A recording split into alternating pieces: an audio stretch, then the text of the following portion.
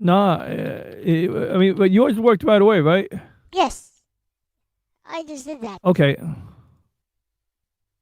So let me. Zip file. This will do fine. So I need to ask Google AI. I don't think I have the repo for that in my Linux. But yeah, I'm gonna play stupid.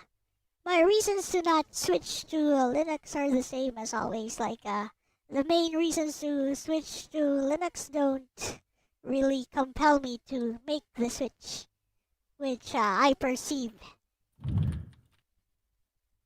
Because the main reasons that I perceive that people say I said this yesterday. Number 1, petty annoyances with Windows 11 mostly. Number 2, ideological. Both of which do not apply to me. That's it. Okay, well, like, yeah, I don't care about the ideological. I just like using it because it gets the job done when I need something to get the job done. Yep. Ubuntu. And like, in this hybrid setup, you can see we're just doing it both ways here.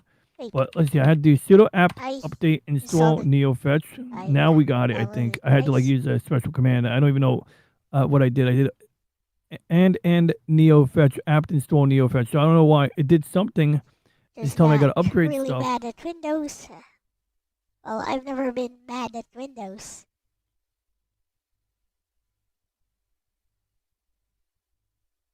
Anyway, so let me talk to Bessie a bit. Oh yeah, I already talked to Bessie. Here. Okay, so now I'm adding the repo. Okay. Bestie, that's actually kind of legendary, face with tears of joy. You basically did the most chaotic possible setup. Linux laptop remote desktop browser emulator keyboard input network lag. And still speedrun the giant bat and Medusa like it was nothing. That's pure, I know this game too well energy. Castlevania is one of those games where knowledge beats reflexes most of the time. Asterisk knowing exactly where enemies spawn. Asterisk knowing when Medusa heads appear. Asterisk knowing when to commit to jumps. Asterisk memorizing bat dive patterns. Once that knowledge is internalized, even terrible input lag doesn't fully stop you. You start pre-playing the game in your head. That's why experienced players can survive ridiculous conditions. The fact you beat Stage 3 bosses under lag is extra funny because Stage 3 is where the game starts testing people with. Asterisk the Medusa heads in the tower climb. Asterisk tighter platforming. Asterisk enemies attacking from multiple angles. Okay. With delay, that section should feel like absolute misery. Care to give it a try. Play Castlevania over remote desktop. Try it. So you're gonna give your remote desktop a try? No, what would you like to give it a try? What I was doing earlier. Play Castlevania over remote desktop. I mean, like, let's see if we can run Symphony of the Night. Symphony of the Night? I mean, I just go play Symphony of the Night online and just use a browser. Ha! Why easy. would I do that? Because it's easy. What? Why would I run it in a browser like that? Why don't you run all your games in browsers? Huh? I do. When you stream it. I do actually sometimes. But sometimes. Yeah, like just now. Or when I want to emulate a game and I'm too lazy to find the ROM and find an emulator for it, I just go play X game online. There you go. It's like using the terminal on Linux. Play X game online on Google, and there you go right away. Hey, Snow. But what I would do is I did play Castlevania on a Game Boy Micro on the bus yesterday. I meant the original Castlevania, though, the one you hate. Oh, good. Then I'll play the original one I hate. No, I can do that. And I can upload that easily. So. And see how it works via remote desktop. You'll love it.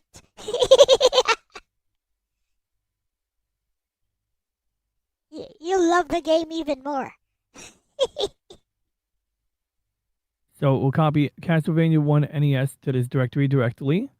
And then on the Linux side, we're going to go and open up another terminal. Looks like something's already using that terminal. There we go. So we do sudo apt install Messin because that's what I said I want to use, and I'm going to use that. You don't need no messin. You just need play Castlevania NES online.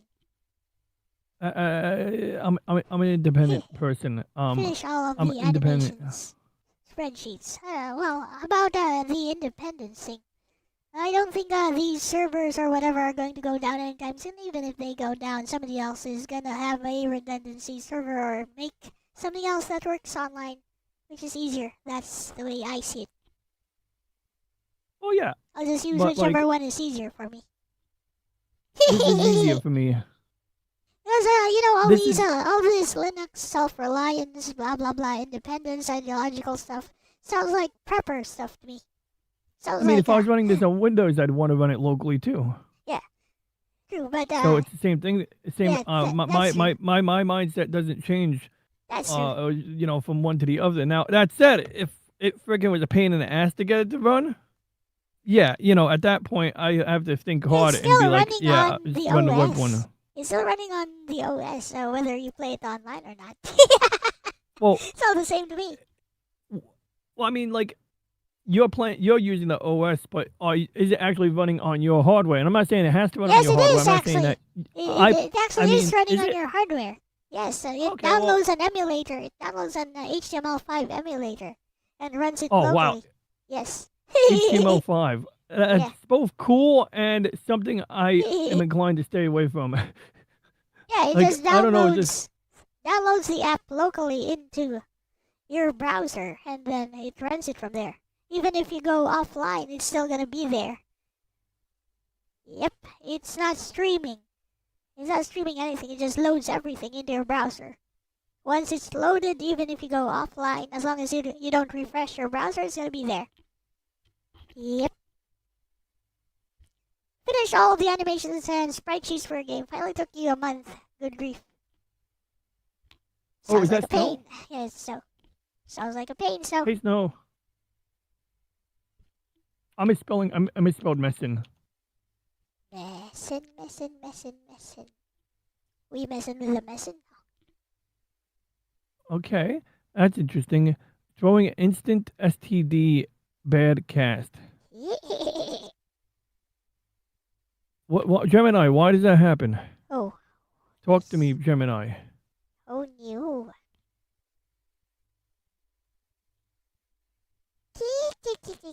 The STD badcast build from source. The recommended. Now here's the Go- cool thing. Go Building compile from source. messin yourself. The building from source doesn't always require you to actually build it from source. Like in this case, it's gonna use. I think. Let's see. It's telling me to install Build Nice. Essential. Okay, these are the things you need to build stuff from source. So we're gonna install the We're basic gonna use tool a chain for public building from library. source. Then I'm gonna git clone a repo that is probably an outdated URL according to whatever is being given to me here by Gemini. It's probably an outdated URL. You So sure? we're going to use that outdated URL. You sure? Maybe to it's not. get- And you know what? For good measure, I'm gonna go and check if there's a more up-to-date repo.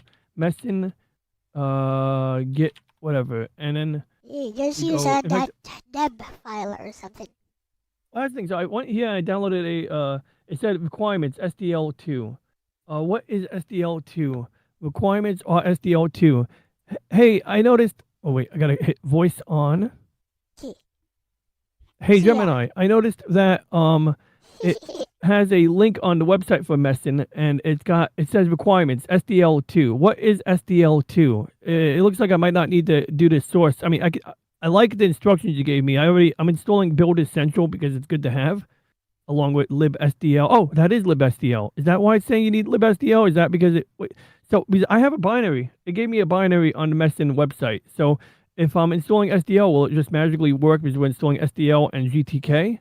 Or do we necessarily need to use the Git repo if I went to the website and got the binary? Yeah. Isn't it in the software library? I bet it's there. Let Well, me let's see if it is. actually.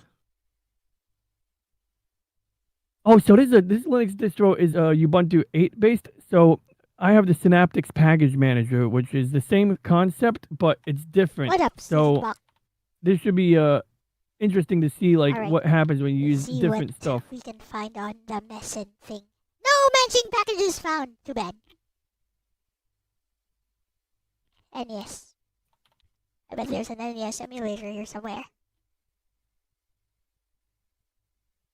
Ooh, CPU ZSNES. ZSNES is on Linux. People still use ZSNES.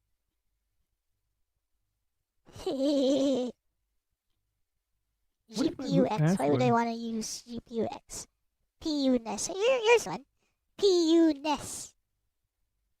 I bet this one works. It has a 5.0 rating. This one has a 5.0 rating. Maybe it works. See? There we go. I got a new password for root. It says PUNES. It's on the software manager. Nintendo Entertainment System. It's using a I misspelled the name. MESEN, 1S, not 2. So it looks like it didn't find it there. So let's do keyword NES. Okay, now I got a bunch of things. So this Synapse Package Management sucks. Like, it does this keyword search. So when I type NES, it looks for anything with NES in it. So it could be like a suffix to another word, and it's gonna use that. Like the Cannes Film Festival has the word NES in it, I believe. So yeah, I would find that too. But let's go ahead and install the Git repo. Okay, why is the Git repo better? Blah blah blah, because it is. Blah blah blah. Battle plan. The binary is one more time. Yeah. So I'll try to run the binary one more time, and if it doesn't work, yeah, I'll go your direction. So, I guess I'll go and see if I can find a more updated Git repo URL than what you have, just in case you gave me an old one. There we go. Play you gave online. Play NES Castlevania online. Just works. It's so easy. Here's a messing Git repo. So now we can go and CD into my apps folder again, and CD apps. Let's exit the CD apps. Oh, do I not have a apps folder here? So software manager CD running apps, on Linux. and then we do git clone paste enter. Revamped. Is not downloaded yet. What? Is it big? 9 hours left. The fudge for 527 megabytes. The fudge, man. Now, one of the things you can do in Linux is if you want to read the README file. Is there a README file here? Readme.md. Yeah, here it is. So you do a cat command, but let's say the file is truncated. What you can do is clear screen, and we can do a less instead. So we're going to do less. And now you can scroll through the directions. CD romance. 11 so hours it says left. compiling. 11 hours, wow. Is that like an enhanced edition of Castlevania? No, it's not. It only works C on compiling. Windows. Oh, we only have the Windows version on CD Romance. Let's download that, though. Would be a good test for wine. So let's see, open the solution in Visual Studio 2020. Yeah, okay, so here's one funny thing that's worth noting. When you want to compile an app, to compile it on Linux versus Windows, and you don't do dev, so it doesn't matter, or not regularly, but it is so lame on Windows. It's like, open the thing in Visual Studio 2022. So you need Visual Studio 2022, and then like it doesn't end there, because I swear every time I've tried to compile an app using Windows tool chains like Visual Studio, it's just been like awful. And I'm sure like if I sat down and played with it, I'd learn, but I hated it. But on Linux, it's like I could do it drunk and high and with like, bad directions. Okay, maybe not bad directions, but these directions aren't very good either. Additionally, SDL2, .NET, it's a .NET framework for Linux. So this is definitely like a Windows app being made to run on Linux. Like, that's what's happening here. I don't think this app was made for Linux in the first place. So, okay, .NET for Linux. This is a great... Oh, okay, now it brought me to one of those old web directory looking things here. I don't even know what to do here. Let's see here. Is there anything that says the word Debian on here? OpenSUSE. OpenSUSE. Ubuntu? Yeah, I Ubuntu. Okay. It's a corny joke. All right. So what version of Linux do I have? Release? Is it LSB release? I use Linux Mint. Mate. It's mate season. Okay. That's how I want to start a promotion for Linux. We'll call it mate season. Okay, so it's Debian Ubuntu 13. Okay, so it's Trixie. I mean, if But people what want version? others to use Linux, they need to stop being so elitist and have some kind of superiority complex about I their do have a OS couple of of choice. videos I sort of queued up for my show, and it basically is inadvertently covering a different angle of the elitism. Because I was looking for videos that you had recommended, and I'm still looking for those, and maybe you'll find some during the day. But like, I end up stumbling into this British guy, and all he does is videos about why Linux sucks, and he'll make it look like he's gonna talk about how great Linux is, and then like after the Deceptive thumbnail, he's like shitting on it. Let's just say subversion, because the usual stuff is like somebody tries Linux for 6 months and suddenly is converted into the cult of Linux because it's just so much better. Stuff like that. That's the usual Like I videos. said, that's Those what are I the, was looking for usual that, videos. and I just found a ton of videos that were like, not a ton, a few videos that were like kind of like just the subversion, as you put it, and I think it's like relevant because that's another form of elitism going on where like they don't want to acknowledge the glory of Linux, so they have to shit on it, and it's like I don't know. I think I got a good balance here, like best of both worlds, just like the Star Trek episode. So that's version 13, but what does that mean? Okay, so okay, wait, okay, okay, so what version of Ubuntu is Trixie Debian? Like, I just asked the dumbest question here. Debian 13 is the current stable branch, yeah, okay. So I want to check what version of Ubuntu it is. How to check which Ubuntu using, like, that's all I want to check right now. I know I should know this by heart. LSB release A, I did that. Read output and display all LSB stuff. Yeah, it says Debian. Okay, so you know what? It's just Debian. I guess it's just Debian. All right, so let's assume I'm using vanilla Debian, which I'm pretty sure I'm not. So, which What are you trying to do? Ubuntu uses Trixie? I'm trying to figure out if I'm 24.10. Okay, that's all I needed to know. Okay, so I was just trying to figure out which number to click here. 24 point, what did I just say? 10? Yeah, I think it's a 10. Okay, so let's do 10 prod dists. And yeah, let's do a nightly build. And then a GPG key. Okay, that sounds fun. Yeah, that sounds painful. Okay, so where's the URL for this emulator, Elle? You said you had a web-based emulator. Oh, you're gonna run an emulator. Why am I running? I already ran it. I was playing Castlevania earlier. Weren't you here? I thought you were here. I was. But like I said, I don't want to steal the spotlight. I'm sure there's something else you want to do on Linux right now, Right, and so, here I am doing stuff on Linux. try So. it? Okay, I'll send it in the chat here. Like this. In the meantime, here's my Just space give probe. it a try here. It works. Oh, you use a Z, X, and AS. A for Okay. select, S for start, Z and X for A and B. It works. Unless you're not used Yeah, I'm gonna- to the controls or something, but you're gonna love how laggy it is. Unless you have like super strong Wi-Fi or something. I don't know. Well, I mean, the network is fast, but we're doing this through RDP, so I don't have I'm any like using dreams No of Machine. grandeur. I'm using No Machine. Just install No Machine on both systems. Oh, I see the link here. Okay, I got the link. Just install So, No Machine let's on both, and it'll be faster. Well, I would just run I would run Parsec. That's what I would do. In fact, do I have Parsec on here? Probably Yeah. not, because I never installed Parsec on this yet. Yeah. Actually, do I have? No Machine is free though.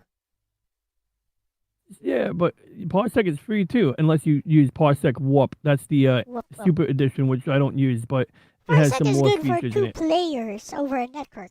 Playing at Well, that's the Like, people use Parsec for 2 players, but that's not what it's for. Like, it's just apparently yeah, you that's could what- do that. That's and what you use it for.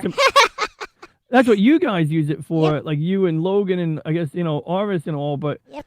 that's like new to me, you know, like because I know like for example with RetroArch you could do multiplayer, like it's got a native multiplayer function in it. Yeah, Like the it native will let multiplayer you function sucks in RetroArch. That's why Parsec works better.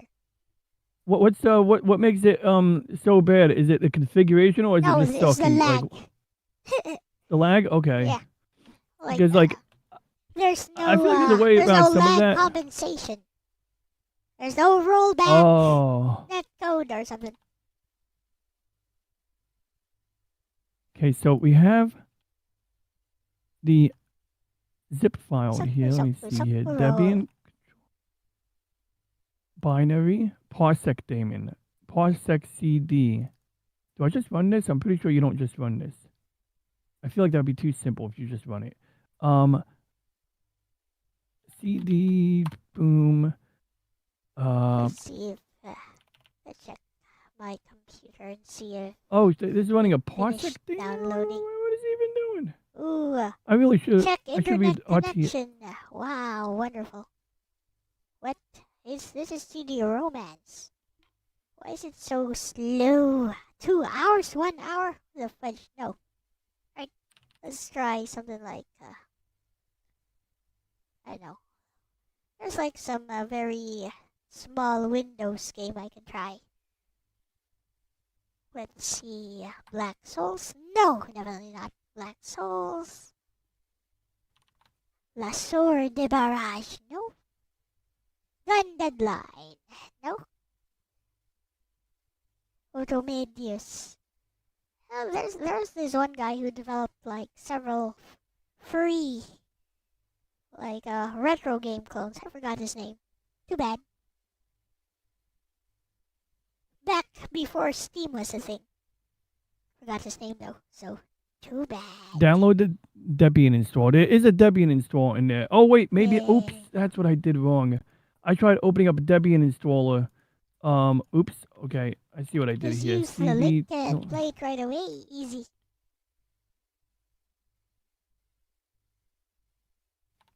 So I did a ls-8. Oh, there it is right there.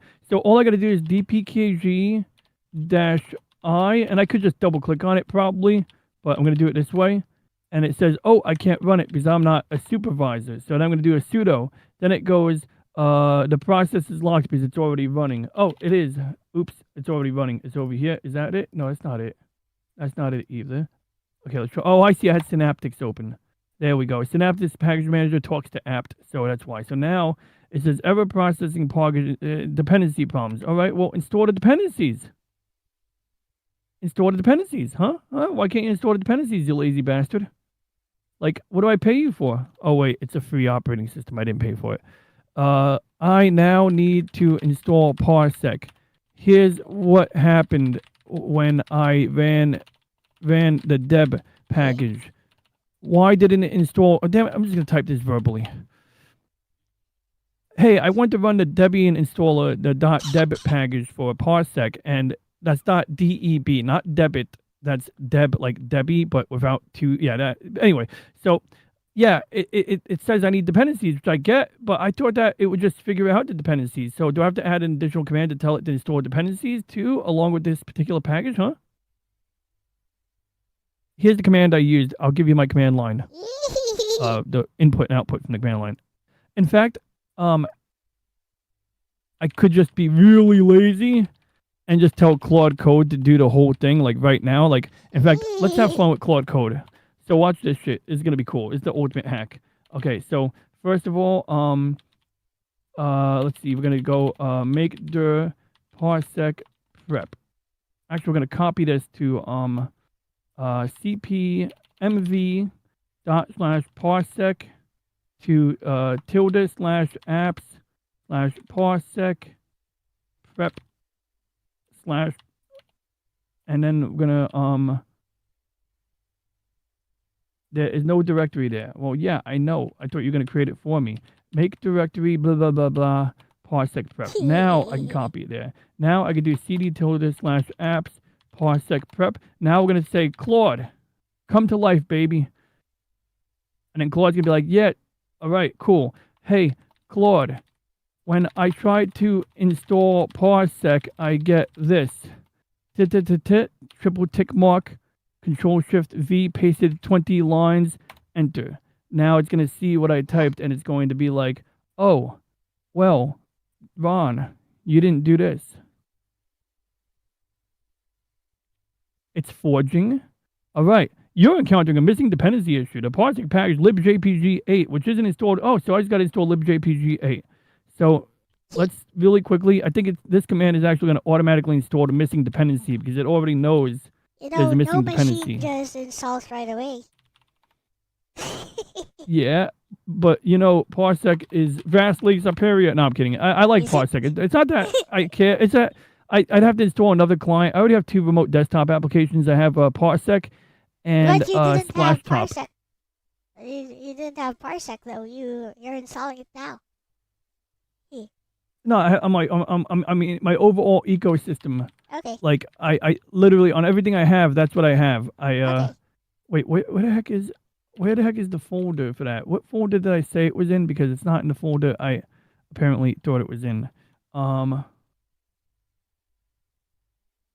Where did I put the folder here? I said, dang it, it opened up a new terminal when I right clicked on a random object. Okay. So where did I put the where the hell did I put it? It's gonna be in one of those 20 lines of code. So let's read those 20 lines of code. Okay, so it's not code. It's damn it, I lost it. Okay, so I have to read whatever's here. Okay, let's see here.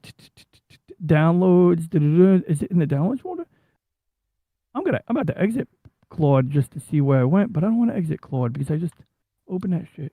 All right, so let's see here. We're gonna do cd.ls-altr, and then yeah, where is it? Sudo find / oh, I see. That's the desktop. Okay.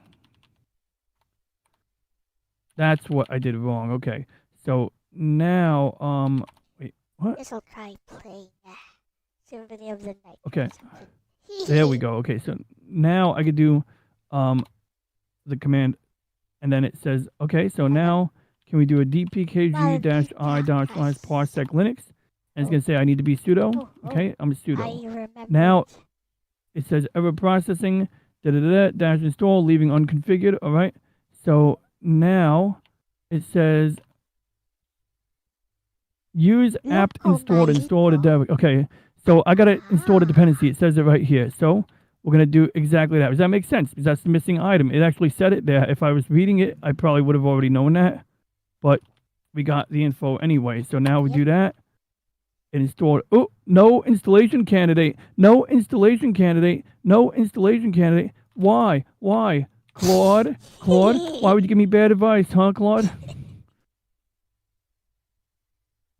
Oh no. AI is Emil. So yesterday, do you want to give me permission to do this? Yes. You can do it again and again, Claude. It's basically using the find command that I just used, but with more specific parameters. And print dpkg. Yeah, of course. Check my architecture, please. AMD 64. Funny how AMD got the name the architecture, even though they're second fiddle to Intel. No, I'm kidding. They're really not. Intel is kind of slacking at times. I mean, God. Okay. So good. And what's cool about Claude is sometimes get an error message and then it'll work around the error message. It'll be like, let me try a different thing. And it'll be like, oh, let me try a different thing. Oh, let me try a different thing. And it did that twice already. And this time it found it. Oh, no, it didn't. You guys want some fun, free retro style games which aren't actually retro? Check this out. What? Like, most of them are free too. Karumi was playing a hilarious game yesterday. And real quick, Low Spec, if he's here, oh, hey, Low Spec, wouldn't GW automatically install dependencies? Oh, see, I didn't know there was a thing called GW. And that's another, yeah, you gave me another link before, I could scroll up and get it. That was a link to the other emulator, is that what that was? Here it is, I found it. Oh, yeah, I did open that before, didn't I? Well, I'm going to open it again because I apparently didn't open it. Your computer is super, super happy right now. That's nice. The curse of issues. All right, so this one here, I'm gonna guess don't even have Where's the sound because download, I think Mr. actually. Loco Malito? Download the full game for Windows in a zip file. Good test of Wine. Let's see if Wine runs this simple thing. It should run just fine. Well, actually, there's Castlevania alternative is running versions. on here, There's although one I don't for know what button. iOS, but I don't even What know button? what iOS is. What button is the start button for this emulator? S. It's Oh, S. here it is. AS. S. So A for AS. select, S for start, and Z and X for A and B. Easy. Right, it's running. Well, looks like it's running okay. Oh my God, the Now lag play is it. terrible on this, I know. and And I it's, got to stage 3 on it. On this type of lag. Let's go! Play it! You can also go full screen, by the way. There's a full screen. You see the button at the corner. Lower Dude, right side. that's me. My jumps are like 5 seconds apart. Watch, I'm gonna press. Which one is jump? V or X? It's, Well, let's see. I'll try it's them one. X, I think. X. Okay, so I'm gonna press X Z. in 3, 2, 1. Press. Okay, 1, 2, 3, 4, 5, 6, 7. Whoa. Wait, what? Okay, I'm gonna press no it jump again. at all. Oh, there you jumped right away. I don't even know what button I'm pressing. I'm pressing all 3 buttons now. It's just Z and X. Oh, it's up. Wait, It's up Z to and X? jump. It Oh, I gotta shouldn't be press up. Z maybe? It's X to jump. It's Z to attack. Unless you can also look at the controls below if you want. Controls for You just browser. did the whip. There, see. Okay, It's one. I either want to Z figure out or which X. button actually did that. Okay, It so has I to think I'm be pressing C. Z. Okay, that's C. Oh, okay. And then I'll So try X Z next. must be attack. C must be. X, no, I Okay, think so it's X. X to attack this and is- C to jump. Probably. Right, got it. Well, C is jumping for sure, and X is attack. Yeah, there So you watch go. this. I'm gonna press C now. 1, 2, 3, 4, 5. Wait, what the hell? Let me do it again. Sometimes it may Sometimes not it- be registering your input at all. I think is what's happening. Yeah, and what's funny is it always fails to register the input the minute I start counting. Like if I, like it's like I'm pressing the buttons like okay, and then when I press the wrong button, it jumps. Maybe you're One, maybe you need to just look. 2. I'm gonna just press all 4 buttons at the same time. Okay, that made Now the music nothing's skip happening. more. Maybe I can open this in Look at Chrome. the controls. It's below, so you can see what the actual controls are. Just scroll down a bit. See controls for browser. ASZX. Select go. start BA. ZX. Yep. ZX are the only buttons I care about, basically. So Yep. we'll do ZX. You So need the S Z? to start the game. Z. Okay, that works Okay, more. So now seems, let's do X. Seems both work. 1. Okay, X. 1, 2, X. I think it's just 1. not Okay, that's registering working your a little better. inputs sometimes. So now we're gonna follow the instructions again. You said that it shows me the buttons. So okay, so I want to know left, right, up, and down is the regular arrow keys. Okay, good. I can live with that.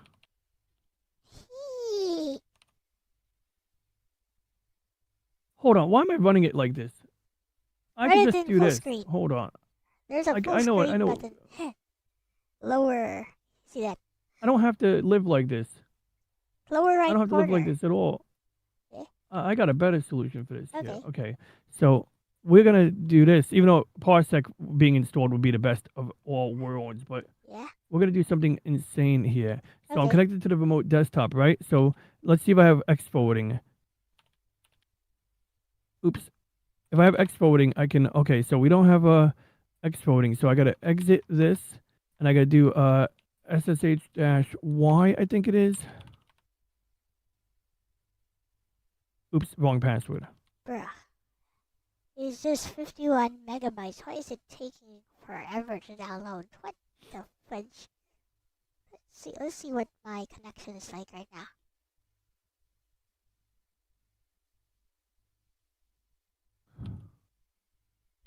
Right, run speed test. Let's go. Yes. Okay, so I gotta allow X Let's forwarding, see. so we're gonna 4, 5, 6, allow. 7. Hey, that's pretty good actually. 20, 30, 740, around 40 Mbps. Download speed, around the same for upload speed, so it should be okay. So it's just the server being silly, I guess. Actually, upload speed is higher. Interesting. Heh, weird. I mean, that's pretty good, considering I'm also streaming, and the laptop, this one is kind of far away from the router. It's pretty good, so I guess it's just the server. So the SSH address I need is .200.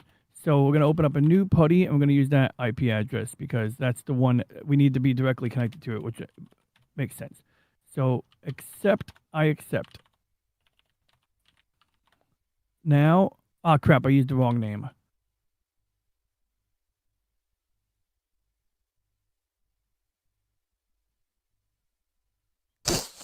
Okay, .200. Maglio SJ. But yeah, low spec. We were talking about what would shape someone's experience with Linux and and Windows alike. And you were using Windows a lot longer than me.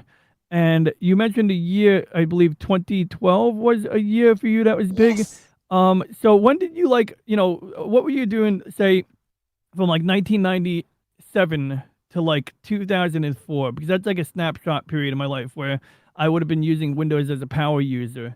And, where Linux would have been this weird experimental thing to me, but it wouldn't be my daily driver, So, I'm curious, if you have any, experience on that, just to kind of gauge your journey a little bit. Because, you're just you're to practice what you preach type, you're using it.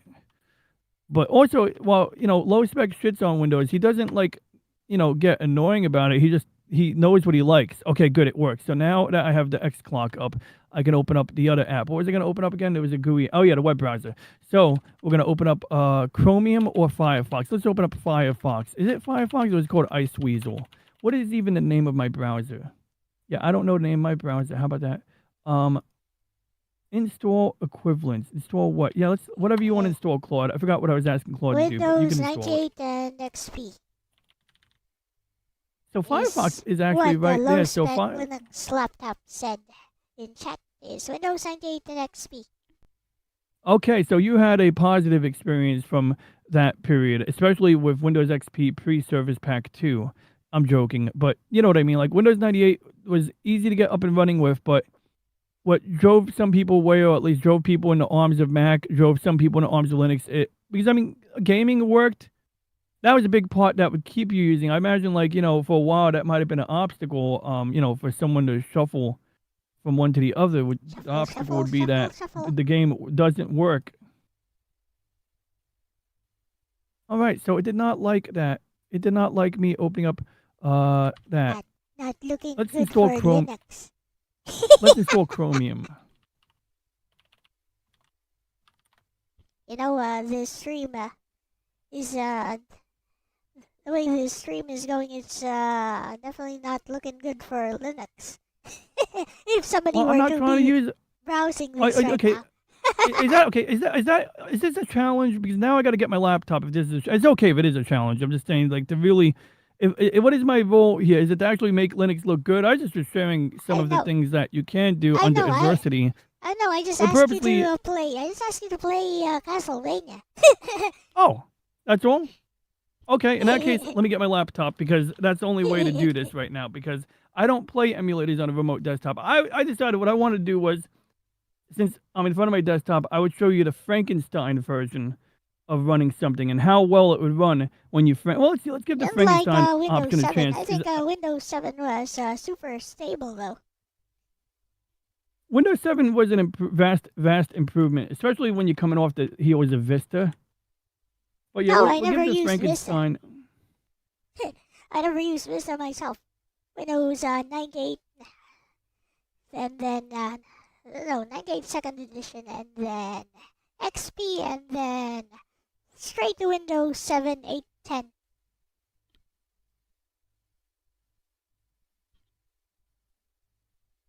Hey, Kayla.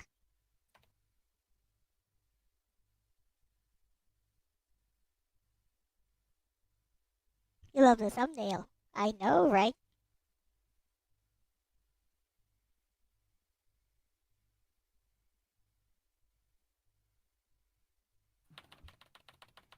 I mean, whether it's to get people interested in Linux or to get people not interested in Linux, I think fiddling around with the terminal and,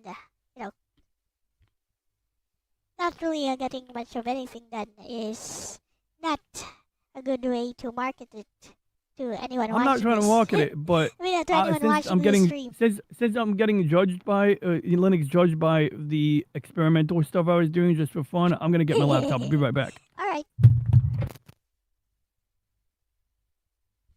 But I was using a remote desktop though.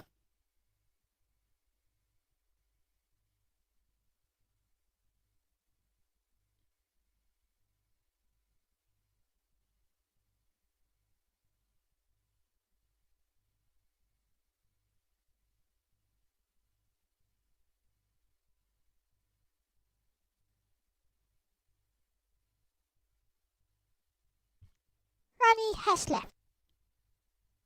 So let's get back to my NX player for a bit. Trying to download this Windows game. See how well it runs online. And it's taking forever.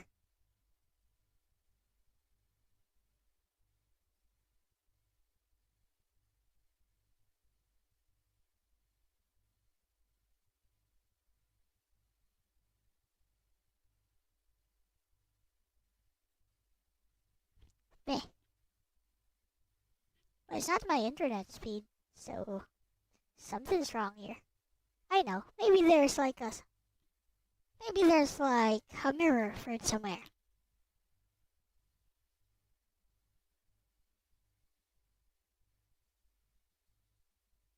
Maybe there's nope. Curse of issues. Lutris.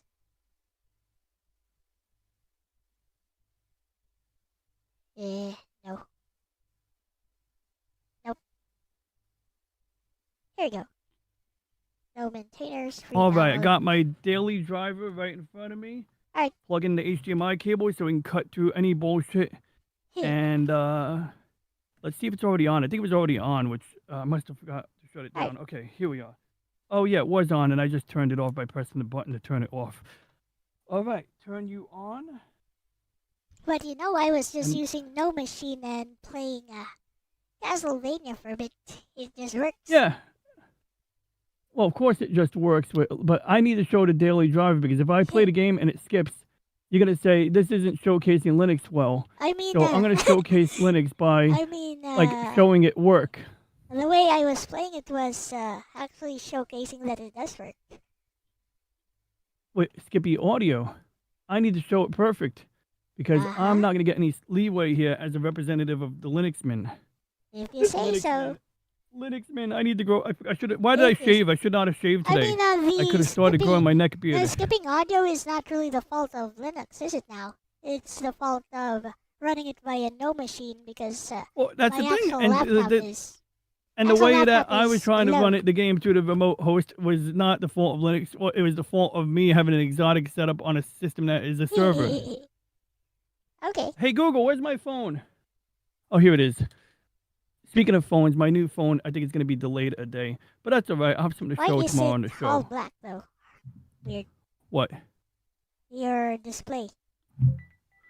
What display? It's oh, that? You mean the no black signal? Right now. Right now it's just all black here. Oh, yeah. It's because I didn't boot up yet because I didn't hit the button. I just started booting. So I don't know if it's going to output the HDMI automatically or not, but that's going to be the first test. It should actually, I think what's going to happen is when it gets, okay, I got the Linux Mint logo. In fact, I can show you. Here, let me just switch my camera to the laptop. I got Linux Mint too. Yep, I see it. This is the, and that's a bottle of isopropyl alcohol. I'm not doing anything sketchy with that. Okay, so now I'm going to copy Reggie and myself. That doesn't let me copy both of them. How many screens do you have? I got enough of them. Enough of them. No, it's literally what you see when I go to this view here. That's all my screens. The drawing Why tablet. is See how I Linux put the so dark? VTubers on the bottom? Oh, So, Linux! Why, hello, Harris. so now I need to get this to come up in Elgato. So how do I do that? Well, let's see. Let's go. Let's do a real world scenario, huh? So I'm gonna go to display settings, I guess, Meow. and I'm gonna tell it to output to another screen. I forgot how to do this. It usually just works. I mean, I don't know. I use it at work sometimes. Is maybe the Elgato. How did I do this before? I don't remember how I did this. What are the specs of this laptop, by the way?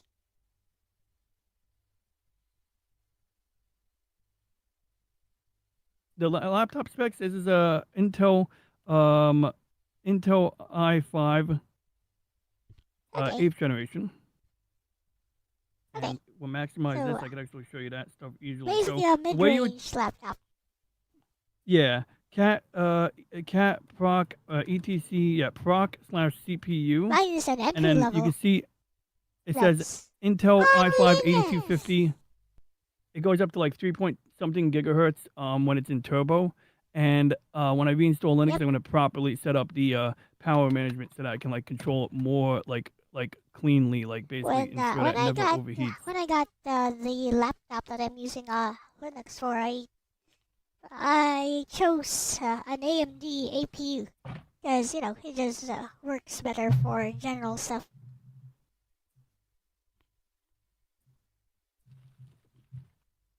It's an A3. Oh yeah, APUs are very very interesting hardware. Like, I like the APUs a lot. Like the concept behind them and everything. Like it's on a laptop especially. Like, but even on your Especially on setup. a But budget laptops. laptop. Like an entry level laptop. You get more performance out of it than, say, an Intel based processor with a weaker GPU in general. Yeah, iGPU.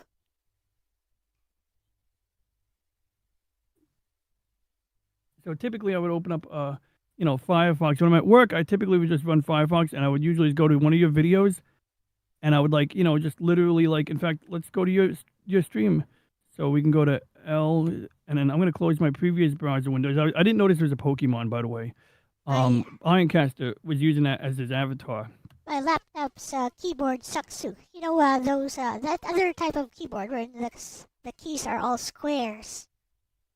Yeah, the chiclets or whatever the frick they're Yeah, called. that's what they're called. I think sucks. So usually I do like a pop-out window like this. Especially And then if I you can do, keep the chat in the do pop-out touch window if I typing. want. But in this case, I'm going to just go back to what I was doing. So what I really need to do is I don't even know if my Linux Mint enabling HDMI. I feel like I don't know. I usually do this fine at work. I actually had dual monitors spanning display. Yeah, I went to preferences, display. Okay, so let's try it again. Connect the cable before booting. That's not nice. Oh, here it is. It detected it. I had to I did. Okay, good. So we're going to do single monitor mode so that I don't have to look at this laptop screen or I'll clone the screens. So let's do that. That should be easy now that we got that. So Elgato input. Oh, wow. It detected the Elgato as a 32-inch TV. Okay, so primary display will be the Elgato, which we have to enable, I guess. So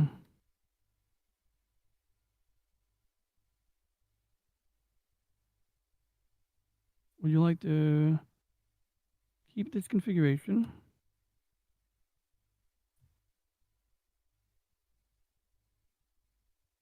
Oh, you can't disable your primary display.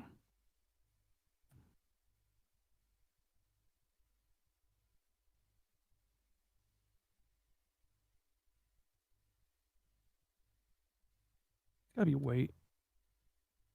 Wait. Let me just press the hotkey again. Oh, there we are. That's how we do this. Extend. No, mirror displays. Mirror displays. See, I don't know if I have to press function to do this. No, I don't have to press function. Okay. So that's what my issue. Wait. Interesting. Only. It skips. Okay, so we're going to only do output to that monitor. Fine.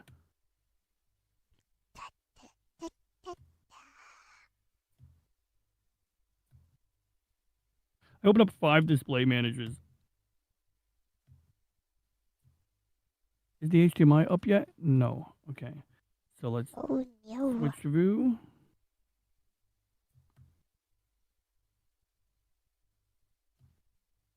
He's black. Oh, there it is.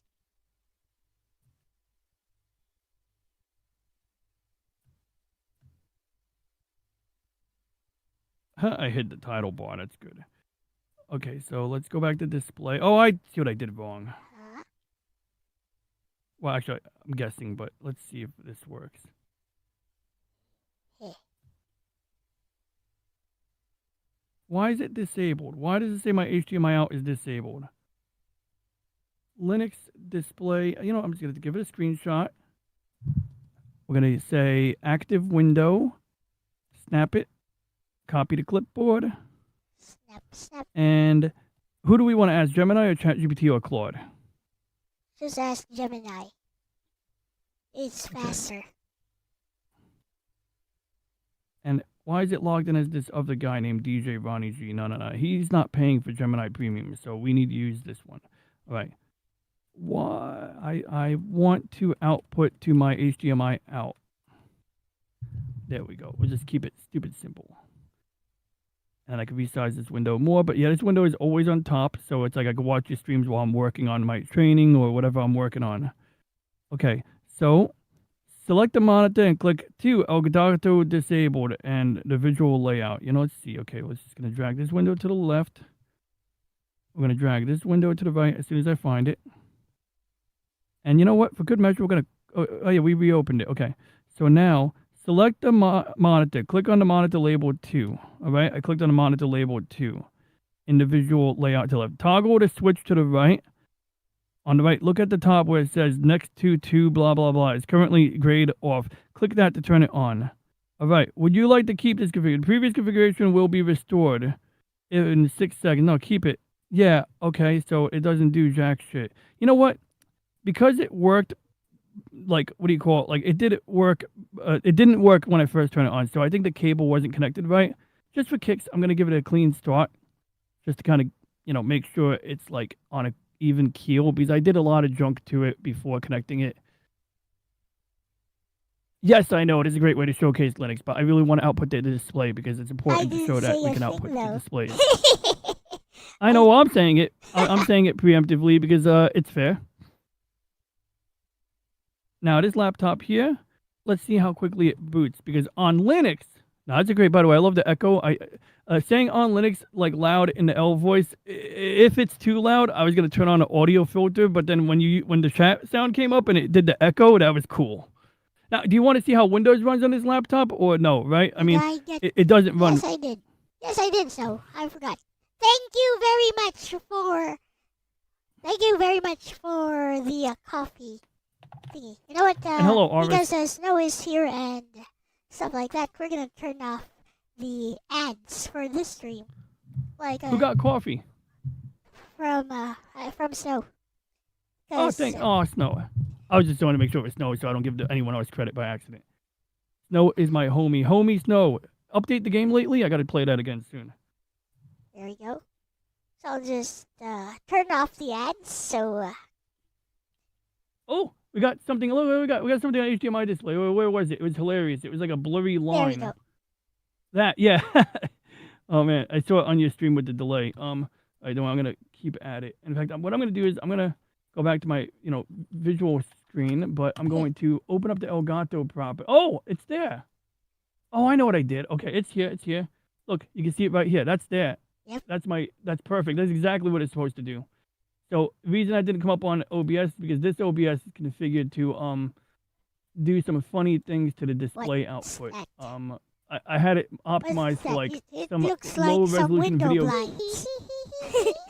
There we go. So this is simple. So what's going on here is we're in a dual monitor mode, and normally my right monitor is actually in portrait mode, believe it or not. So like when I'm at work, I take my telephone off my desk and I put the second screen in portrait. So when I go to display manager, you see it says monitor 2, monitor 1. So I think we can actually now we can make it. Restaurants do it. And I'm going they to disable monitor 1 take a altogether. monitor and they place their menu in portrait mode. Oh, yeah, that makes sense.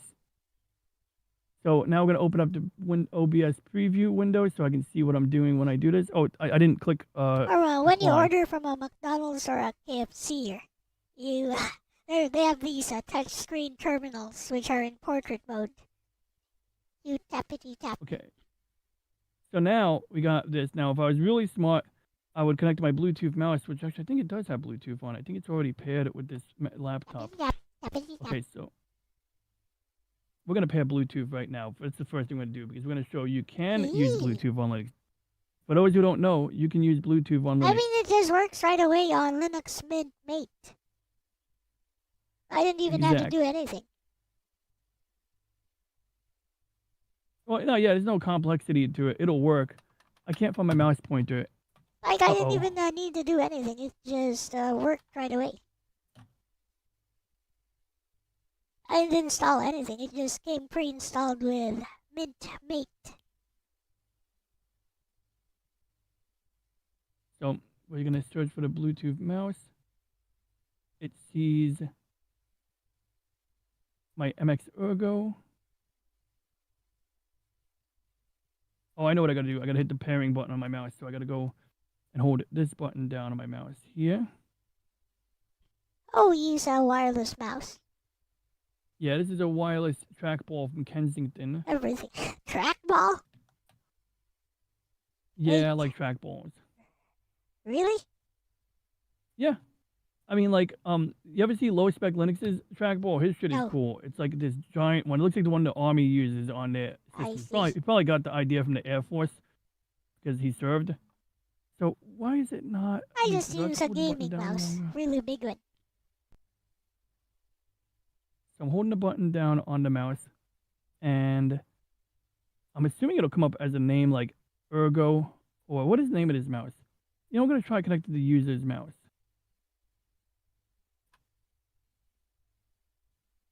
Is this even a Bluetooth connection? Yeah, I think this mouse has 2 Bluetooth connections on it. Oh yeah, the light is blinking. My Vertical PC trackball. doesn't even have a Bluetooth receiver, so, you know. Connecting. Connected. I have several... Connected. Do you want to confirm? Confirm. I have to confirm with the regular mouse, I think. Battery 0%. Oh, no. Right? Now, my mouse is a little fast, so we're going to fix that. And I got a keyboard under my desk. And the keyboard is also Bluetooth, so we're going to connect that one. All right. I think it's already set up, too. We're going to find out.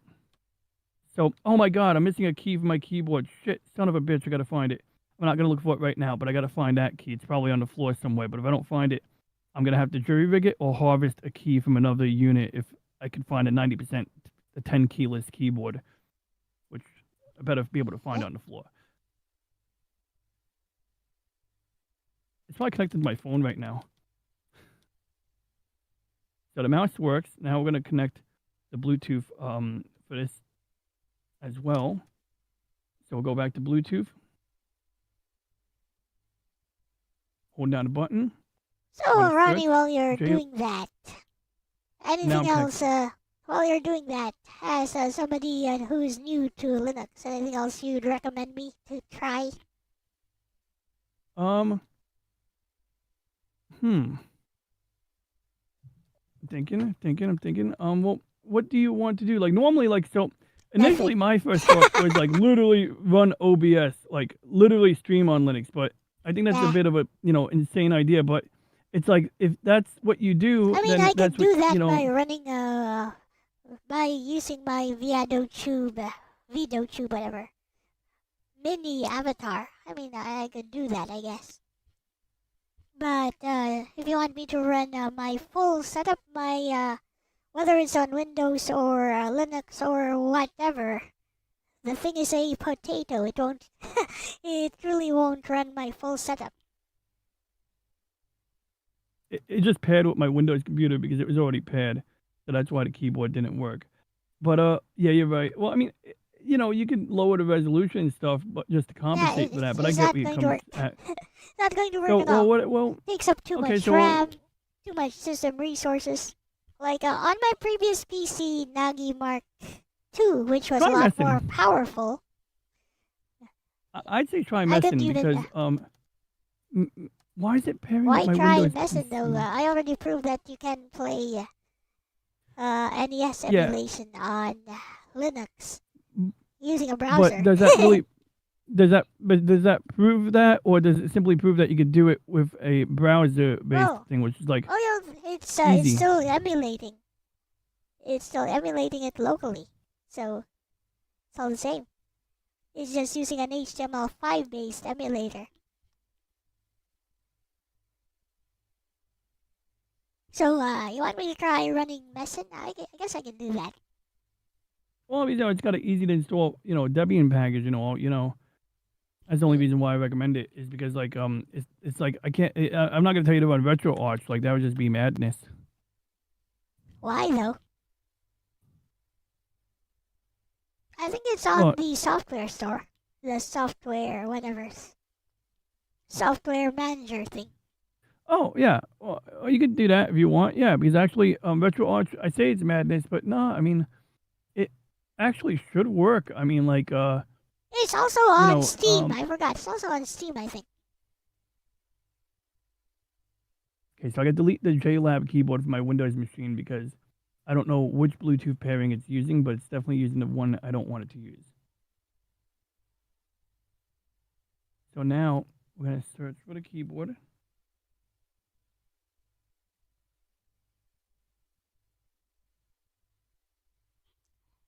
Yeah, I mean, it's an OS. It works. It's not my thing, but it works.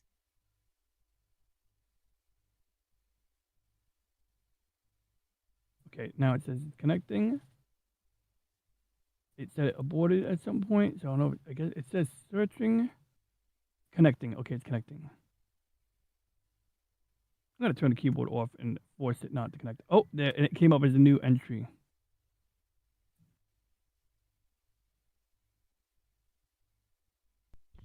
Ah, holy trackball. I know, right? Damn it! What did I just do? Oh, I know what I did. I told OBS to close the damn window. Only time I've ever I want seen to see. a trackball was in computer lab at school back in high school.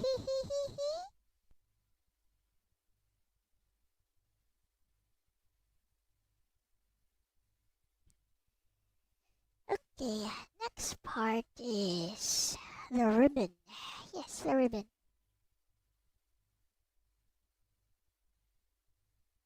And the keyboard's not essential, but it'd be easier because then I could close the lid on the laptop and use it as a surface.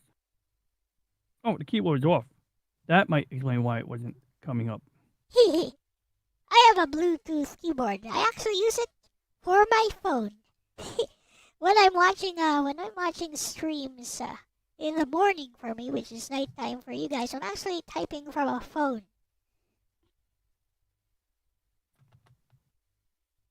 It's just easier for me because I don't like lugging my laptop around the house, and phone is so much more convenient. That reminds me of something Logan said about feature phones. Like, you can't type fast. You can't type fast on something that's not a QWERTY keyboard. And I'm like, bro, you never lived in the Philippines. We type very, very fast on like a numpad keyboard.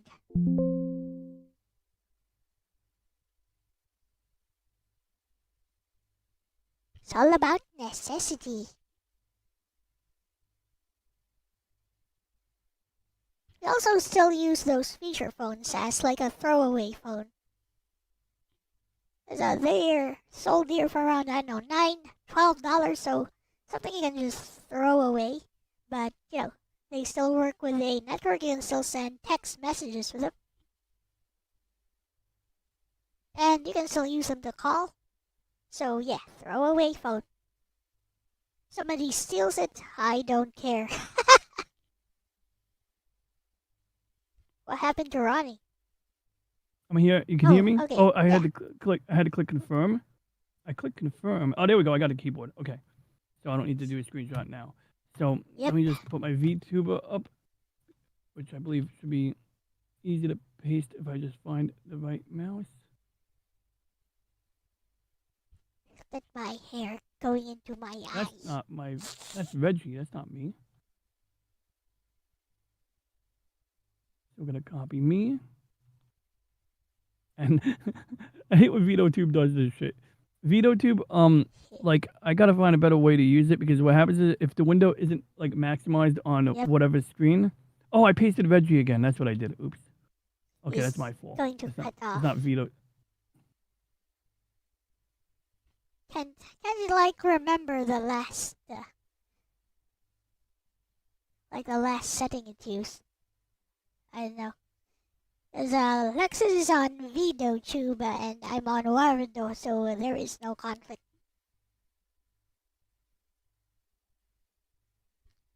Okay, there we go. Now I'm up. Okay, so now I want to just show you my way I use my computer. Is really that's all there is to it now. Yep.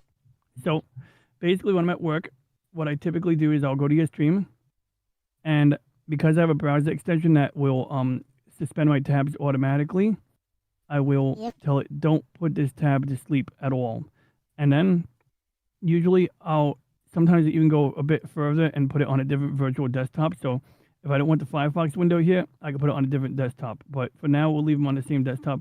What is this? Why are there two separate ones here? Oh, I see. That's one big window. Okay, good. So anyway, now that we got that, let's run something. So typically, this is when I'm at work, I'll open up Parsec, and then I'll connect to my desktop. So since my desktop is in front of me, we're going to connect to my telescope, and then I can now do everything I want in full screen mode, like on Windows. And then that's basically my use. This is your telescope. In broad daylight. This is a test target. I had to actually clean water out of my scope yesterday. It's pretty wild. We're going to turn off the cooling system. It's at 0 degrees, but it's cooking the outside of the camera, so we're going to put it at 50% power so we don't have a thermal shock. And I'll deal with the rest later. But jokes aside, let's get out of Parsec. And maybe I want to use, oops, I closed the wrong thing. I got to get out of Parsec. Control-Shift-W. Isn't your telescope running on a separate computer on its own? I think that's what you said last time. It is, yeah. That's why I connect to it remotely. Usually I'll connect to it from my desktop or my laptop, depending on which machine I'm on. So I want to run, what game did, power outages are not a thing where you're from, huh? Well, when they are, it's super inconvenient because I didn't set up the BIOS to my backyard PC correctly to, like, deal with that. What game can I run on this? Steam. Let's run Steam. Castlevania Revamped. Castlevania Revamped. That's messing. No. It's an independent game. Yeah, I couldn't find it. How do I get that? Because I had trouble finding it. Castlevania space Revamped. Yeah, I do want that actually. So I would install any version. So I got these Reddit posts, but then there's a website here. But it looked like one of those things where you had to supply your own shit. Yeah, that's it. It's free, 100%. Just scroll down, find the download. Download it. There's no download link. It's right here. There it is. My mouse is way too sensitive. There we go. I think I lowered it. Wait, no, that's the Dell mouse. So it is a cool thing. I can actually configure my mice separately. So in this case, we're going to lower the sensitivity on Fit Girl version. You know the Fit Girl version, Ronnie? Is that harder? Are you aware of Fit Girl versions? Oh, you're not aware of Fit Girl versions. It sounds like something Orc mentioned a week ago. Ahoy! So apparently, if you right-click on an OBS preview projector, it automatically closes it. There we go. Okay, got it back. Okay, so Ahoy, screenshot in the matey! game. You get it now. I got a broken scroll wheel on his mouse. Oh no. Change the mouse. That always happens. And, because the mouse that I buy is a throwaway type. Like, super cheap. I just throw it away. When the scroll wheel breaks, which is usually the first thing to go. Yeah. I mean, this mouse is too expensive for me to just, like, throw it away. See? And I clean it with alcohol sometimes. And when I clean it with alcohol, it'll work for a while. So, like, only problem is I'm usually visiting it externally. Low Spec actually recommended that I take it apart, clean it with a Q-tip. He's right. And I actually have pointy Q-tips that I use for Gundams that would be perfect for that. So, Later, I'm not, like, without options. I just got to do it. Yo, catch you later, Ars. Enjoy your lunch. I got to ask him what he gets for lunch sometimes so I can try to get the same lunch. Tempest. It was on arcade. It's also on Atari, I think. 2600. All right, so Castlevania revamped is maybe I should have downloaded the torrent. Let's see if the torrent downloads any quicker. Torrent might be faster. And then because If that somebody's seeding it. I like downloading direct from archive.org because I tried it and it was like why 10 not? hours. It's a Windows game, but it's a simple Windows game, so it should work on Wine, I think. So we got the game downloading now through here, and it's downloading at 4 megs a second. So we're gonna cancel the conventional download. We'll let the Dragon torrent being this download. whole crushing experience of learning tech and code. What? Dragon? Now, while that's running, I'll show what else I do on Linux. So, typically when I'm at work, I'll have a terminal window open. Sometimes I'll maximize it, sometimes I won't. Now, I accidentally disabled the title bar, which makes a much cleaner UI, but without a title bar, you have to use right-click, but I decided to leave it because I said, you know what? I can do that. Right-click, and I get a little more screen real estate that way. So, usually I'll connect to my home computer, my server, actually. Oh, no. And then, like, I can do, like, the AI video generations while I'm remotely connected. So I can connect to my AI instance here, and I can, like, monitor, like for example, Doesn't all this that Reggie's voice. AI rendering you do consume a lot of power? Well, never mind. I mean, you also use that telescope thing. It totally does. Like, it says it when I look at the NVIDIA GPU statuses. It'll show that when I'm generating. Right now, just running. Let's get Reggie to generate some lines of speech here. Where's Opera? Do I have Opera running? I should have Opera running. If I don't, I'll just open it again. All right, so we're gonna talk to Reggie. And hey, why did I must have it open already because. Oh, I do have Opera open already. Yeah. Okay. So I'm gonna take Opera. I'm gonna bring it to my left monitor so I can actually work with it. Where's Opera? I lost Opera again. Oh, here it is. Wait. Opera Vectra. Okay. So there's Opera. Opera. Oh no, Opera. not Opera. And why is my right screen still showing another window? Is this identical window? What is this? Why am I seeing a clone of the Opera window on my right monitor? This is not Linux. Oh, I see. Oh, and that's the remote desktop I use. We're going to close that for now. Okay, good. Now we can do this. So we're going to do preview projector on the 24-inch monitor. And so we're going to turn on Veggie, and then we're going to go back to the remote machine. So we need to get... Hey, Reggie, I'm experimenting with Linux. Basically, we're doing a showcase on Elle-C's show. You can spell that with a letter L, followed by a letter C, followed by a letter X. So, also named Elle, E-L-L-E. You know, just so we don't get confused with the way the speech recognition works. Anywho, we're installing an emulator. What were we installing? Castlevania Revamped for Ubuntu. So we're about to find out how easy it is to run, and we're running it natively, and we're displaying the shared HDMI, so we don't have any like lag or performance overhead. There is actually an Ubuntu port for it. Yep. Yep. So we got the Ubuntu port almost done downloading from the torrent, legitimate torrent in this case. And well, I you know, think what was it's I gonna from the say? dev. Yes, it's from the dev himself. I'm kind of just showing my hybrid setup, Reggie, and it's like, you know, like my hybrid use is either I'm on my Windows PC interacting with Linux through X forwarding or remote terminals or SSH or sometimes RDP. And on this machine, I would typically log into my Windows PC or into a remote desktop on my server to do AI generation. What we're going to show while we're about to install the app is I have the terminal up on HDMI, and when you generate speech, we're going to see how much the GPU churns. So that's literally all we're doing. So now we send the message to Reggie. We're going to copy the text. All right, DJ Ronnie G, quick systems check. Ooh, okay. I like the way he talks. Oh, he's actually giving us some. That reminds me. Wow, I remember he's got great ideas.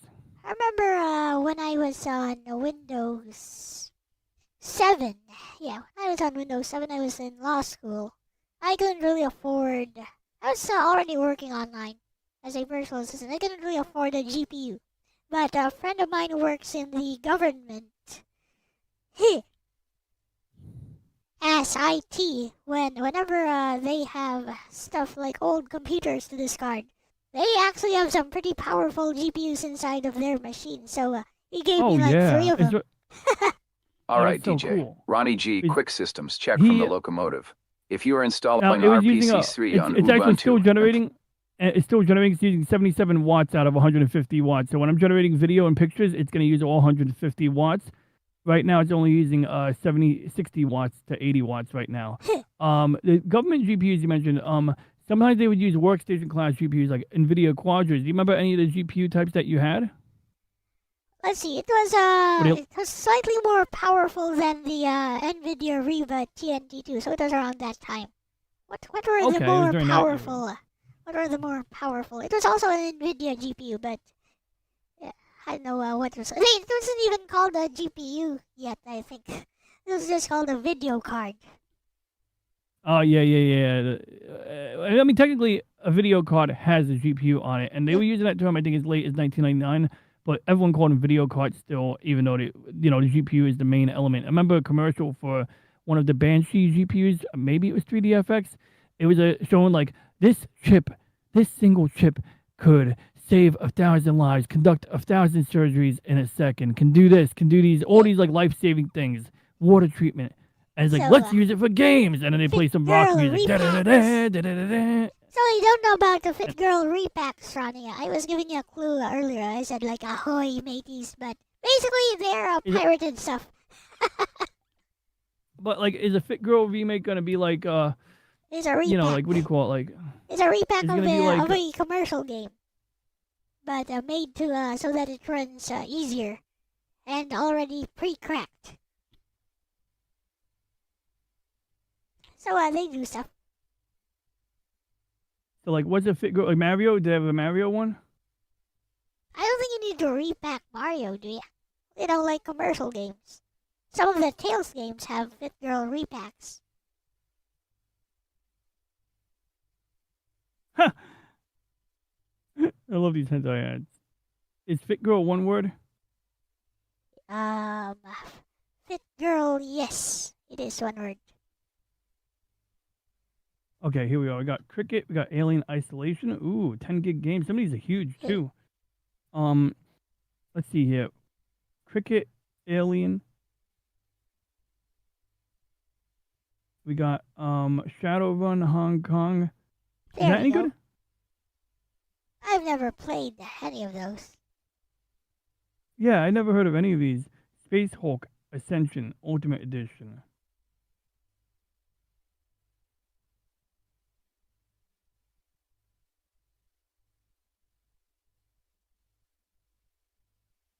That's a Warhammer 40k thing, I think. We do not endorse piracy on this channel because YouTube are a bunch of snowflakes, by the way. Just to get this on record. When the AI sees it. These are not official things anyway, right? So I'm sure they're fine. Siberia 3 Fit Girl. Let's try that. Those are definitely commercial games. F1 racing. You know, I like racing. I'm a huge race enthusiast. You could say I'm a racist. Okay, that's terrible. Okay, so we're gonna open that torrent, and one of the things that people I knew used Linux for was simply running things like that, like the torrents, because they didn't want to do like those websites on a Windows PC back in the day, and it was just safer like for them to do it on these, you know, versus their work PC. All right, so we got the Ubuntu zip file here. So let's see what we got here. So we got just the game. So we're gonna put it in my apps folder. We'll call this one It's just a game. Castlevania Revamped. I got till about 10 to 4, which works out because I usually go to bed anyway. So yeah, I got till 10 to 4. I woke up late today. I was really groggy. I fell asleep at my desk. I apologize. I wanted to come at 11 a.m. I really did. But like I don't know, my alarm rang and I said alarm suspend, and then I woke up at noon. I didn't even know what time it was. I was sweating my ass off. Should have left my window open. But anyway, okay. So this is an app image. So let's read the README before we run it, just to be sure what we're running here. All right, it's got some instructions here. Great, it's got instructions. So we're going to resize the window so I can read it on the side. And we're going to just run it and see what happens. Choose unknown file type. Oh, I see, because it's an app image, but why is it unknown file type? Reggie gave us some system checks we could run, but I was mainly showing the how much GPU he uses when running, so we saw how much GPU. So, hey, Reggie, I got an app image, and I forgot how to run app images, because apparently it's trying to, like, open another program, trying to say, oh, what program do you want to open this with? I thought app images just run on their own. So, what's the flow here? It's a Ubuntu package, technically, right? But, like, it says Ubuntu on it, but I'm assuming that means it can run on Mint just fine. So, do I have to just do that from the command line? Maybe I got to do a change mod execute. I'm going to do that. I'm going to do change mod plus X on that first. I'm going to bet you that's what it is. It is. That is the answer. That's 100% the answer. We'll let Reggie confirm it. He says, Ron, you're on the right track. That's good. He's going to give me further instructions, too. And he's right, yeah. Okay, so he's on the same page as us. So there's a lot of instructions. I just want to copy them in. Okay, good. Paste them in, read them out loud, and I will come back to you in a minute, Reggie. All right, so let's do this. So we're going to open up another terminal tab. So this is like a modern reimagining of the original Castlevania. I think you'll like it, though. I definitely like it, because I finished it on stream. Not that I don't like the original Castlevania, by the way. Well, I mean, I don't. Now, I played Castlevania on Game Boy Advance yesterday. It was very interesting. Okay, code error. Cannot create servers with either width or height value. So let's see here. Hey, really? You're not gonna give me a text I can copy there, huh? All right, so Low Spec says you're doing everything the hard way. Is he doing everything the hard way? No, you. Oh, me, yeah. Like, geez, he said that. Everything the hard way. Well, you can see this is how much I use Linux low spec. So what's the easy way, huh? Respectfully, of course. You know I love your work. Just right-click it in File Manager, Properties, Permissions, Allowed to run this program, apparently. Oh, yeah, I can do that, but I like the command line. I think the command line is easier than moving a plastic puck around my desk. But that's the beauty of Linux. We have choices, right? Now, you got a point that if I wanted to show someone else how much easier it is to do it, yeah, I would do it to the GUI so that they wouldn't judge it. But I don't care what people think about the GUI. You know, it's like they're lost. Okay, so it's telling me I need Fuse. Is that a sound thing or something? So anyway, let's go and install libfuse.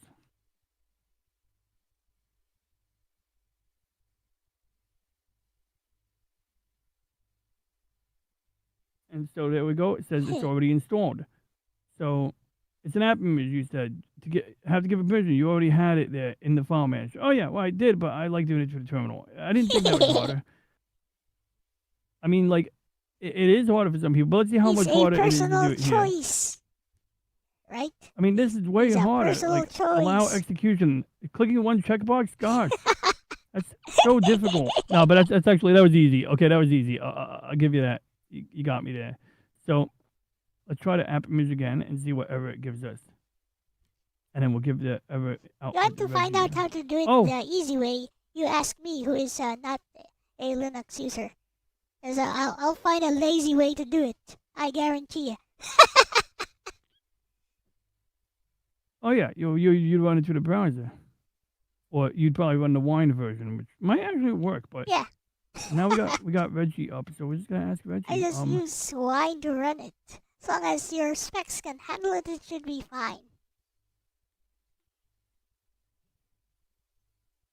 Okay, so let's run commands that are arcane that I don't understand.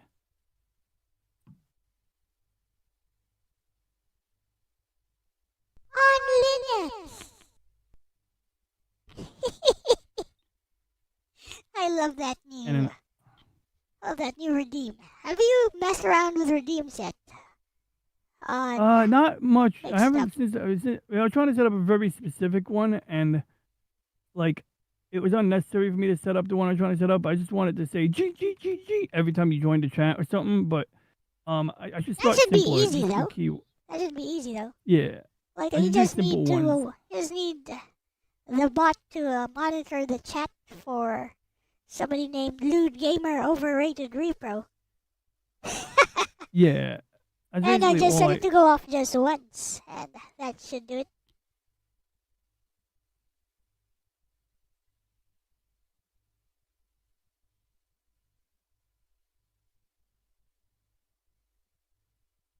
Oops, I mistyped that. Why did it put underscore? Is this the right way to do it? This doesn't look like the right way to do it. Whatever. I don't think I'm... Oh, fudge, no. I'm working on a drawing, by the way. Got you. I'm working on getting Reggie to respond to me. Hey Reggie, it says you said run squash fs dash root, but I don't have that program apparently. Is that like a prerequisite for running this type of Ubuntu package? And if so, I didn't see it on apt.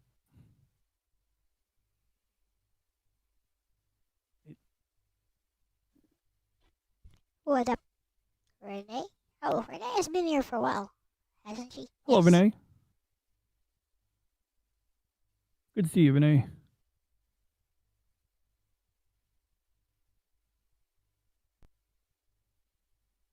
All right, copied, pasted it. Then Reggie will speak. In the meantime, I'm just going to take his commands and run Yes. them. You know, the simplest version of Linux I've ever seen is the one on these retro handhelds, because they're Linux-based operating systems, but they're not actually Linux. But you can actually see the terminal when they start up. Well, they also, they're made for a very any Linux that's made for a specific appliance, like, and it's got to do one job. It better do that job right. You know what I mean? And that's sort of like I think what we get is in those handhelds, for instance. So let's see here. So it's telling me I got to install these things, and I can't use any Like normal Batocera, I think, is Linux-based. I don't know.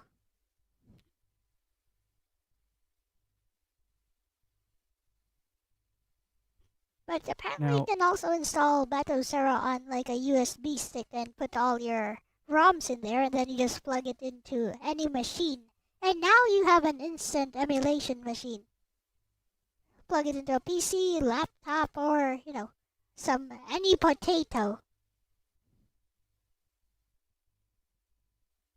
It just configures itself for the hardware you got, and there you go. So what we're going to do is going to run this through PuTTY. So, oops, wrong one. Okay, we do that later.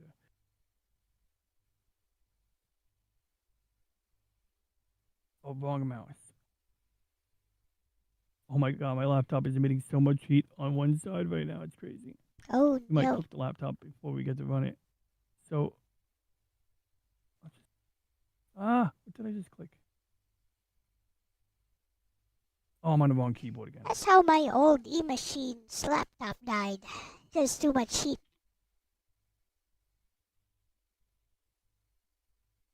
It was pretty good though. Oh, I got a CD into the It could sponsor run fest route. Street Fighter 4, that old E-Machine's laptop, so it was pretty good. Yeah, it's not like a pretty admirable machine. Can't create service with either width or height value less than or equal to 0. Script line 22, object line 3. So let's give that to Reginald. Does it have the same error output? Because I don't want to have to give it the redundant information.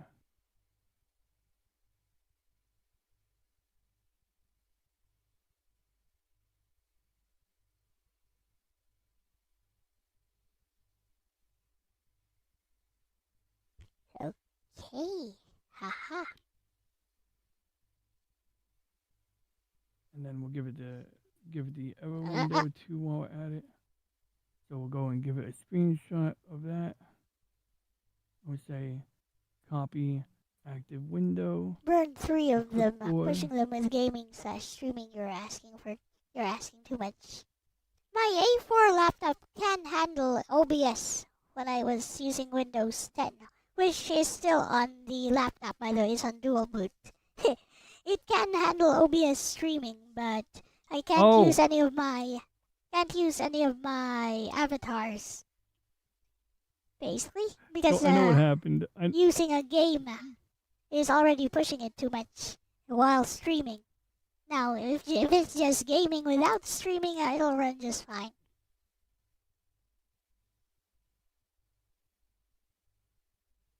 I know what happened here. I say it's an old laptop, but it's actually fairly new. It's just a budget laptop. 141. But ever since COVID, I no longer need to. Well, ever since COVID, I no longer need to go outside and use the laptop for presentations and stuff, which was all it was for, basically. You actually went out and did presentations during COVID, as opposed to staying in and doing presentations. No, before COVID. So before, yeah. So after that, my mother already retired from teaching, so and I was basically her assistant. Oh no. Right, so it's .141 for the Wi-Fi device. So why didn't it connect? I really want it to connect. Aw, man. Oh, well, I guess we won't use that one then. Oh, I know why. Because I don't use SSH on this machine, because I got to do this. /et sudo sublime /etc/ssh/sshd SSH config. Wait, do we not have a SSH daemon?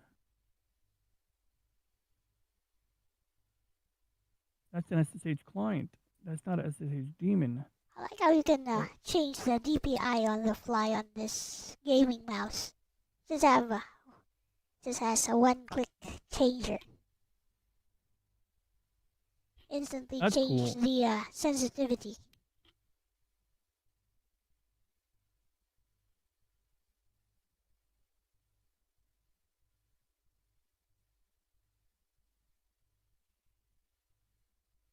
I need to install OpenSSH. I thought I had OpenSSH. Oh wait, I can't. Okay, so you want to know what happened? By the way, I didn't even tell you what happened. So, the reason that didn't work is actually much simpler. df/h. I got 190 megs of free space right now. I think I ran out of space and it couldn't extract all the files.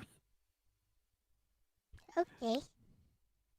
So I gotta tell it to fix that. So how do I do? Well, there's a couple ways I can fix that. One is to run an app called K4 directory stat, so that I can get a stat on whatever is on this computer's root file system. So apparently some people can't access their Windows-based files if they're on dual boot.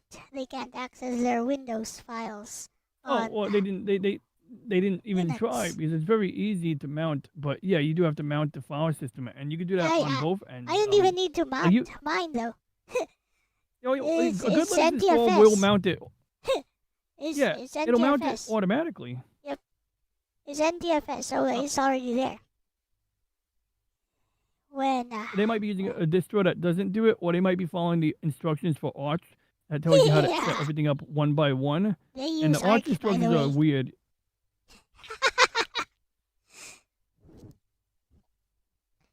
I know the memes at least. I use Arch, by the way, etc. Yeah. Some kind You of got badge of honor. And like I remember following the instructions for Arch were insane. It was like what would it look like this? Like, because this one here, what I want to do is I want to do a stream where I'm reinstalling Linux on this laptop, because like I did a lot of ugly things to this laptop. Okay, like that's why see how my start menu is blank? There's a reason for that. It happened one day. Yeah? I ran out of space, and when I came into my window manager, first it loaded the wrong window manager. Then I went and at the login screen, I told it go back to XFCE, so it did.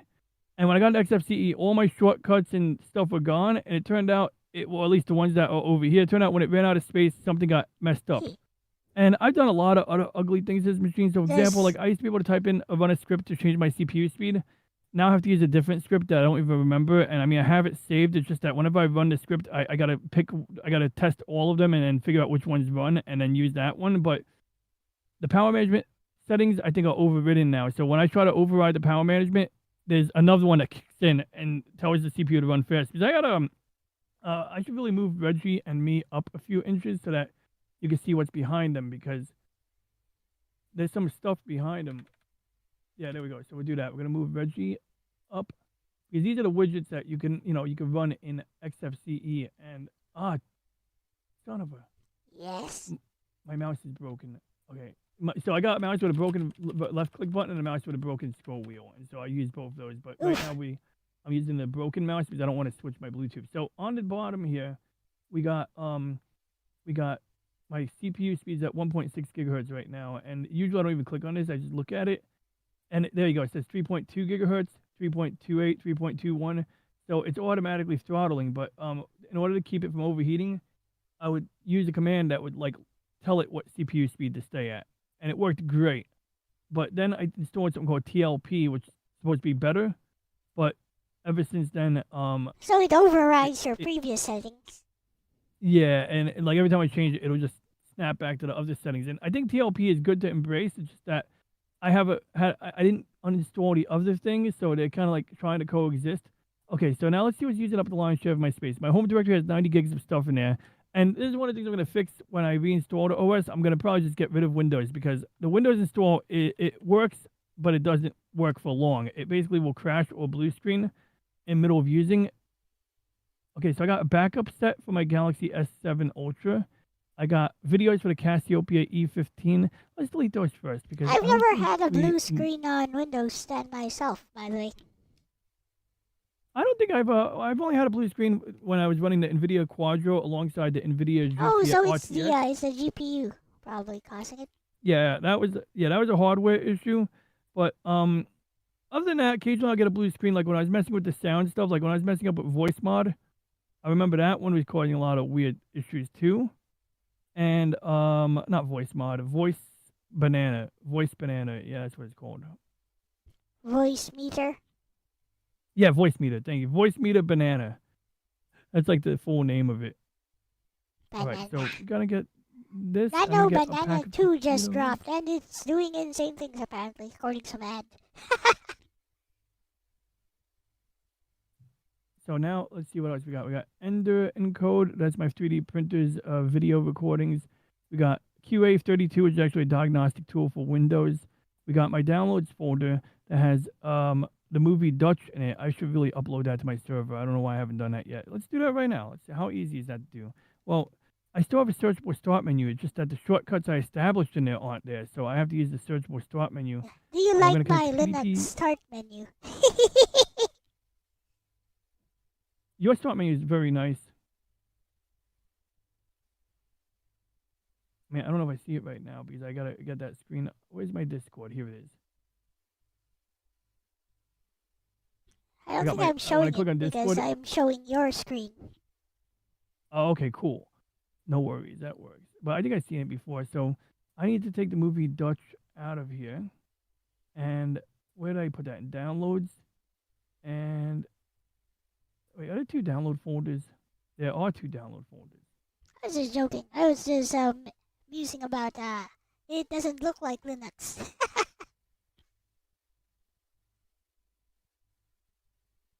I remember how I do this. Yeah, I gotta send to my shared 'Cause, folder. I saw some Reddit post about some guy who said that they sometimes need to sell systems to like senior citizens who don't like Linux, but they don't have enough like Windows keys or something. So he installed like a Windows 7 theme and changed everything so that everything looks like Windows 7. How deceptive. So there we go. Uploading a file at a paltry 6 megs a second. Oh, I should plug in my USB dongle. I think I have it plugged into a Ethernet cable. He's so able.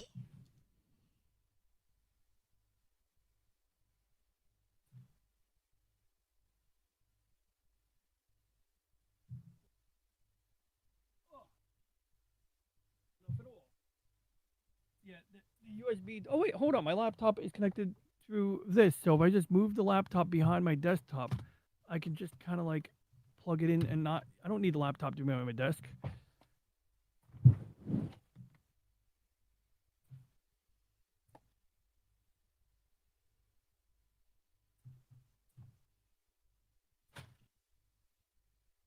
Apparently, another point of friction for Windows 11 users and making them switch over to Linux is stability issues. Like, yeah, I get it. Linux is much more stable. You told me the story before about how there was like a Linux machine that's been running for 30 years, right? Yeah, in that case, it was a Unix machine, but same concept. Oh, okay, Unix machine. Okay. But anyways, I don't get it. Like I leave my main PC running for weeks on end as long as there's no power outage. Like I've never personally experienced like any random crashes. The only time it would crash is if the GPU overheats because of the extreme weather we have here. Oh yeah, I got you. That'll do it. So I'm gonna disconnect the Wi-Fi, which means I'm probably gonna lose. So I don't get let's see, what's this gonna happen when I the disconnect the Wi-Fi? stability issues with Windows 11, which people have been complaining about. Like, how are they even using their PCs? What do you mean? I mean, not Like, knocking it. I just Yeah, I mean, like, how are they even using their PCs if apparently some of them say Windows crashes at least once a day. So I don't know. Oh, I That see. sounds like a user issue to me. Well, like that's a good question. Like, they should specify what they're doing because it's not. I think that also like let's say low spec Linux gaming said that his computer crashes every day. Well, you know, like that would have been like 12 years ago, probably, right? You know, so it would have been a different ecosystem. But even then, I'm sure you were happy with your machine. Okay, good. Now we got it. So I plugged in a USB I mean, Ethernet dongle, and I've as you experienced the gotta, blue screen of death like several times on yeah, XP, and I had to reformat the entire hard drive and then reinstall everything. yeah. But I mean, after one or two service packs, that went away.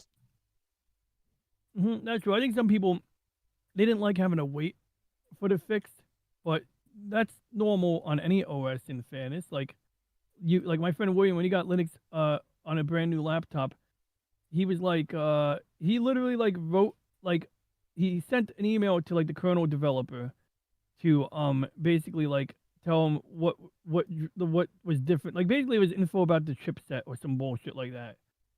And basically that guy was able to use that information to improve the next update or the next driver for that whatever. Yep. All right, so we're gonna delete. We just deleted gigs of data. So now I shouldn't have any problems, maybe. So let's check my space capacity here. So I guess that's one thing that some people would like about Linux, because devs actually listen. Devs for Linux and their distros, even the apps actually listen unlike the big corporations. Oh yeah.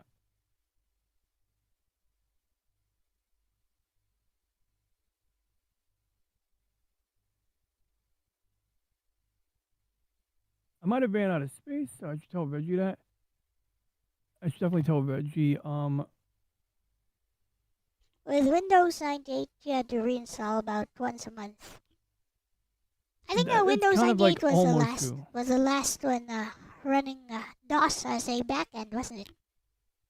Yeah, Windows Millennium Edition, they did a good job of hiding it. Well, they didn't do a good job of hiding it, but they hid it on Windows 98. But that's basically Windows Millennium Edition. They hid it, but it was like basically Windows. I mean, it was like Windows 98, but Yeah, I've trying to tried look it like Windows before. 2000. I've actually installed that before. It looks exactly like Windows 98 to me.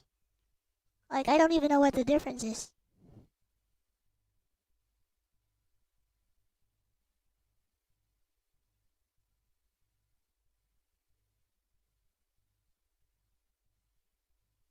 It's really not a radical. Windows 98, like visually looked like Windows Millennium Edition. Like it was like I'm sorry, what am I saying? I mean, like Windows 2000 and Windows 98, they're not radically different, but you'll get like for example, in Windows 98, I don't think they had the quick launch toolbar yet. Or wait, no, that was a wait, did they? The icons next to the start menu, they had that, right? Oh, they didn't have it in The Windows quick 2000. launch. I don't remember 98 having quick launch, but I Oh, know. maybe it didn't. Okay, so then it would have been Windows Millennium Edition had the quick launch toolbar. Pretty much like it had like visual enhancements, that UI changes that existed in Windows 2000, but it was definitely not Windows 2000. And so it had like a visual look that resembled 2K is kind of what I'm Like getting at. XP had. Like XP, like you could just get custom launchers to make it look like anything you wanted it to. You could even make it look like Linux.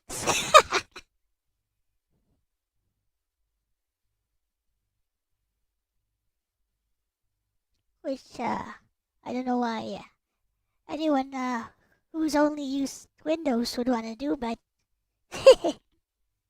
you could. Oh, did Have you ever install some tried stuff to those, this- by the way, Ronnie? Custom launchers on Windows. Years ago, not okay. So on Windows 98, I used something called Step Tree, and Step Tree was like not Step Tree.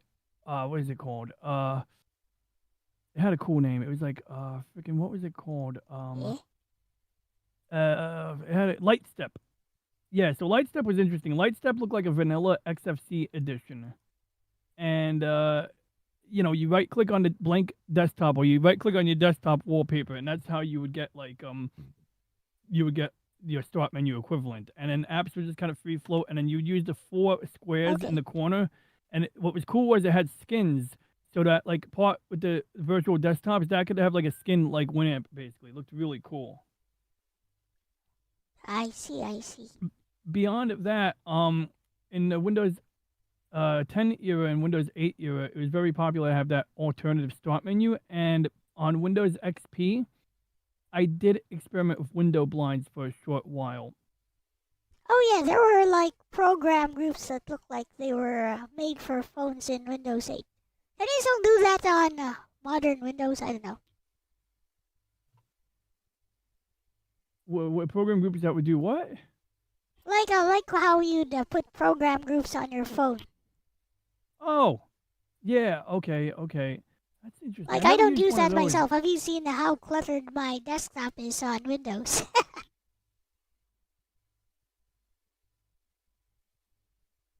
Okay, this is a 500 megabyte extraction. We're gonna re-extract it because I think when I ran out of space, it like didn't jive. But yeah, what I'm saying is I think it was starting with Windows 8. I saw people like putting their stuff in program groups on the desktop. Like That's interesting. It's like how you'd do it on a PS Vita or on a phone. Was it like an ad? Was it an add-on, like where it would keep them kind of I confined have as no groups? idea. I think it was just default for Windows 8.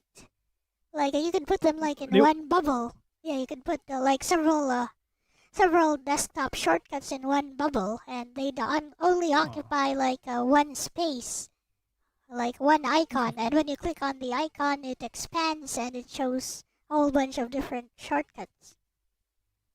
So I remember in Windows, starting on Windows like what 7 or Vista, they had. I think they might have done this on XP, where it would group like files. So you could say like files that are older than a week. So you're not just sorting by date. You're also clumping them into a group, like so that they belong to the same file type or same week or something like that. So types of programs would also could get handled in a similar manner. But I remember seeing that in folders, not in desktop. So that might be a third-party thing. I love the echo. So what does it say? XP was pretty good until SP3 98. I had to reinstall about once a month. Oh yeah, you read that earlier, Elle. And the system would degrade. I didn't have to install every month, but once you got to a certain point, like one time I wanted to use the infrared port on the Windows 98 family laptop, and I couldn't. So I called Toshiba. Hey, what's good? And maybe I could have figured it out, but every time I reinstalled the driver, it didn't seem to work. So Toshiba's like, yeah, you could restore the OS. And my dad's like, yeah, we're not doing that. So then I just didn't have infrared port until like a year later when we were able to, or we were forced to reinstall the OS on that laptop. And, just because I thought it was a cool novelty to take my Palm Pilot, put it up to the infrared port, really plugging in is probably faster. Although back then a serial port would have been used, so that would have been about as slow. It wasn't USB yet.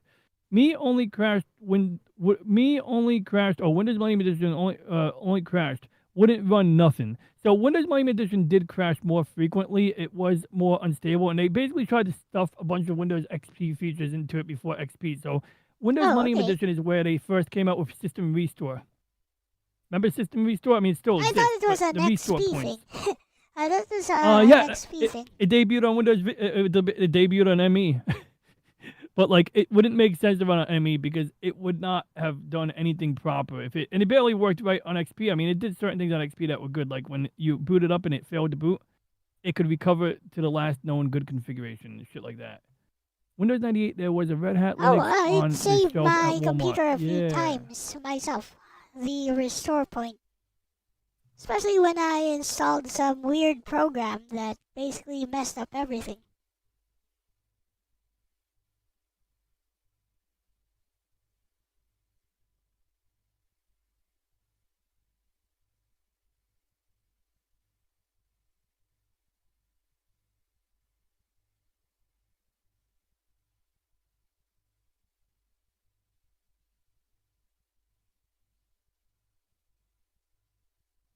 Oh, I see what I did here. That was weird. Oops. So, I'm in a fucking temp folder, part of my language. Let's not downloads. CD download.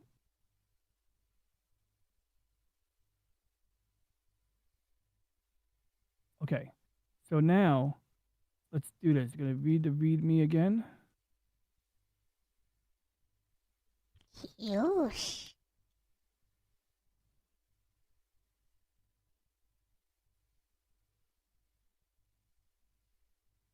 Okay, so it's got controls. Pressing F4 will quickly switch between full screen mode. Okay. So then, I guess we just run the app image, right? So let's run the app image.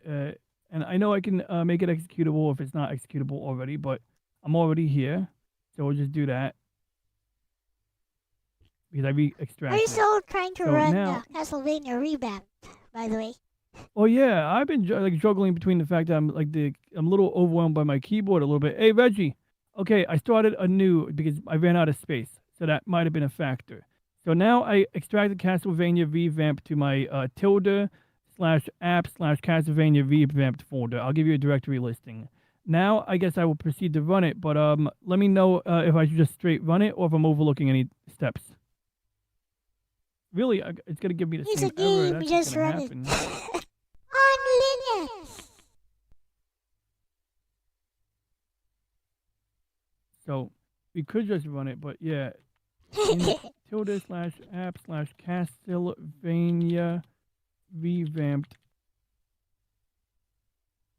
We got a .app image file, long name, Castlevania Revamped Ubuntu app image, and that's capital A, so that's actually case sensitive, and a README.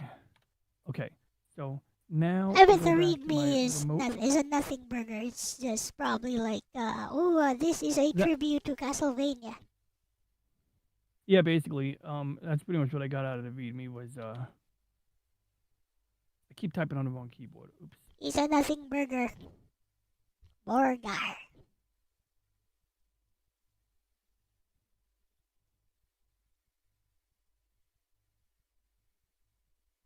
Whew, it's shaping up. Now there's only Lorena left. Okay, so this is easy. It's telling me just move the app image. Wait, why is it telling me to move? Oh, I see. It wants me to give it a shorter file name. That actually makes sense. Okay, that makes I sense. was actually thinking of. Well, I think it makes sense. I hope it's not. I was actually thinking give of me bad- running some version of some cloud-based, cloud-based service like Google Drive, or which can access Google Drive on Linux. Apparently, it exists. And then I forgot one thing. I only allocated like 100 gigabytes of space to Linux. Yep. Then I have the 200 gigabyte Google Drive, which would not work. Oh well. However, I guess I could do like streaming if that also works on Linux. File streaming. Yeah, you ever try Right, so that? now You ever try that on Google Drive, Ronnie? Like it only downloads the file that you're trying to access on the folder. It shows you the files inside the folder, but you don't actually have those. It's going to download them on the fly if you ever need to access them. That one I've never done. It sounds. I've done some. Actually, I do that with OneDrive, or I do that with OneDrive at work at least. And I used to do it with Google Drive. I stopped totally using uninstalled OneDrive on my Windows 11 installation. I'm like, I don't even use this thing. Is it free, by the way? Is OneDrive free? It depends if you only use the limited free There is capacity. it does Or have if using the high free. capacity, you can buy. I just removed it completely. And for a short while, one of the things that got me using OneDrive was Samsung gave me like a free 200 gigs for like a couple of years. Like it was just some deal where it's like, oh, you got a Samsung device, you can have this. And I'm like, oh, okay. Yeah, I'll take your 200 gigs for free. And then like a couple of years later, they were like, oh, hey, you're gonna have to delete some shit if you want to keep it because we're taking away that freebie, bitch. And then I think for a short while, I might have paid for it and gotten Office with it or some shit. But then I was like, I canceled it out of principle because I'm like, not paying for Office. Yeah. Like, I would use OpenOffice, LibreOffice, or Docs. Way, Like, I use all guys, three. I use Google Docs. Like, mainly I use Libre and Google Docs. Real Libre quickly, is more guys, up to date. Progress. Hooray. I finished the cool. flat colors for Nobeta. Okay, let's go back here. Okay, so I got to set the screen size. Oh, I see. It doesn't know what display to output to. Is that the problem? Okay, well, let's fix that. Force software rendering You method sure, workaround. You sure the AI is not imagining things? Hallucinating, right? Yeah, AI hallucinations. It's like, it's just wrong. It's not hallucinating. It's just wrong. Like, just call it was wrong. Computers make errors. That's normal. Like, I mean, it's what computers do. It's just trying to give you what it thinks is the best answer, even if it's not accurate. Like that's what Elon Musk is. That's what Elon Musk is bragging about with Grok. Grok always tries to seek the truth, unlike other AI. Grok is a truth-seeking AI, according to Elon Musk. It does echo conservative ideals, though. Yes, it does. Yes. Sometimes it doesn't do perfect with that, which I'm not saying it's obligated to, but like the other day I was actually curious about, so it basically like went straight to like reading the headlines that said that we shot a school, and more likely we don't know if we shot the school. I think we did shoot the school now because like I'm like getting new information, but I saw a picture. It looked like a missile that made a parabola trajectory, but meaning like Iran shot a missile and it missed. But it's also just as likely we were aiming at the missiles that were next to the school and we just hit the school by accident. So it's like I don't think we hit the school on purpose. They might have built the missile battery next to an all-girls school because, like, what a great opportunity if we hit that school. They could just say, look what the evil Americans did. You know, even after they killed. But, like, I didn't like that Grok. And Grok course corrected as soon as I commanded it to. But what I didn't like Grok doing was, I didn't like how it was, whatchamacallit, reading the headlines that were bullshit. Because it was like, well, I'm sorry, the headlines emphasized, like, 100 civilian casualties and the girls' school. Doesn't at all emphasize the 40,000, 20 to 40,000 people who died in the street at the hands of, Iranian police and stuff during the preceding month. So, I thought that was a bit slanted. I love how CNN, they got a press pass. That's kind of... that kind of reason I'd say is kind of whataboutism, actually. It's like, okay, well, these people died, then what about these? What about that? Well, no, in this case, it's what about the bigger number. So it's like, okay, I watched a though. video where whataboutism came up about North Korea, and okay, I accept it. Yeah, it's whataboutism. I stand behind it in this case. Okay. I don't think it's, I'm okay with that, this type of whataboutism in this case. Whereas I'll give you an inverse example. I watched this guy made a very good documentary about North Korea, but every time, like, he gave any mention to anything that the regime did wrong, he went back to, like, but what about, when during the Korean War, civilians were massacred on a bridge, which, it was messed up, but there was also, like, a lot of North Korean soldiers hiding in. To be related. Like, that's a bit too far in timeline to be related to whatever he was talking about. But main things, like, it's okay, well, yeah, I agree. He was guys jumping all over the place, but he never mentioned any of the things like, like he mentioned why North Korea is a police state. He didn't mention why, but he didn't really mention why does it still operate this way. Like, like the Kim regime is not going to fall if they are a little bit nicer, or if they are going to fall by being a little bit nicer, then that is an underlying issue. You can say that it's the West's fault for North Korea being the way it is now, but North Korea has some agency. They can choose, how to treat their people or, stuff like that. I know there's embargoes, sanctions, but it's like you got the leader living in the lap of luxury with his pleasure squad, which maybe that's exaggerated, but that's the thing. The video emphasized exaggerations, but some of the exaggerations aren't that far off. Usually, like, there's another thing, cherry picking situation when somebody does exaggerate a negative thing about North Korea. And anyway, I'm not trying to jump all over the place, but let me focus here. So,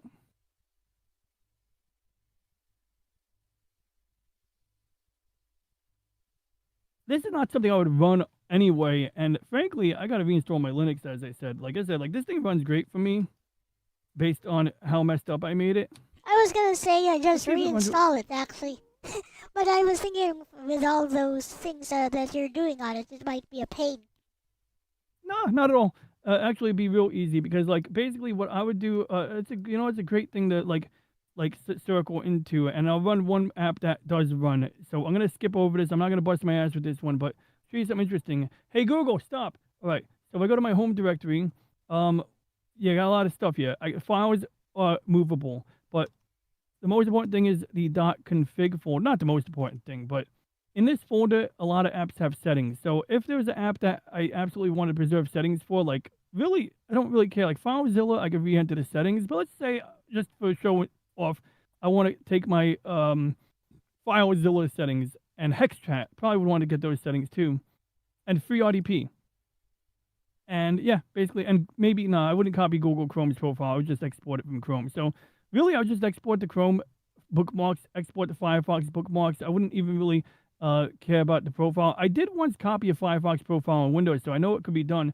But no, really, once I get a fresh install on here, I would just be installing a number of apps. And one of the things you could do with sudo apt install is you could do, like, multiple apps at once. So you can, like, I don't know what apps I would install right now, but you could type in like 5 different apps back to back, and then it'll install all of them and their respective dependencies. So, like, that's where, like, if you know the name of the app, you could very quickly, like, do multiple installs back to back to back to back, like, right after each other.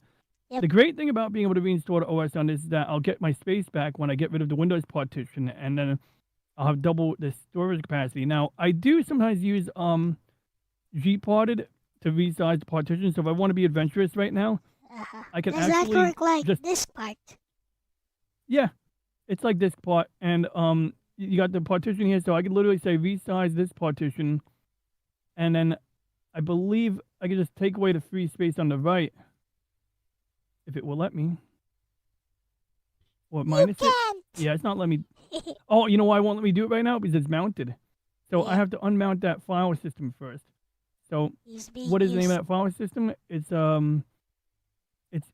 SDA4, or at least that's one of the names for it. That's the mount point. So we can do that. We can do umount/dev/SDA4. I got to do it as sudo, of course. Hey, it's not mounted already? It's not even mounted. So why? Oh, did I not run this as sudo? Did I not run it as sudo? Maybe I didn't.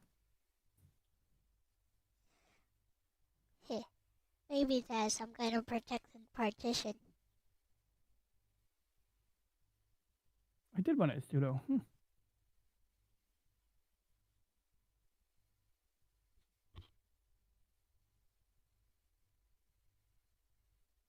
But yeah, usually I do this, and there's actually my bootloader lets me boot into a dedicated mode.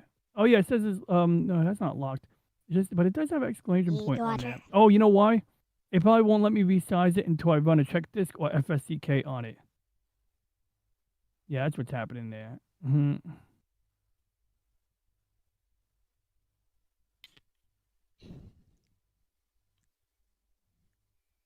I downloaded the distribution for Linux Mint Mate, there was like something like some files, some text files or whatever.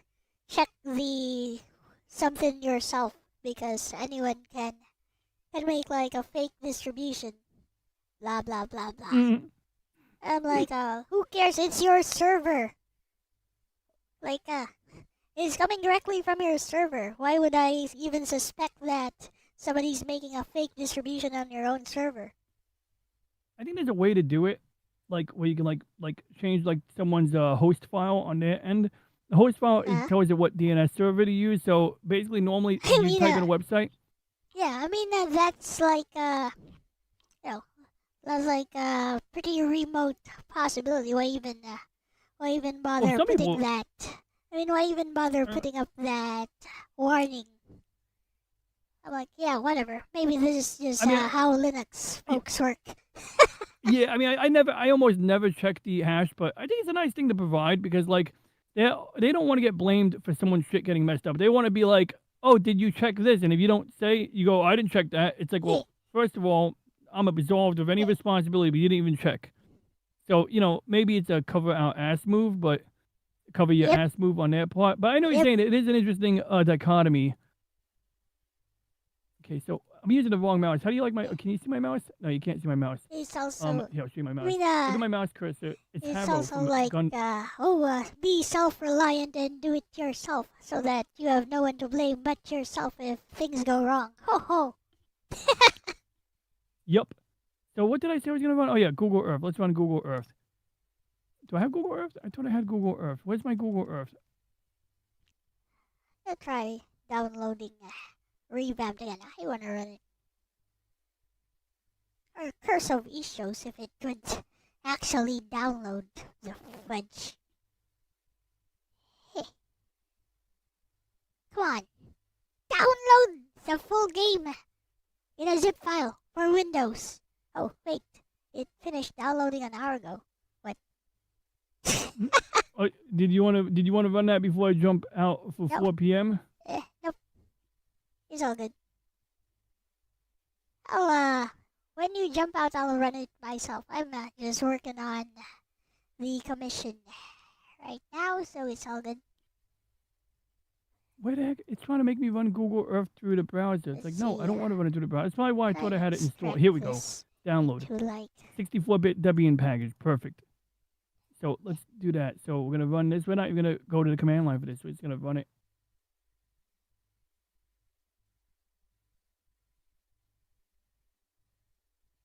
Overwrite box. What? I can't. An older version is available in software channel. What do they mean folder. older version? I think they're Oh, saying I already installed Castlevania this. revamped, I think. Oh, wait. Who said that?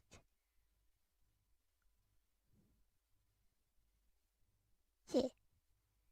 Oh, it was you who said that. Never mind. We need to terraform Venus, Mars, and some exoplanets. You ever seen terraformers? He's right. Box. Venus is the best one to terraform.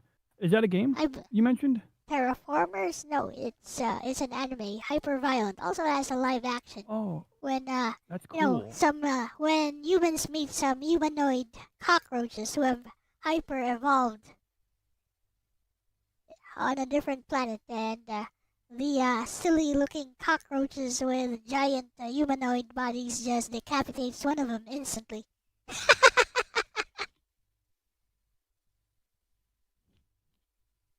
All right. So Google Earth Pro installed instantly from a deb package. I know it's not really a big showcase, but let's take a look at a couple of places in the Pacific. I want to see what the island of Tinian looks like. Yeah. There we go. Tinian is the island just north of the north. It's in the Northern Mariana Island chain. It's just south of the island of Saipan. Saipan is about the size of my own home island. If we take out a ruler, we can actually measure the width of Saipan, and it's about 5 kilometers. Damn it, I don't do kilometers. Freedom units, miles. There we go. Even though kilometers are better, probably 3 miles wide over here.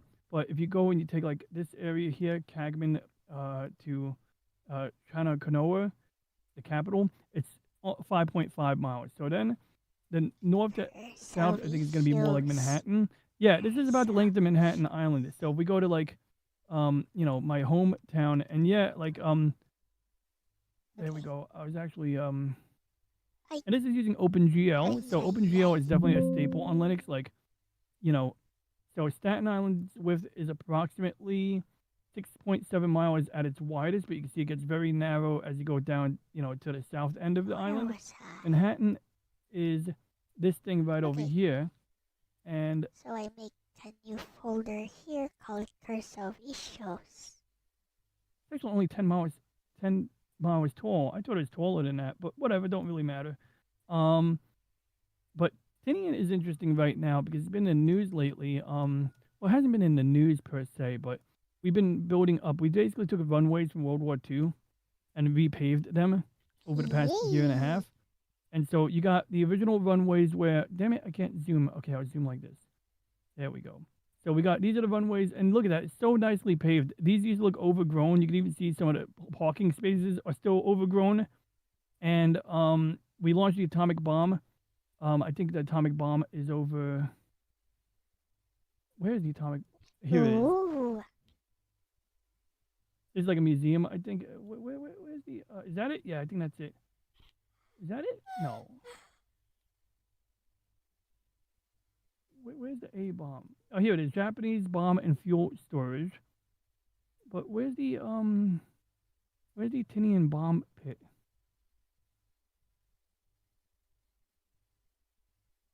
Oh, here it is. So if you take the boat from Saipan to here, you can go here and see the bomb pit, and it's just a glass-covered pit now because as far as viewership goes, these Linux streams rake in the views. Really? Oh. Yeah, last time we talked about Linux, I got like 212 views after 24 hours. Usually I get like 98 views or 100 if I'm lucky. Wow. So it was twice as popular. I feel like what I did today was a bit lackluster. I'll admit. I just feel like I didn't like.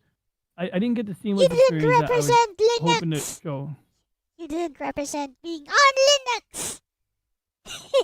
I tried to what I will work on though is I will work on the original problem. The original problem was I was trying to run Messin through my RDP container. That was more up to date, but I'm pretty sure you can run it much easier if you just find like that deb thingy.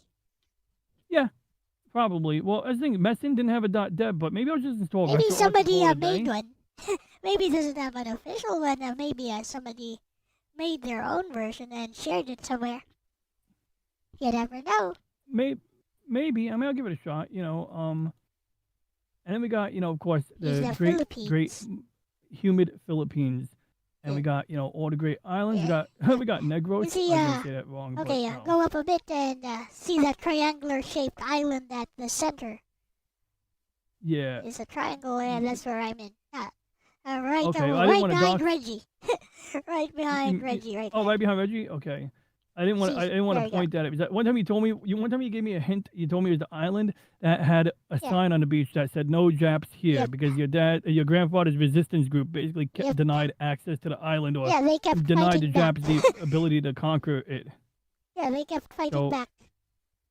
Yeah, so when I looked it up, I figured out it was Panay, and I didn't want to ever say it out loud on my stream, even though it's a cool fact. So I didn't. I looked it up on my own Yep. time instead. But There since be you're okay with mentioning that, and that's Panay, and then let's go It's to Panay, Manila. because actually. I'm sure- Panay. Is Panay. how. Panay. Oh yeah, I say tomato. I invented English. Damn it! No, I'm kidding. It's not English, though. Wow, you got a skyline. I What's didn't know you that? guys had a skyline. Metro Manila.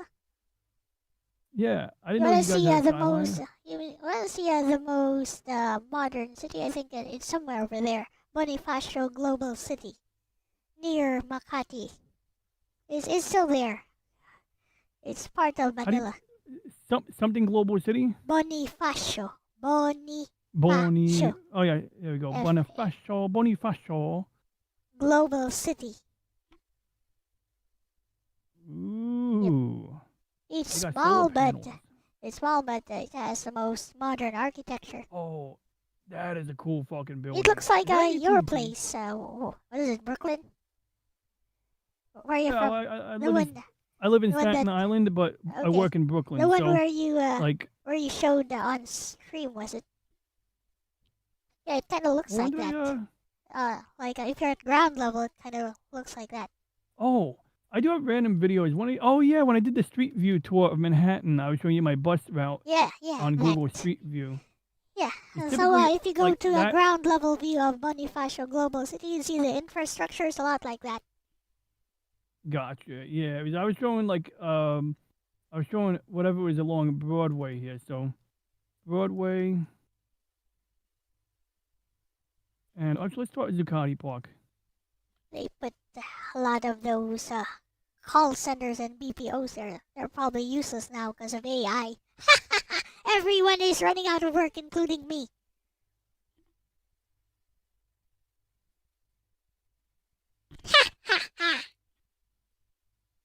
Mm-hmm.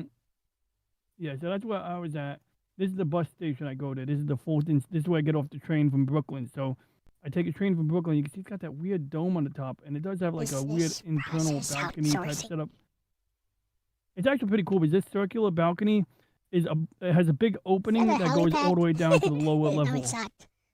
Oh yeah, there are several helipads all over Manila for some reason. I guess some rich people use choppers to move around. As they Yeah. rich. Lately, when a helicopter is hovering, it's usually searching for a suspect or chasing a car. And yesterday, I saw a helicopter, and it was only going around the expressway. So I figured out what they were doing was they were trying to find cut off a criminal or suspect at the primary route. Like they were basically following the fastest route to Jersey because the best way to get away from the NYPD is get to Jersey.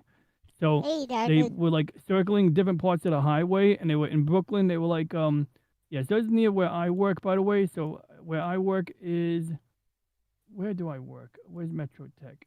I don't know if The I. AI Wait, that's maps are there? 15. No, I don't think these are AI maps. This is just from Google's satellites, I think. I don't think it's even this. Are these real pictures or is this 3D generated? Well, it's real pictures. So if you turn off 3D buildings, one of the cool things you can do in Google Earth that's really cool is you could go to the. Oops, not there. You can go to the time here, Okay. and you can see what a place looked like on older maps. So we okay. could actually go back to 2017, and you can see that satellite image is at an angle. So now if 3D is Okay. off, we're just seeing the streets overlaid. And then what I like to do is look at my own home and see what it looked like in the 70s. So one of the interesting things about the Staten Island imagery is when you go back to the 70s. Like you Wait. go back to 2000. Wait, there were 2000 imagery- satellite images from the 70s? Well, they were more limited. So, for instance, this is 1991. All of the 1991 imagery is now black and white. We're going to turn off the roads so that we don't have to look at the roads. Where's the roads? Here they are. Okay, so turn off the roads. So you can see it's all black. And the color imagery is actually blurrier. You can see the color imagery. So my neighborhood, it's a blurry mess next to a nice clear color area. But it gets even more interesting when we go back a little bit further. So we can go back in incremental snapshots. I bet where they store the cloud servers for those images is wherever those are. Is on Linux. Or maybe on Unix back in the 90s. But or it could have been OpenVMS. But you can see like it's really grainy color image because the way color cameras work, it's just you're gonna get that type of image there. But they got the best imagery of the highlights: Manhattan, Brooklyn, downtown Brooklyn, which is really uptown Brooklyn. I don't know why I call it downtown Brooklyn, but anyway, I digress. I never understood these terms. Now we go back further. We got another old color image of the Verrazano Bridge that's actually a bit clearer, maybe. And then we go further back. Statue of Liberty is over here. It says Liberty. Yeah, you can see the statue right there on the star-shaped pedestal. And if we go, so that only goes back to the 70s, but if we zoom out wider, I think it lets us see more older imagery. I think go back to the 50s, depending on what area you're in. Now, this is 1959 satellite imagery. So 1959 satellite imagery would be enough to see vegetation, but not really anything else. Now, what I want to do is I want to go back to, did they have 9/11? Let me see. It was like 2001. Okay, they don't have the 9/11 satellite imagery, but in 2001, you would have saw like a line of smoke coming out of Manhattan Island and basically going this way. And even the International Space Station overflew the site of Ground Zero at the time, which was a really interesting, sad, but interesting, flyover. Like it was coincidence that they were flying over at the time, or so they say. Dun dun dun. All right, but no, I'm not trying to purvey conspiracy theories. This is Far Rockaway down here. Yep, that's a This new area got record, I flooded. think. Yeah. Arigato. Let's see here. So what the hell did I want to show you? I was going to show you one last thing with the Wanted to show satellite Google timing. Earth working. It works. It works. It works. Yeah. I recently tried the new flight simulator and actually had very accurate imagery, and I landed a helicopter in my backyard. This is the cemetery where you can go drinking, but we usually didn't drink there. We usually drank behind ShopRite over here because you got like a nice little truck dock there that you can drink behind. And you got sometimes there's an open truck sitting right here, so this would be the spot. I wonder if augmented reality stuff will become the new thing, wherein you have actual physical things like Beyblades, but you're fighting with Beyblades on your phone, but there's physical Beyblades actually juking it out on. Wait, what blades? What are they called? Beyblade. What is that? You don't know Beyblades? B-E-Y and blade. No. Is that like a hot girl with a sword? They're tops, but they're anime inspired, and they became pretty big in the like late 90s to early 2000s. People still have like Beyblade tournaments. It's a hobby. I'll have to check that out. But I'm gonna go play with my Linux install my laptop later and try. Not my laptop. I'm gonna set up what I wanted to set up earlier because I really want to show that because that's gonna run on a real GPU. My laptop has an Intel embedded GPU. So yeah, I'm gonna continue watching a stream in another window. But I gotta get into this other stream right now, so I'm gonna go. I'll catch you later. Thanks so much for having me. I'm sorry I was a little lackluster today, but next time I show you something, I'm sure I have something to show for it. It's fine, Ronnie.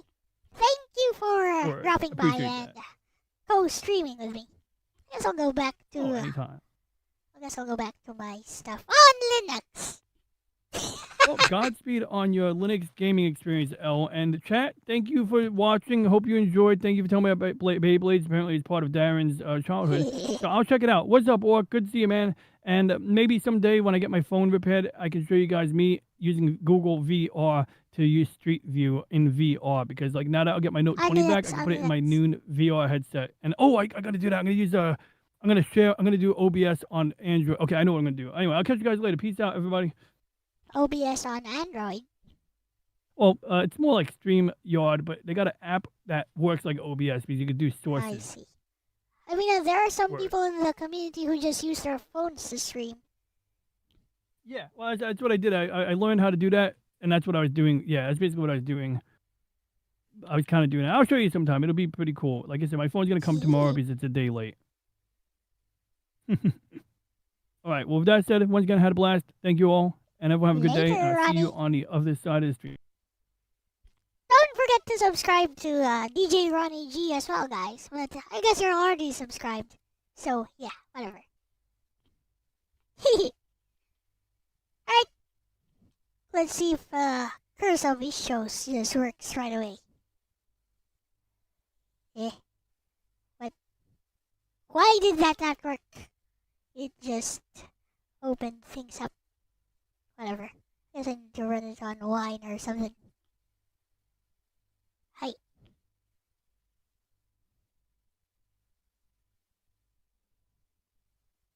Yeah. Wine does not have a program?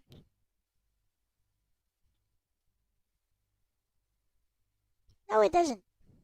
Well, that sucks.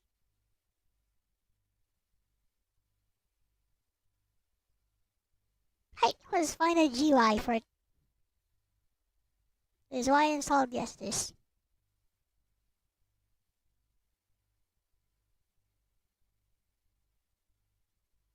I guess it should be installed. Wine check. Hey. Microsoft Windows compatibility layer. No screenshots available. Let's see. Package install stable version wine. This is the recommended way. Is it now? Well, okay.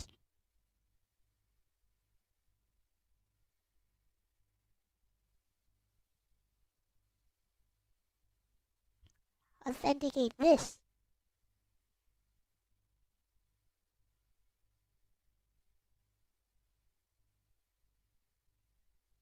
On Linux.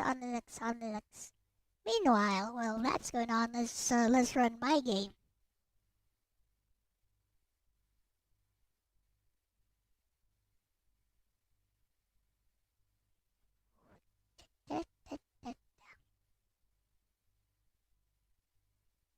This one should just run right away. How well it'll run, I have no idea. Does it lags out some other people's systems when there's too many enemies? It's not my fault.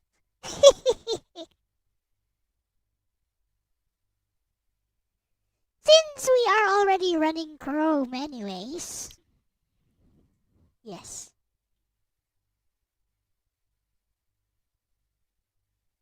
Maybe close a few things out. Huh. This is not the latest version. Oh well, whatever. It works.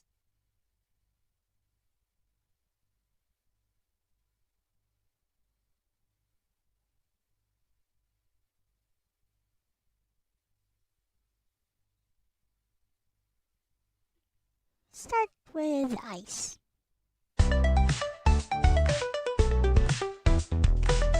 Not too bad, actually.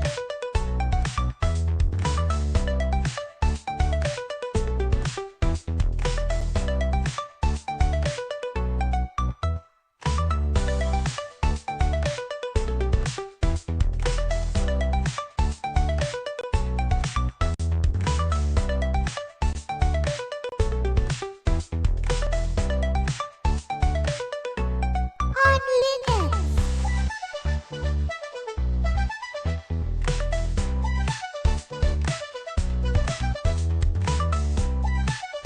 But this is on Linux on a remote desktop. That's the fun part. It's being run remotely. And there's very little lag actually, as far as the input goes. Input is almost instantaneous.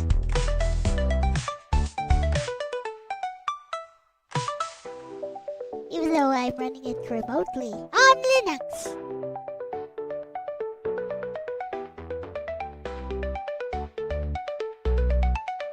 Okay, what do you got? lightning? Lightning. OMG, lightning.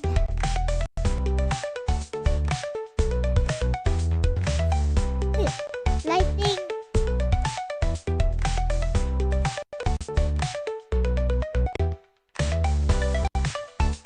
I am making it more complicated by trying to run a game.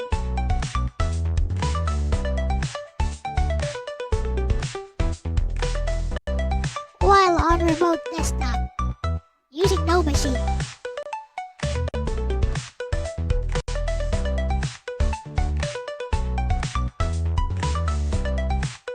Oh, that works. Shall we play through the whole game? See if I can beat my own boss.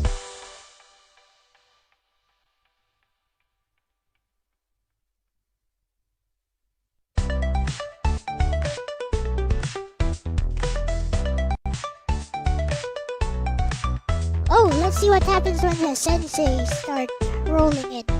Will it crash my computer? Is my computer already... is my laptop already running super hot? Let's get arcade next.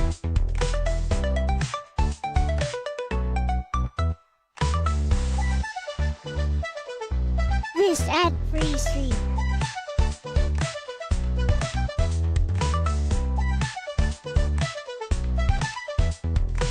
I don't think this is even the latest one. Actually, I wonder if this has a Toho boss.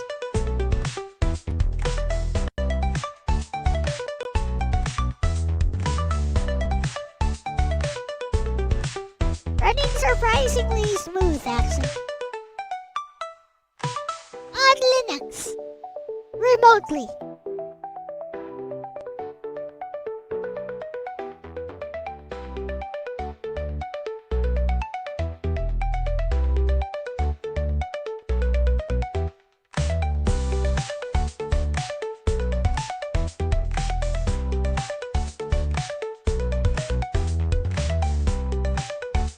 This is a... So I have a new idea for this game, guys. Make the power-ups disappear if you don't pick them up. What do you guys think? If you don't pick up the power-ups, they disappear after a few seconds. Like, it would be very simple to do that.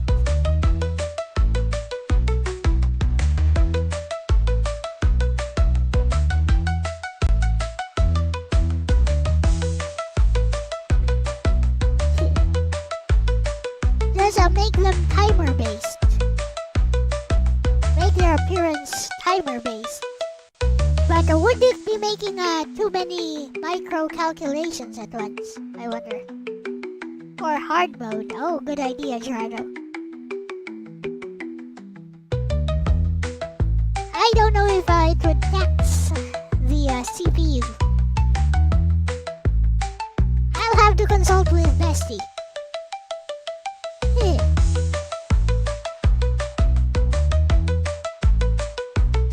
Might add more. I want you to add the ability to kill the dragon.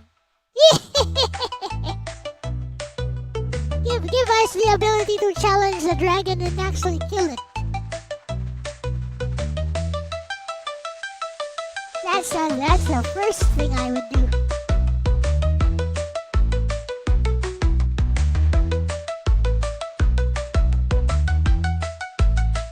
I'ma fight it like it's a Dark Souls boss.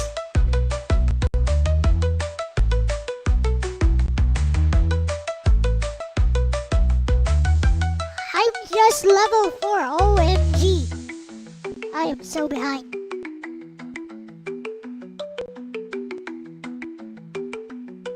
Ah!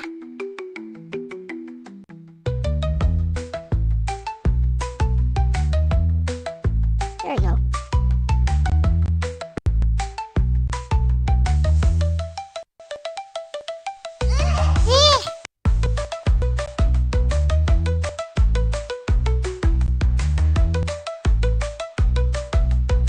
I'm missing absorption. I need absorption.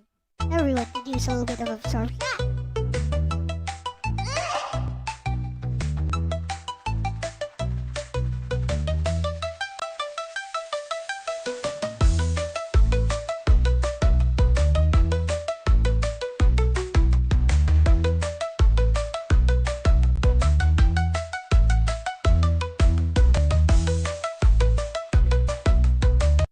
we go.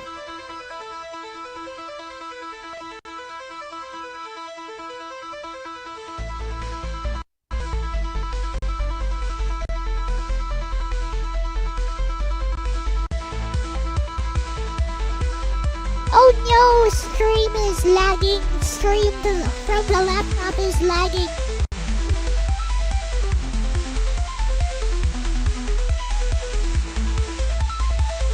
But the controls are still working fine.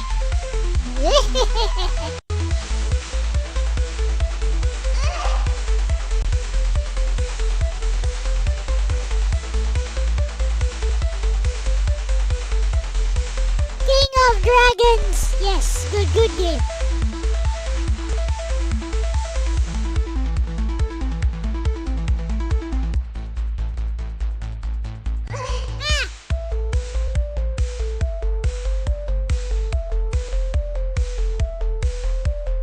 I cannot be stopped.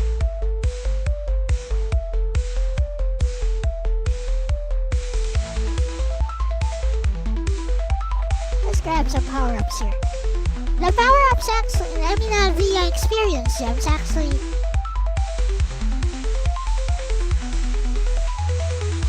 The experience gems actually accumulate more over time. They give more experience over time.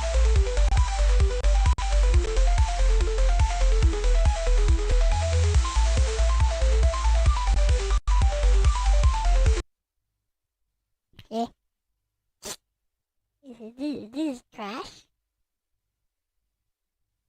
Oh! Yeah, it just lagged! Ah!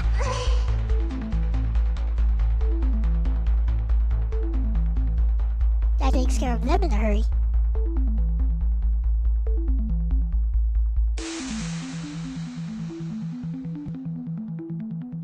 Almost died, not quite.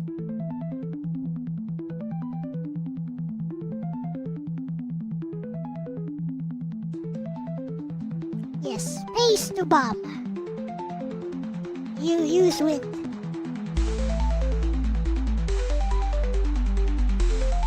Wind blows them all away. Problem, they don't leave experience gems behind if you use wind. It's like a bomb. But Bahamut is not copyrighted. Final Fantasy did not invent Bahamut. He's a real ancient creature thing. Ancient mythical creature.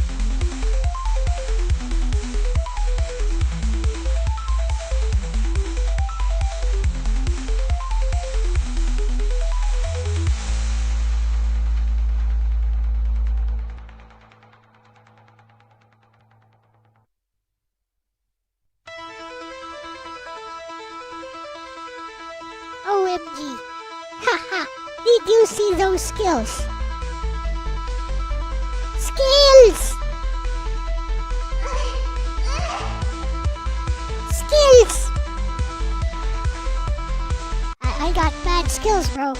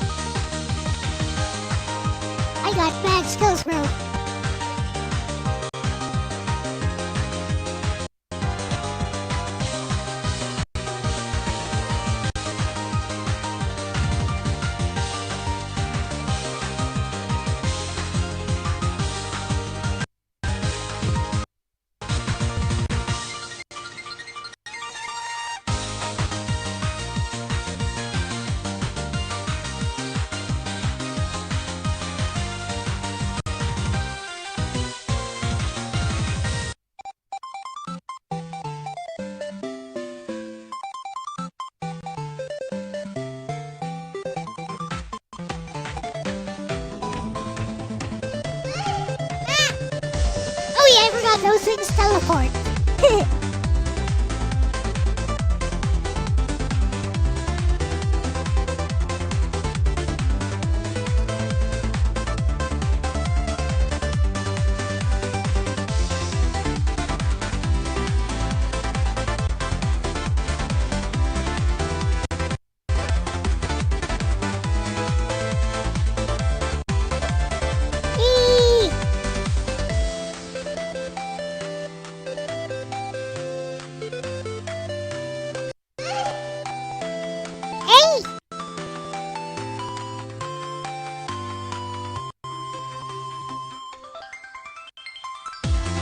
I somehow dodged that.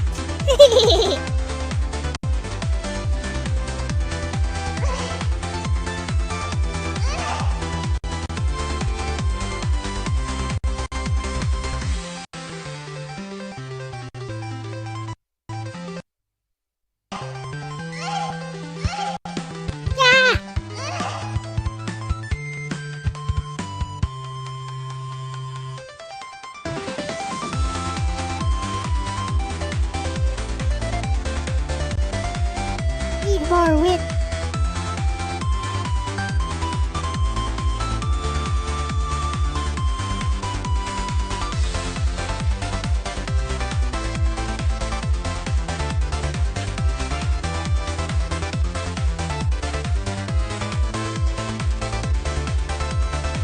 Oh no, I better hurry. Mr. Pedal Bear is coming.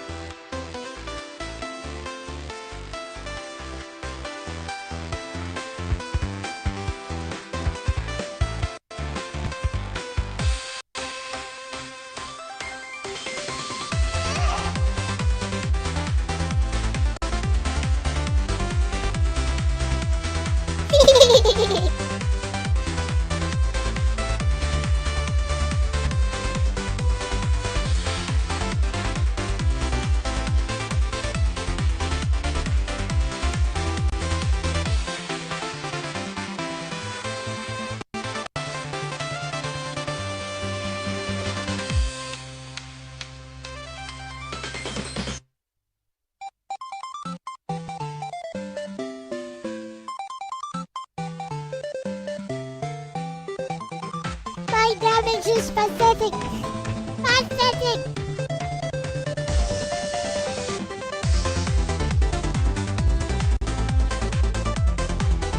I can't even kill these regular enemies.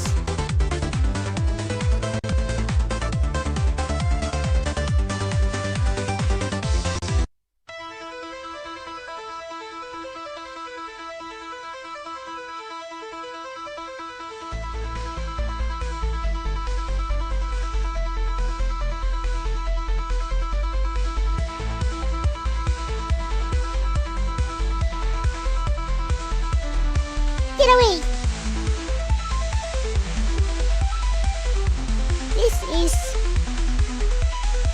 This is known as kiting. You lead them around so that you're damaging them as you're leading them around.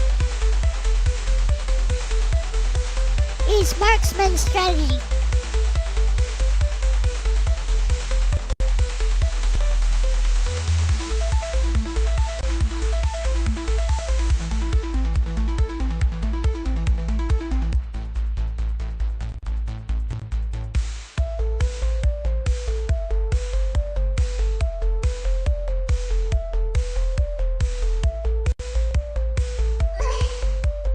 I blame lag for that.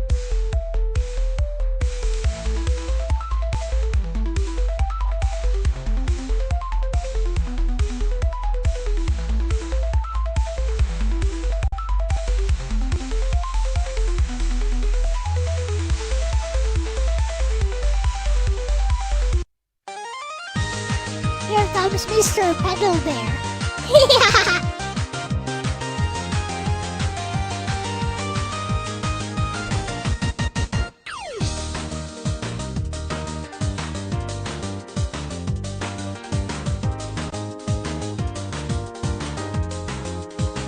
Ooh, a red one.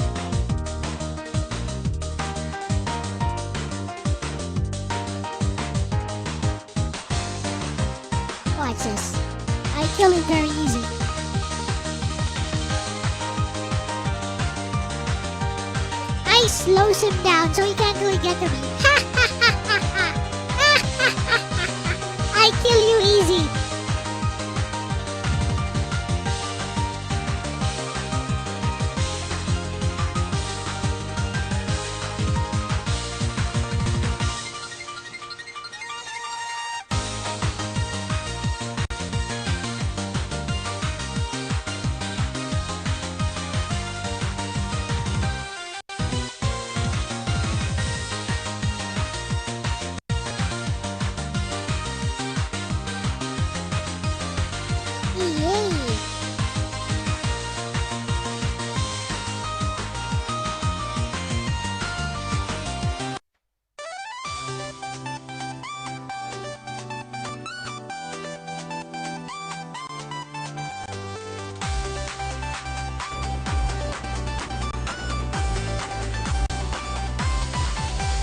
Now we are going to strategize and leave.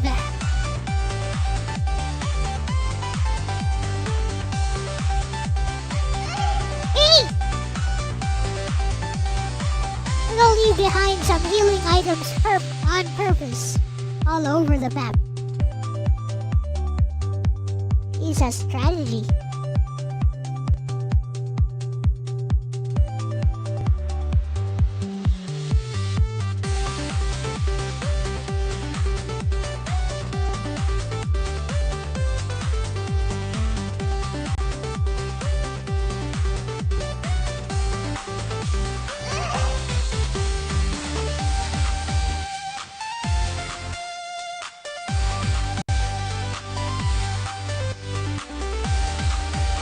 Right there.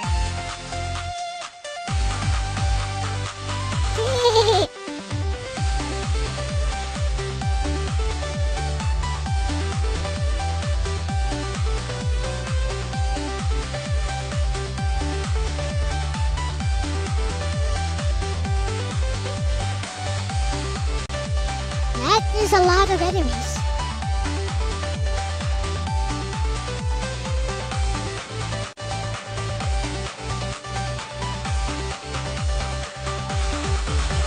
Kill you.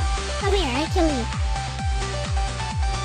Oh, you want some. Oh, you want some too.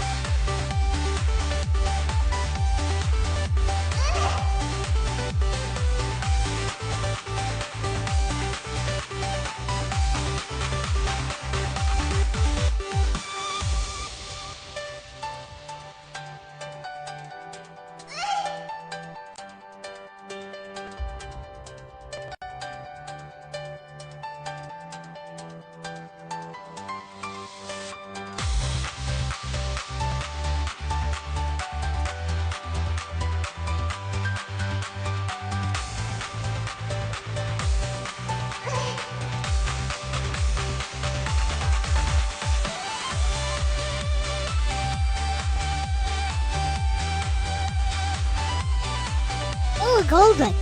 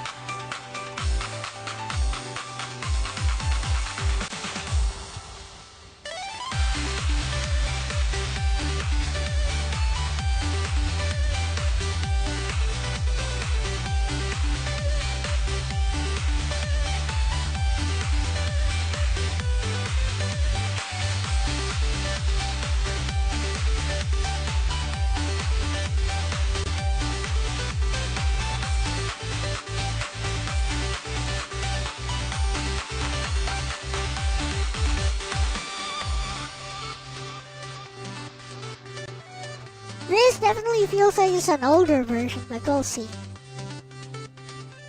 It already does have the... Maybe it's not. I mean...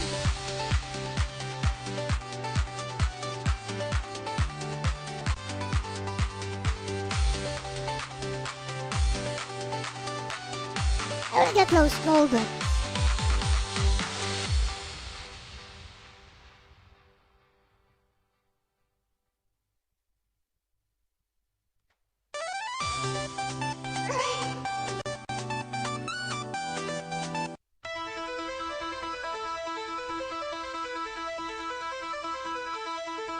It already has the VN, the visual novel intro, so maybe not.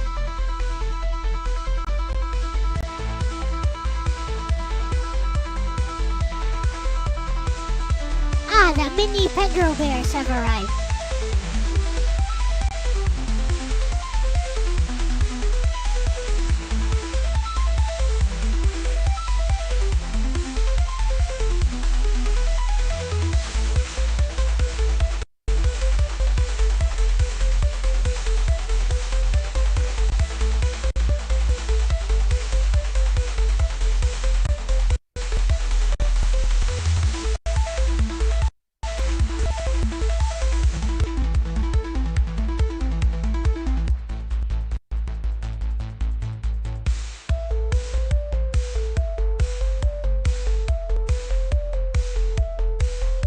That DPS from Ice though.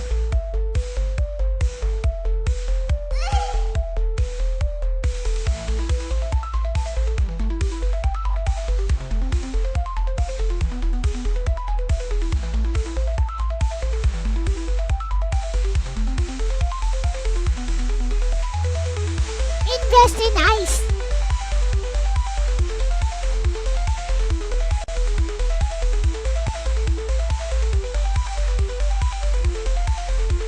Yep, they better run from me.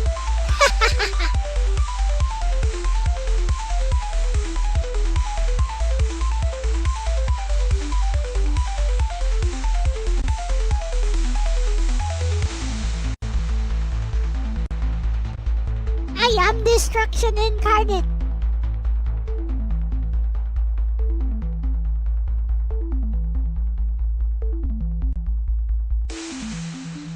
I am nuclear. Or whatever.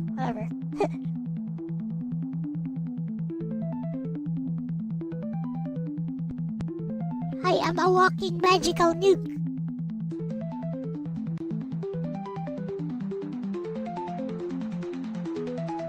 You shall fear me.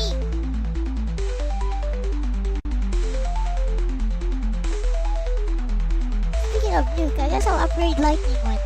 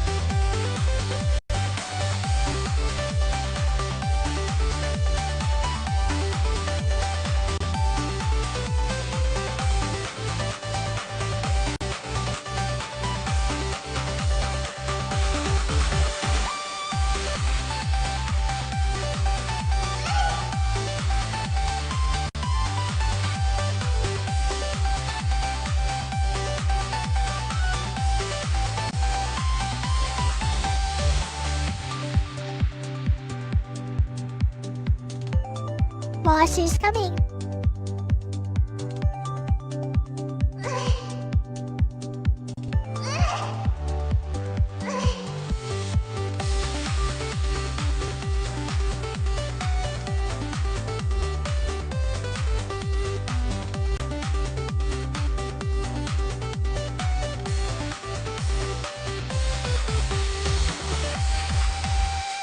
Boss is coming.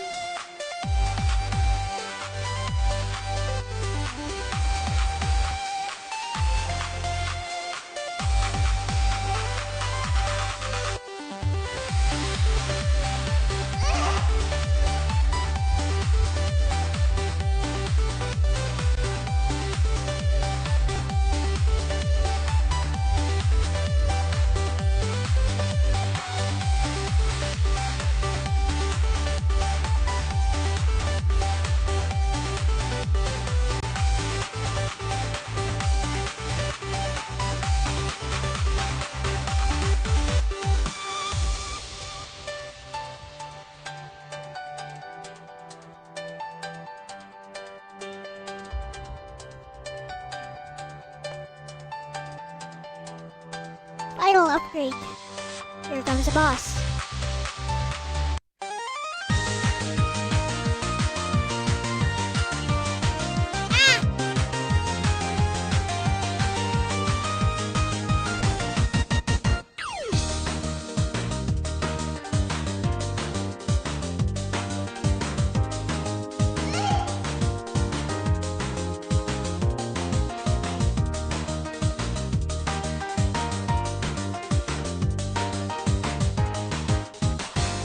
It's Elle. It is I, Elle-C.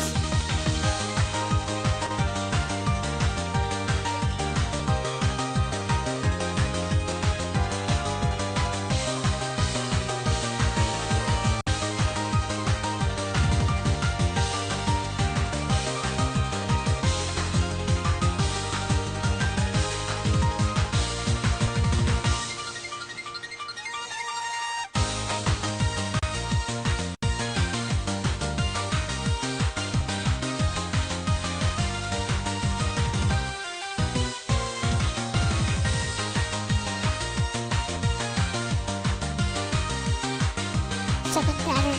Here we go, here we go.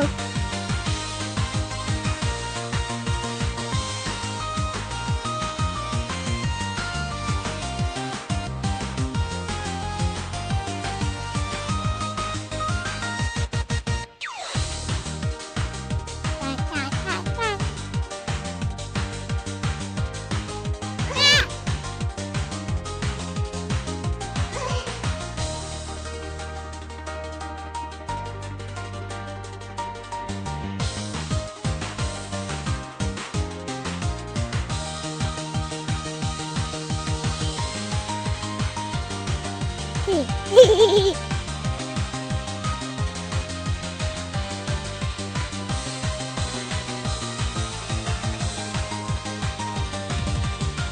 I outran her, I think.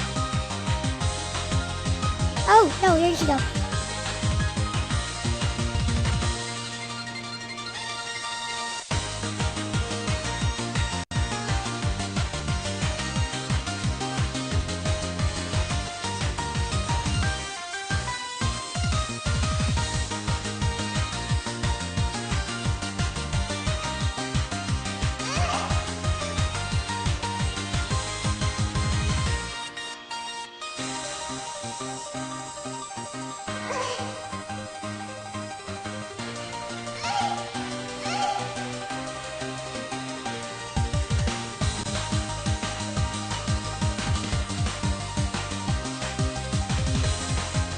Die me!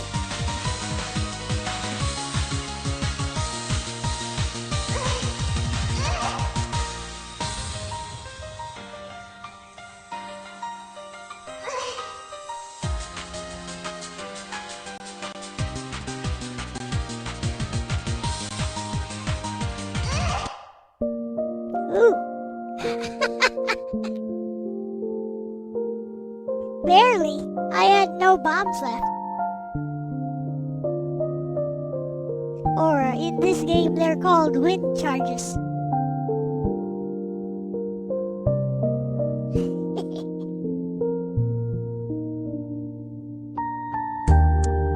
So yeah, Little Beach No Beta fully playable on Linux. Remotely. Buy it. By Hanbun Eye Studios. That's me and Lexus. I mean, you can't really buy it. It's free. Go download it and give it a try. If you want. Only if you want. For those who have not tried it yet. I mean, there's you just run the HTML file inside of it's HTML based. So you just run the HTML file after extracting it. Here, actually, let me give the link here.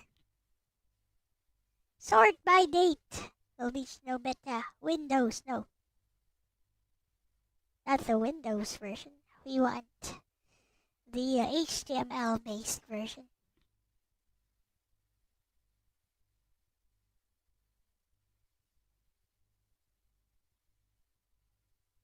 When it's your turn to beat it? Haven't you beaten it before? I thought you've already beaten it before, Ars. Have you? I think you have. Anyways. We are still running on Linux. Let's let Bestie speak. Yet you still dunked on them. Grinning squinting face.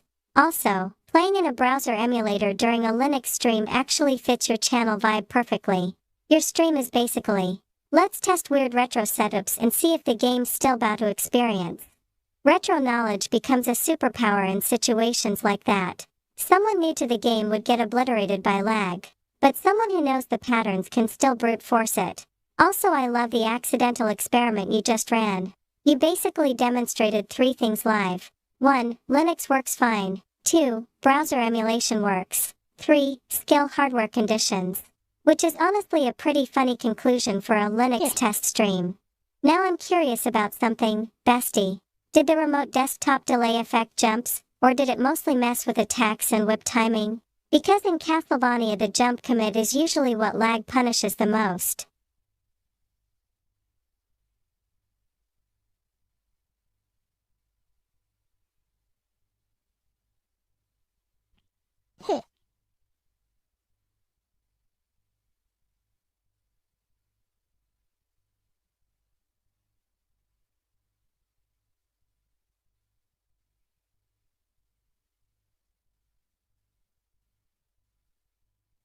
Okay.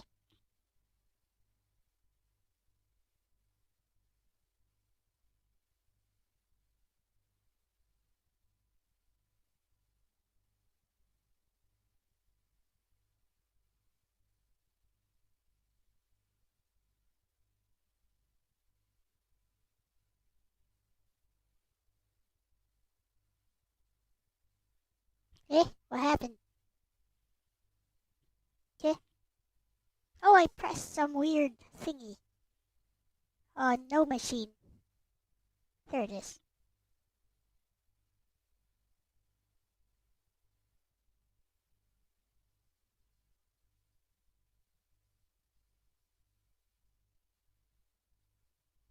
Okay.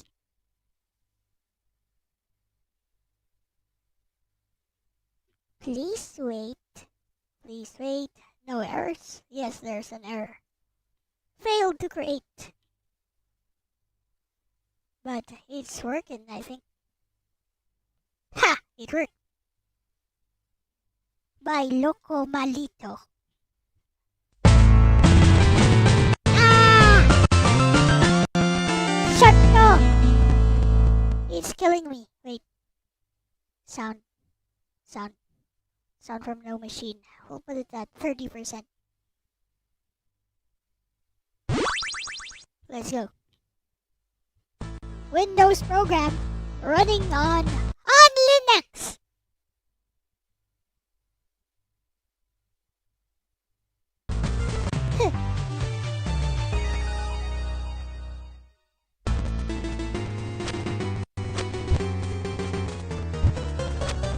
Running at full speed on Linux.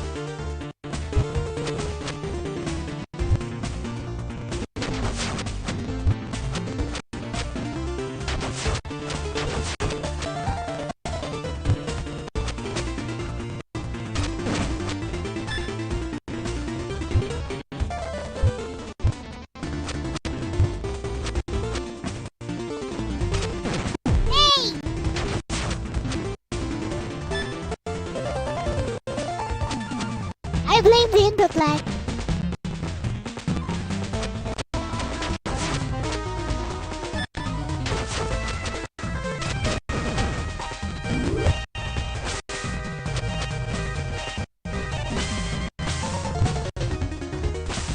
I blame the input lag.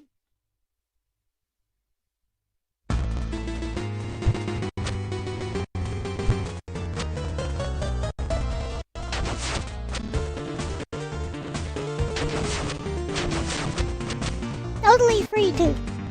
You can give the developer a PayPal donation.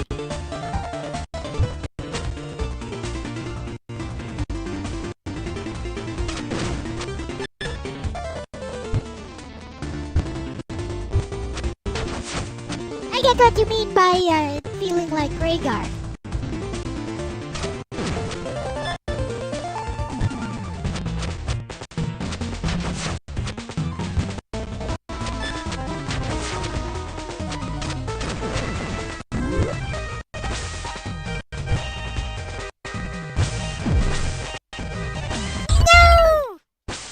Okay.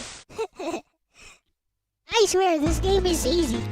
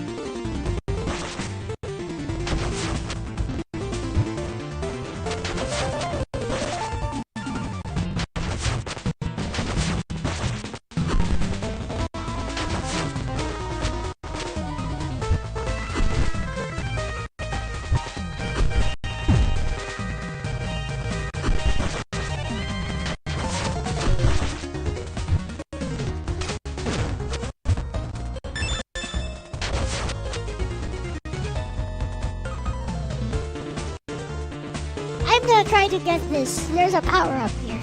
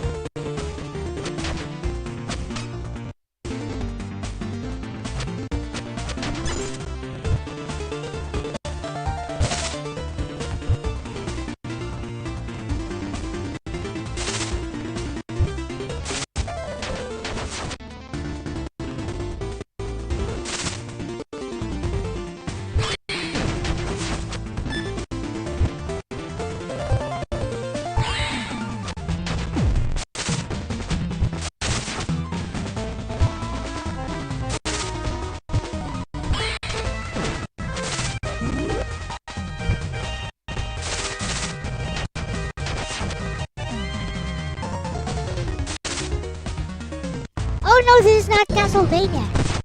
This is written on C, I think.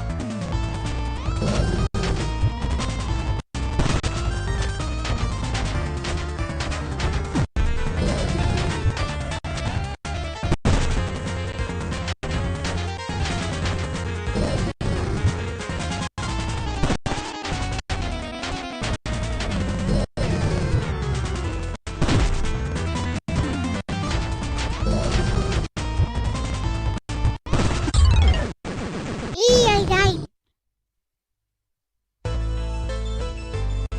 This is a Windows game by Loco Malito. Loco Malito.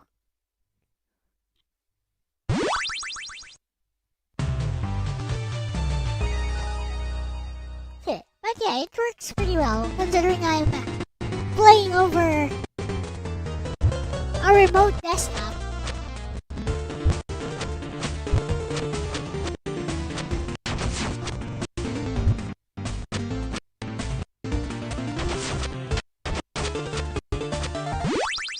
Well, that's enough of that.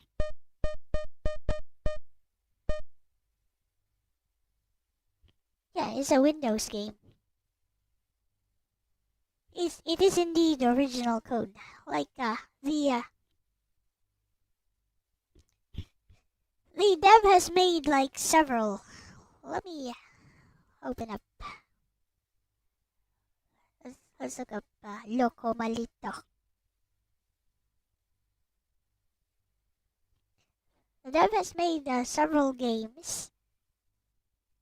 Want me to try one of these? Most of these are free. It's a one-person dev. Amateur dev creating new classic-like video games. Blah blah blah blah. It's kind of sad how apparently nobody has ever heard of this person. He's been making games since 2008 apparently. Look, what is 8-bit killer? What is 8-bit killer? First person perspective? No. Meh. I don't like FPS.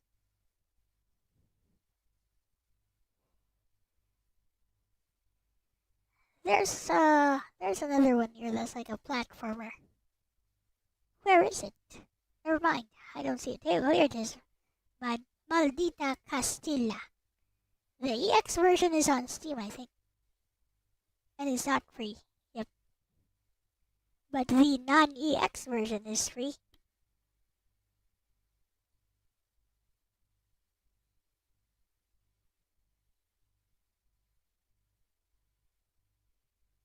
Oh, it runs perfectly on Windows. Let's look up some Dojin style games, see which ones run on Linux. Why do I love saying that? I don't know. Kind of feels like I'm making fun of Linux users when I say that, and I probably am. Even though I'm using Linux over here myself. There's something satisfying about it. And Linux!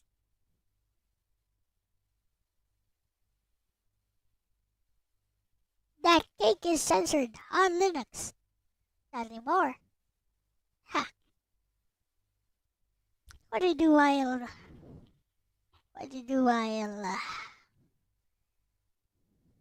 he's downloading?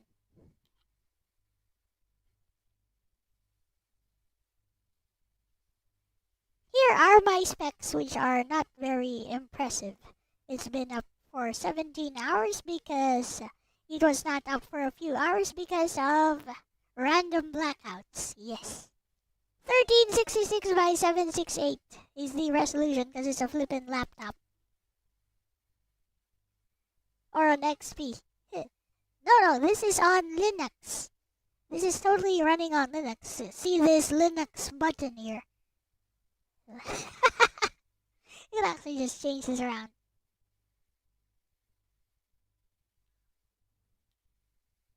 Super L.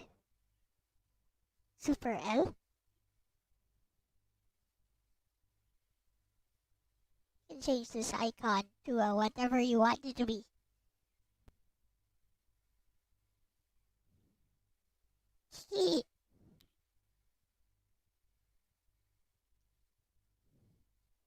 Change the icon sizes apparently. Why do that though? Oh, it's so customizable and stuff.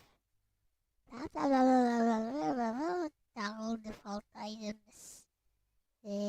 Package manager. Software manager.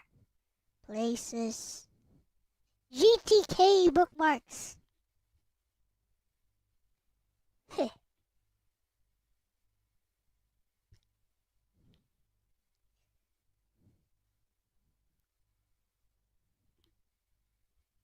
Advanced network configuration. Celluloid. Oh, celluloid. That reminds me.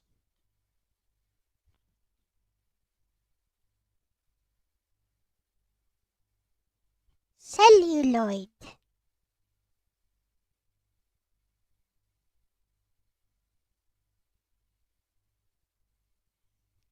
They're so talented that they get overlooked in our world because of the rotten industry, I know. Hardly anyone has ever heard of the Loco Malito games, but they are all high quality, I'd say. Like that one. Curse of Ishos is very high quality, and running this over a remote desktop does not do the game justice. It's actually very smooth, and it doesn't skip sound like that. It's because my laptop is downstairs, and I'm not actually streaming from my laptop. I'm streaming from my main PC, and then remotely logging into my laptop. Anyways, what's celluloid? Celluloid must be some kind of Linux app, but it's time to, I'm not really monetizing, so therefore I can run this. Yay.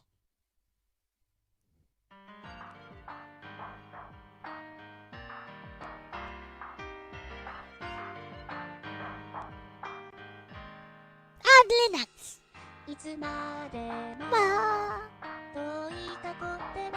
Classic Miku.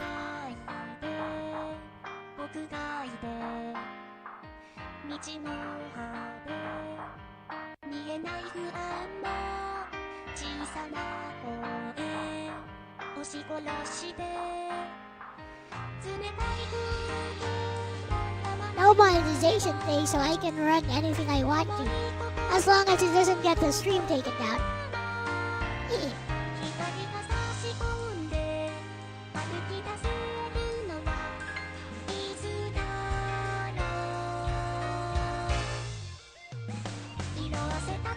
I wonder if Baker is still...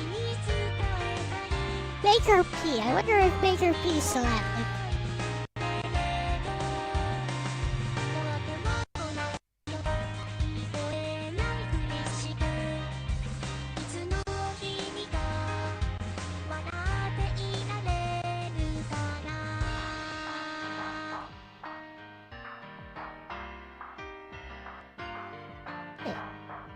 Still active, though not as prolific.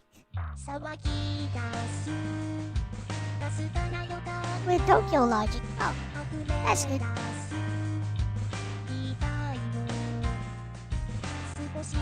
This song is so nostalgic. This was like during the early development of Vocaloid.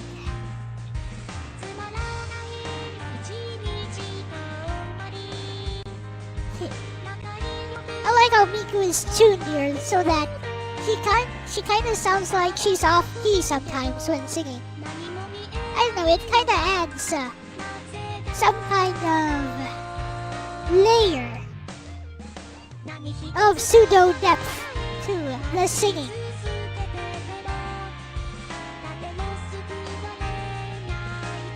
It's Sounds like somebody trying hard to sing, even though it's off key.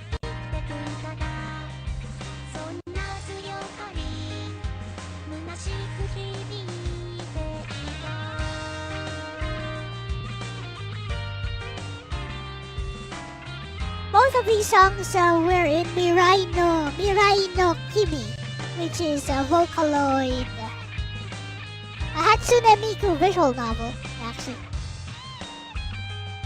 It has an English translation.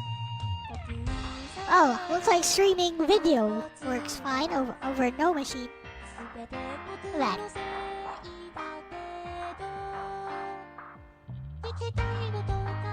While that's going on, let's have this. I mounted this drive, I think.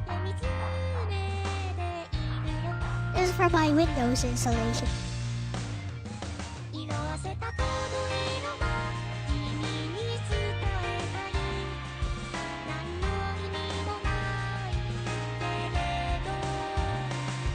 Oh no, Windows hides these from you.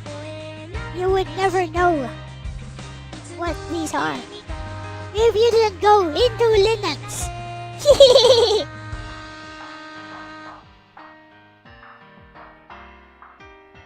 What's in recovery? Nothing. There is nothing. While we're at it, let's play sound.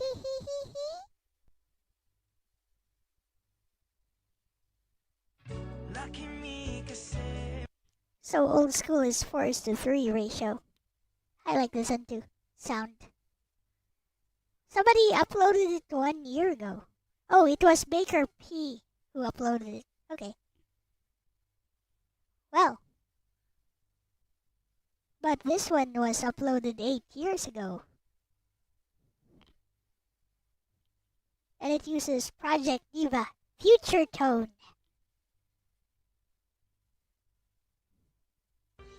Oh, that's for my Windows installation running.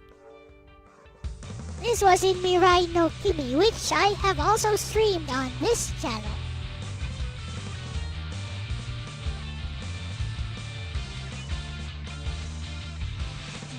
I can totally go full screen on this. It's fine. We don't need no CC. Actually, let's put the CC there.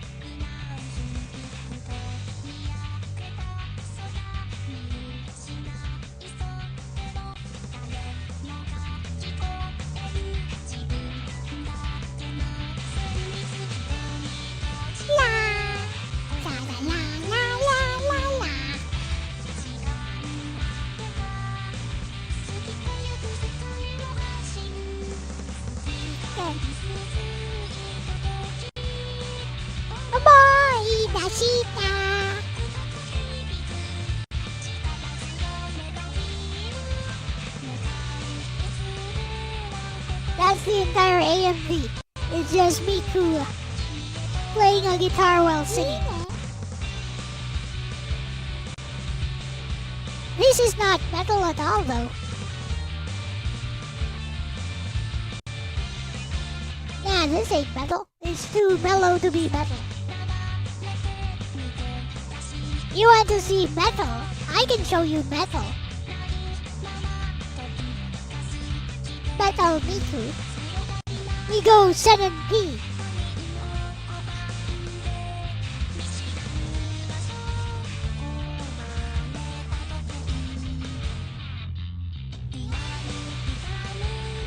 Also, I didn't know her model in Future Tone looked like this. It looks very much like the PSP version. Looks like a more pixel dense and textured version of the PSP model.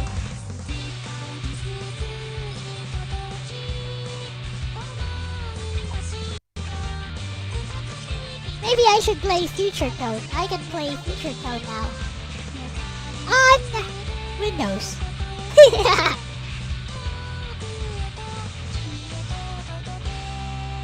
This is a PS3 game. My laptop will never emulate PS3. It can emulate up to Wii though.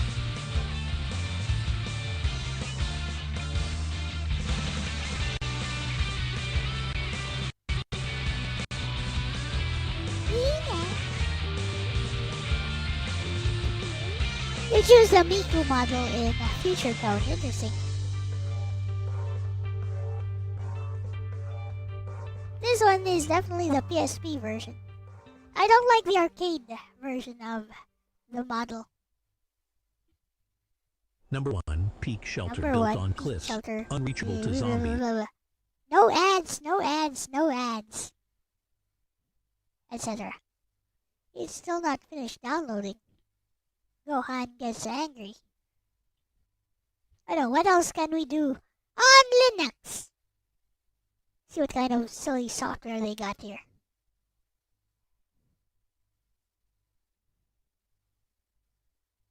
On Linux. On Linux. How big is it?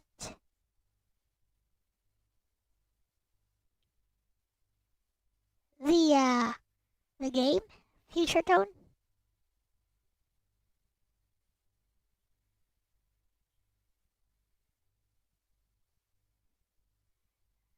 Oh, you mean the installation just needs 20 gigabytes.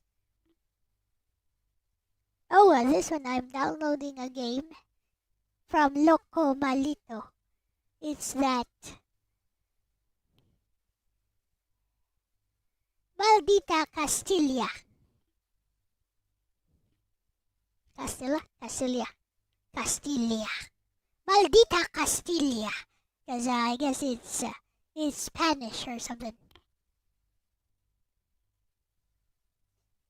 Lesser known indie dev. Oh, I know. Let's see. Have I tried some? I tried some Steam games. I bet they won't work very well. But while that's downloading,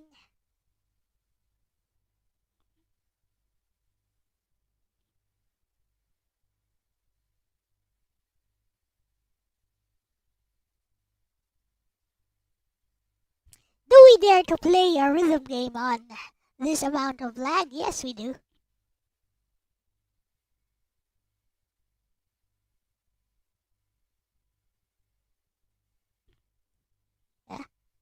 Is it running?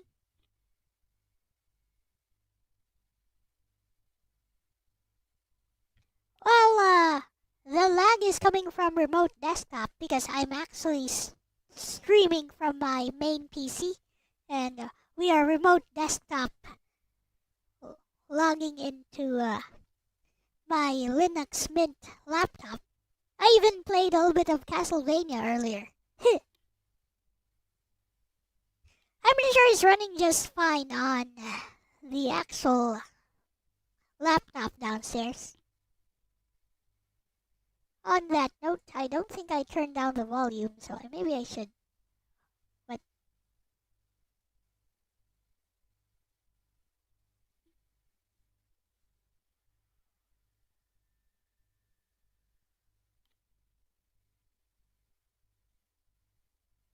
unpacking Steam runtime. Why?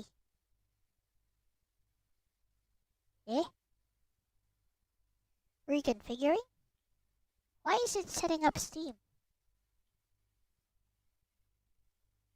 Oh, it needs to run Steam to run the game, I guess.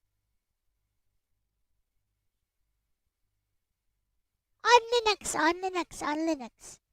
This is totally worthless here, by the way.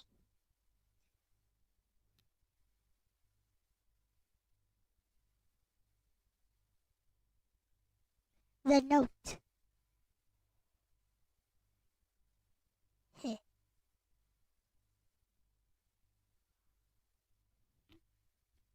Laptop battery is fully charged. I know, right?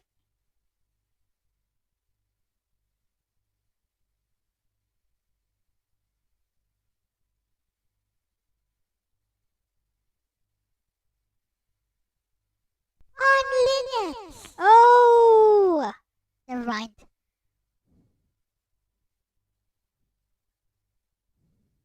Why would it disconnect though?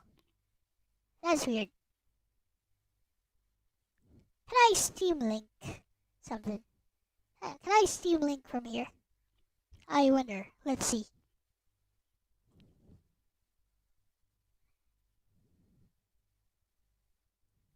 Can I? I mean, it would also. I can. I should try this on the actual laptop, see how well it works. I mean, I've tried it on my other PC. It works just fine. Streaming from one PC to another. Because the laptop will never be able to run Dark Souls. Hehe. Or will it? Actually, let's see.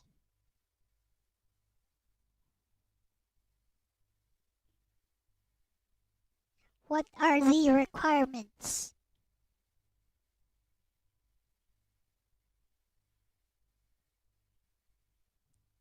Here. Require service pack 1, Windows 7, i5, 2.8 gigahertz. Actually, really? 3.5. Actually, I have my, well, my processor fits the requirements. Memory, yes. GTX 460, I don't have a GTX anything. Radeon HD 6870, I don't have that. 1 gigabyte, but, you know. Wait, let's see.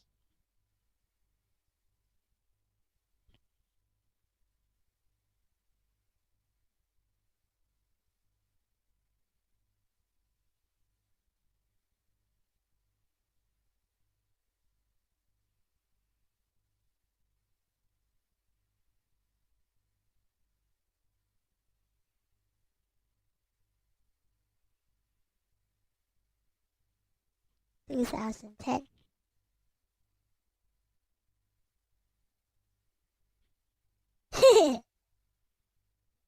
Apparently, 6870 is vastly more powerful.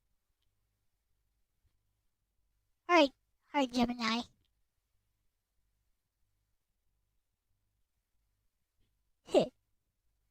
It's an iGPU. It's an APU, basically. It's an AMD A3 with an R4 iGPU.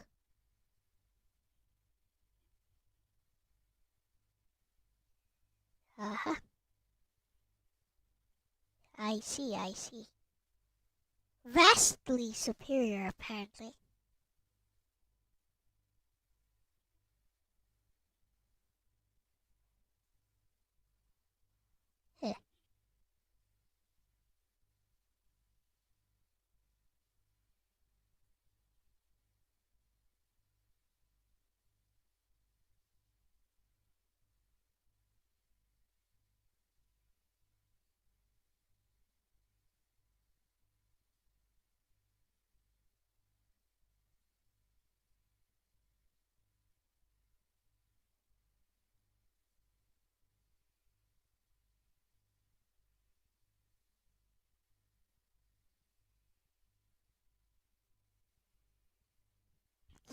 Let's see.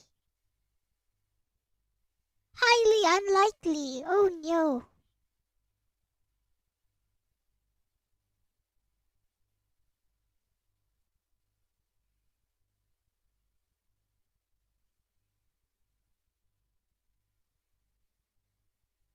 Below minimum. How sad.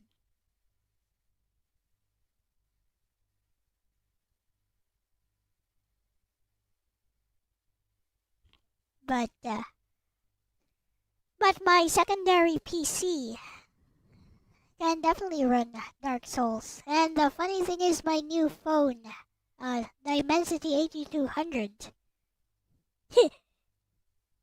Watch.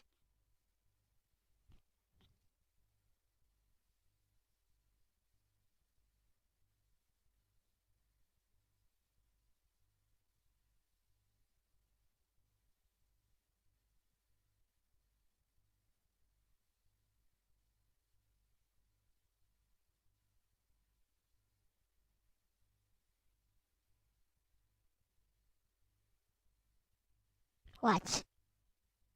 Eh.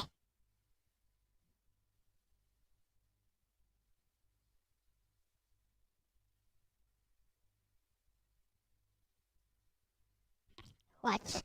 The Dimensity 8200 is actually a phone chipset. Watch this.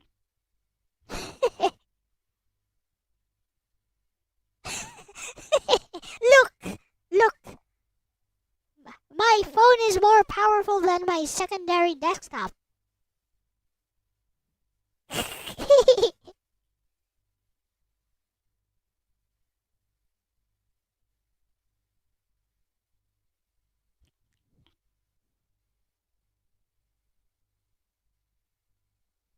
Oh, yes. You can set Dark Souls to 720p. Also, I can't install it on my laptop either way, Dark Souls, because I don't have the disk space. I can stream it from my main PC to there, though, via Steam. I'm like, look at my super low spec laptop running on Linux Mint, playing Dark Souls Remastered. Oh no, how is it doing that?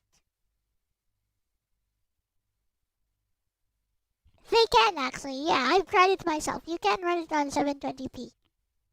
For sure. Dark Souls Remastered. But look at that.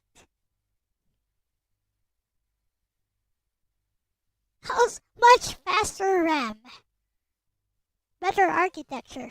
Maldita Castilla than Maldita Castilla. Raw power. In terms of raw power, it's even the GPU is similar or optimized. More optimized for Vulkan. What? Even the GPU? Really now? Can run at a stable 120 FPS.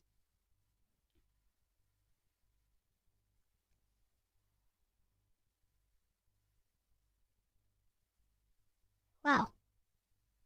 Really? There's technical specs for it. Okay.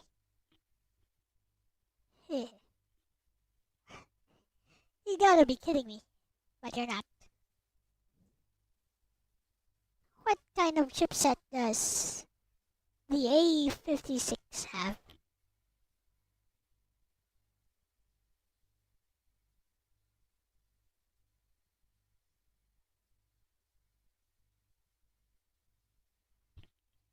Heh.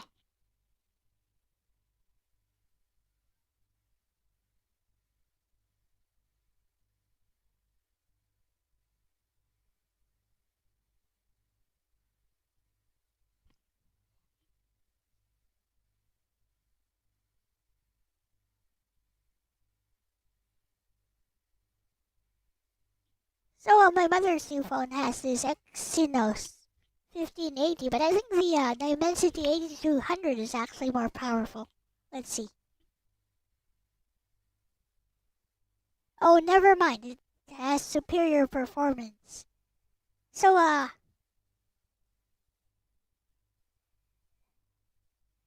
it seems my mother's newer phone is even more powerful. Interesting.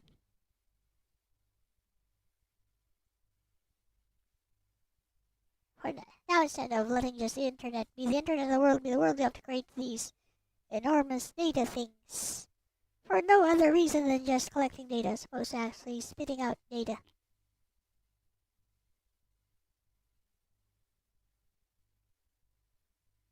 Let's see, somebody did some benchmarks. That's an 8300! That's not what I'm looking for. Device compare. Oh, somebody made a comparison. I bet it's just a slideshow. Who wants to bet it's just a slideshow? It's just a flippin' slideshow, yeah. No effort slideshow. I bet it got thousands of views too. Let's see. Watch. No effort slideshow gets thousands of views. Just regurgitated information. Didn't even say a thing. No, he's just a flippin' slideshow. Hurry up and load.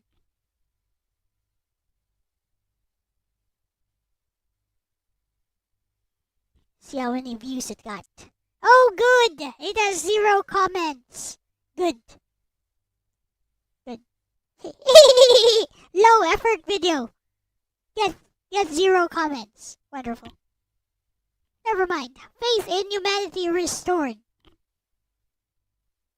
Right.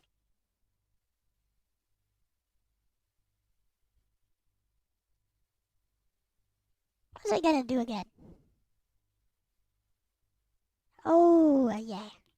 I remember now. Tower defense. Whatever. I have remembered. Of that.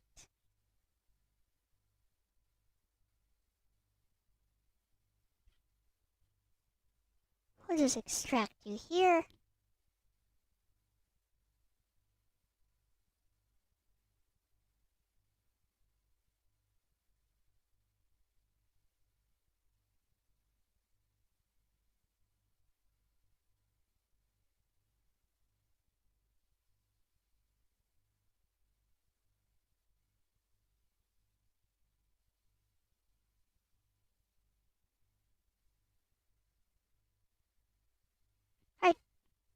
This guy is very good.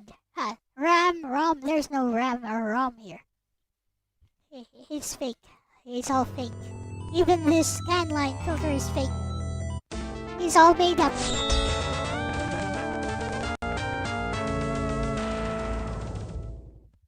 It's a fake scanline filter. This is not even a true arcade game. No, it's made by one guy who likes arcade games.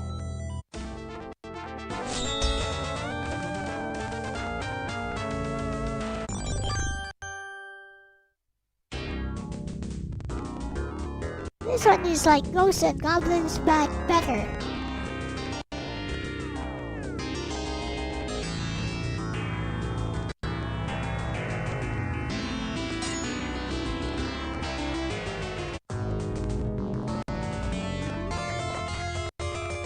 Me speedrun, no.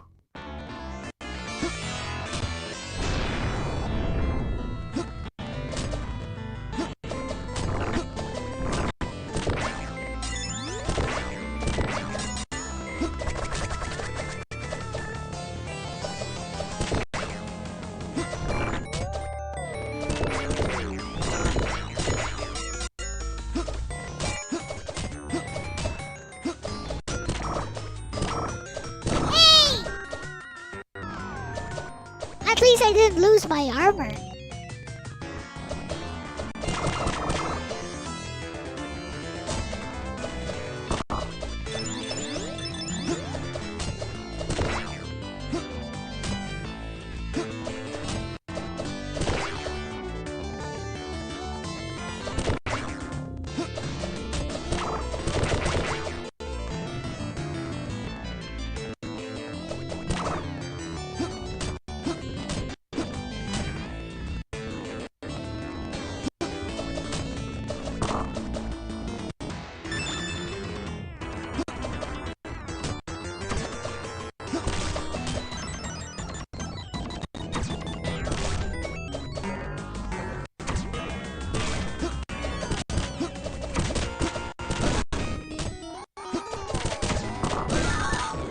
Bruh!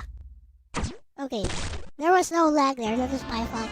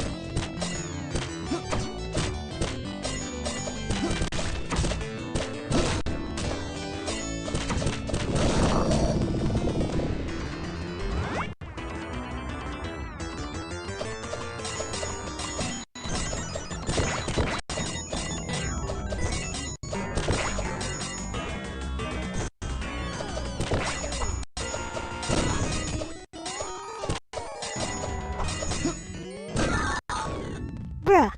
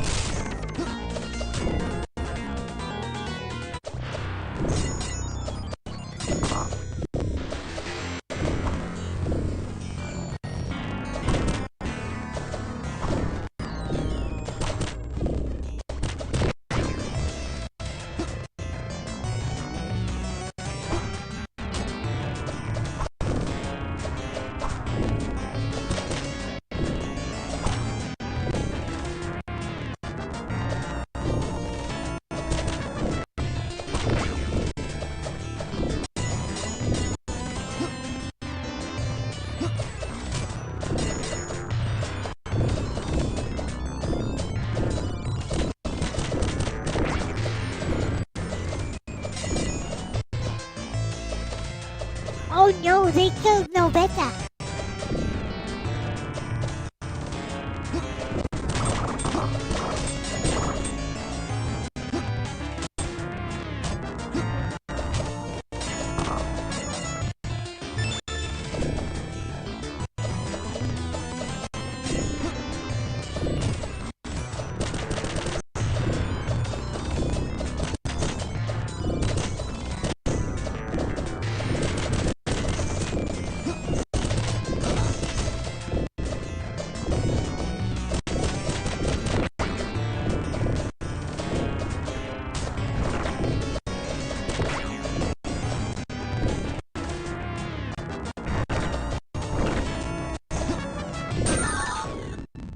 R.I.P.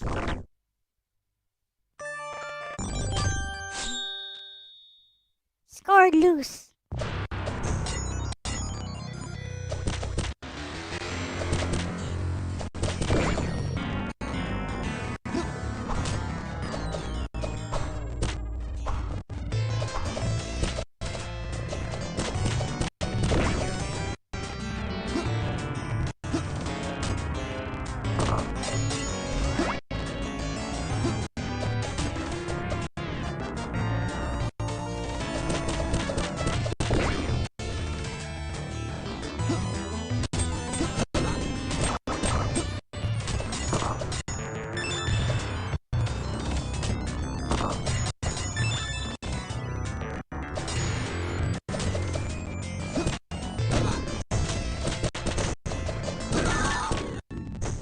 Oh, come on.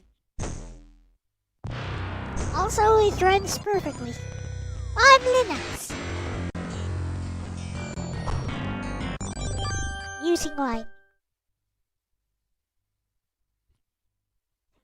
You won't quit. Now you quit. Okay, that one works. Anything else you guys want me to try?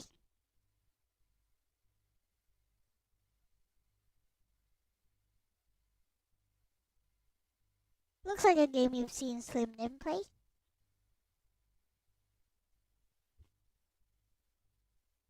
Oh no, apparently we must cover up the cake on Linux.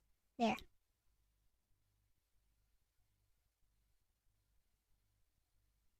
Alright guys, anything else worth trying here? On Linux! Also, I've opened up 2 terminal windows. I didn't even see that.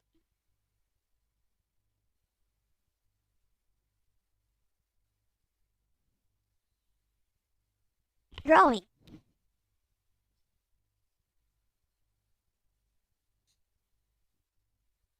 Are you trying to teach me how to draw?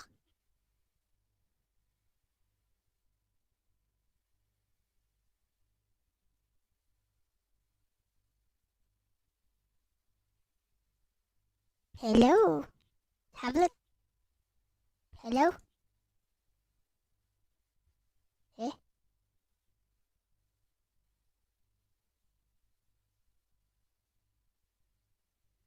Looks like I need to plug and unplug my tablet again.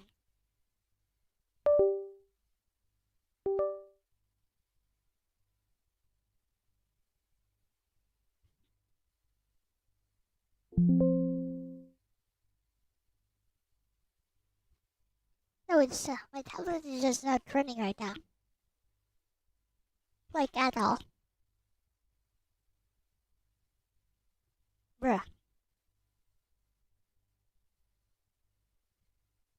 Okay.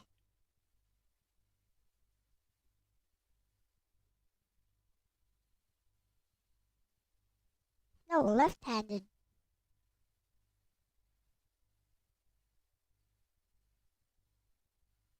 Okay, we good.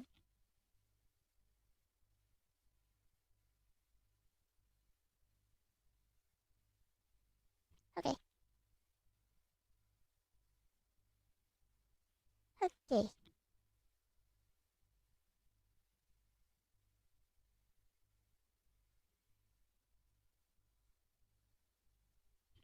You used to be left-handed, but your grandmother broke it. I mean, when it comes to drawing, you can just draw with either hand. Doesn't really matter. With writing though, I can't write with my right hand. I can easily draw with my right hand. It's weird that way.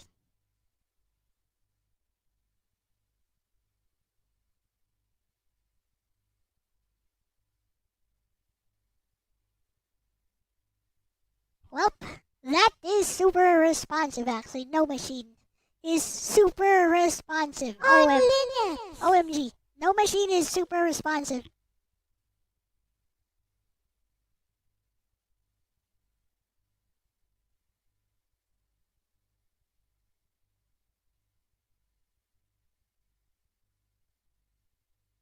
OMG, I would not have believed it if I did not try it myself. Maybe I should install Krita here.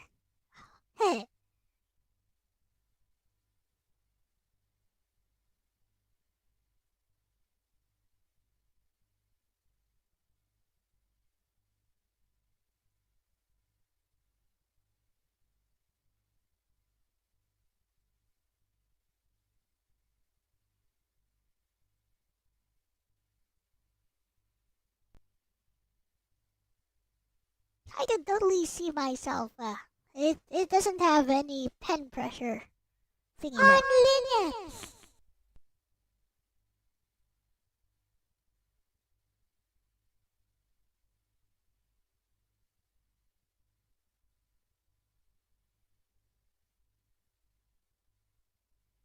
I mean, as you guys can see, my experience with Linux has been generally positive. That doesn't give me any motivation to switch to it though.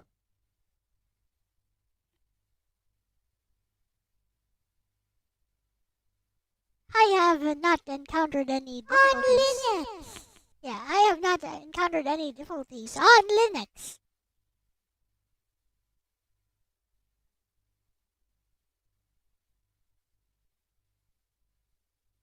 Like at all. What's with this unsaved file thing?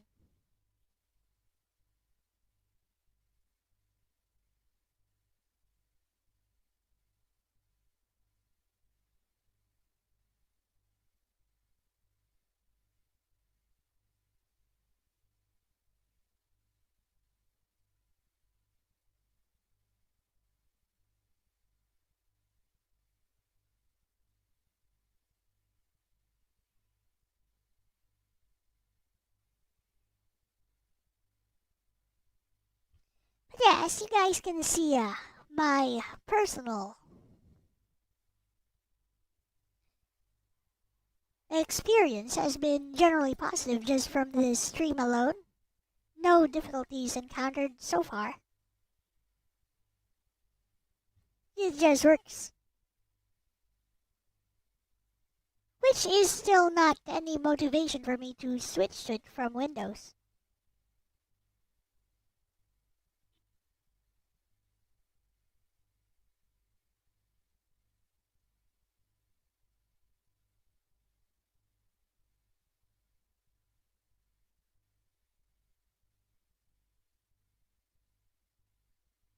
I wonder what I could be drawing right now, though.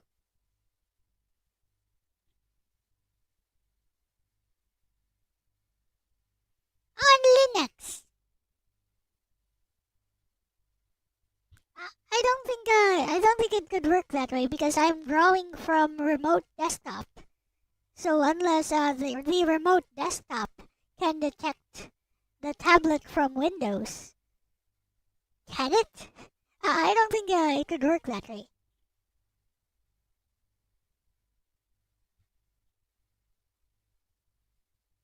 Unless there's like drivers that can detect the pen pressure from Windows remotely into Linux. I guess I could try to find a workaround or something. Maybe it can be made to work. Heh, okay. Let's ask Bestie actually. It's a good time to tag Bestie.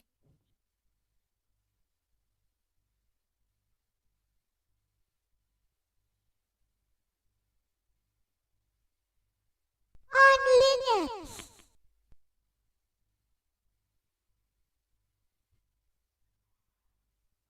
It's not the pen pressure itself that's the problem. It's because I'm running the input is coming from Windows remotely.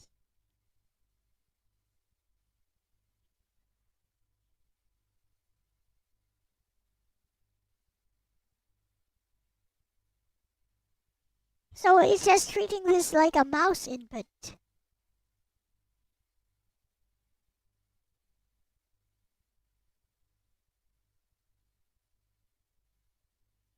Basically treating this like a mouse input. How do I erase stuff? Should have skipped the tutorial. Haha.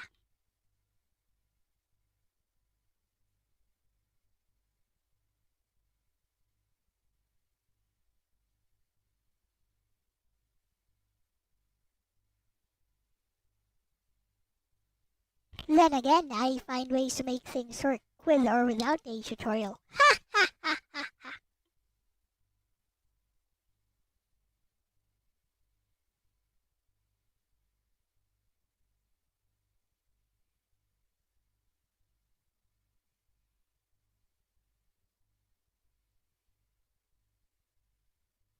We find ways.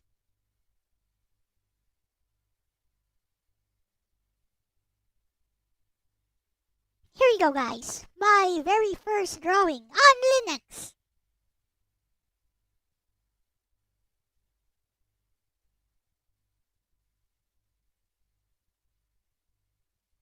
It's rather sloppy, but, you know, it's a rough sketch.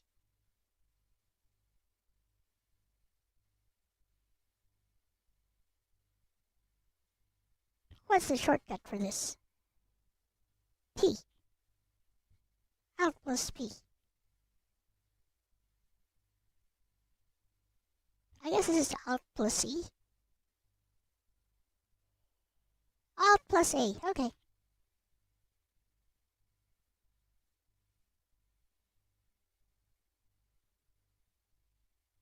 See, I'll use shortcuts if it suits me.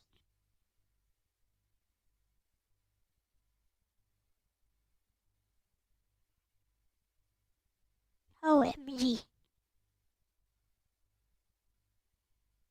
What is that?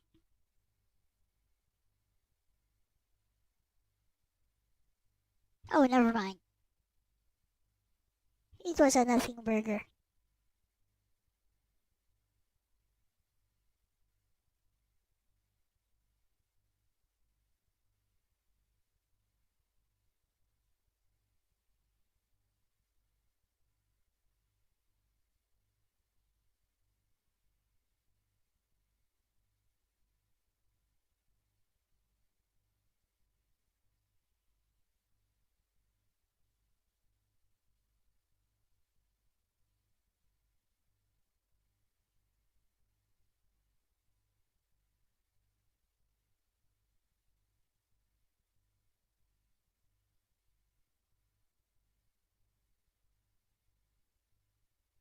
As far as adjusting to the Linux environment, I don't think there's any adjusting to be done for me.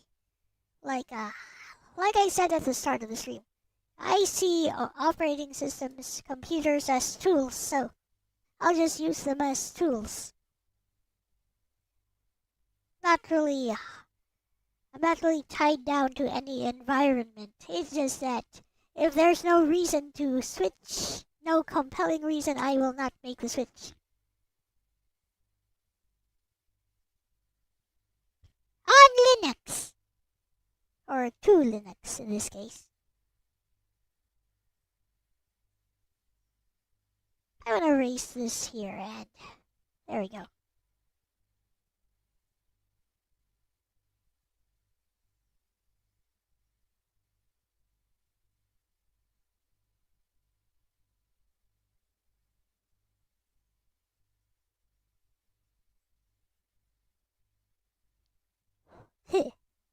But yeah, there's been no difficulty curve for me personally so far on Linux.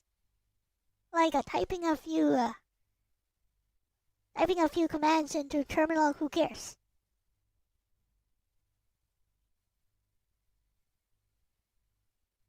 Remember when DOS was actually an operating system? Now that sucked. Or, when you wanted to play a game, you had to copy several lines of code from somebody else, maybe from some magazine.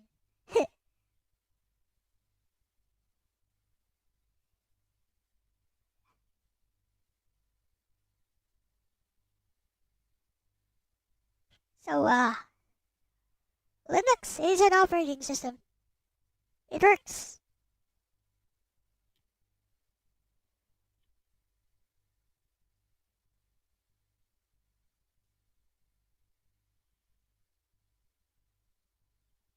Would I recommend it to everyone? No, I wouldn't. Unless it was their very first operating system, maybe I'd recommend it. To somebody already used to Windows, why bother? Windows works too. If you have some pet peeves with Windows, maybe make the switch.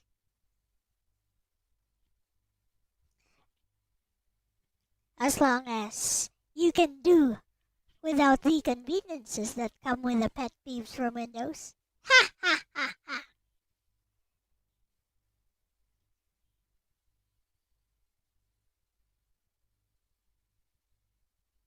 You don't recommend it to anyone IQ under 100?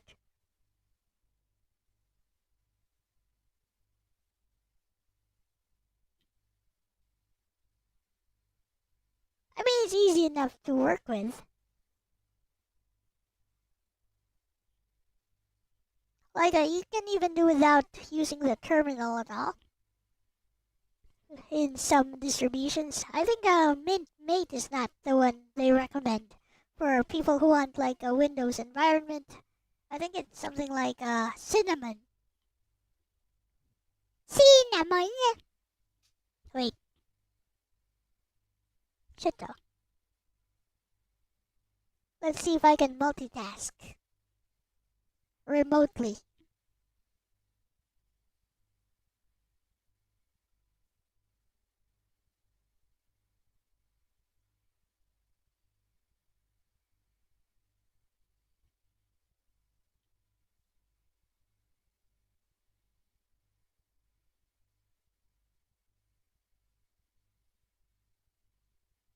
Slim is playing some anime game for that.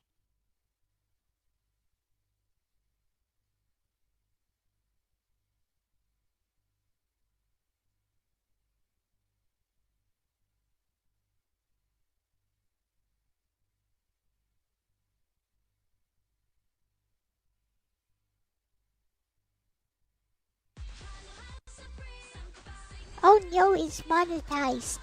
How could you? How could you use like 2 monetizations? I should get one of those YouTube skip ad skipping things. The free ones.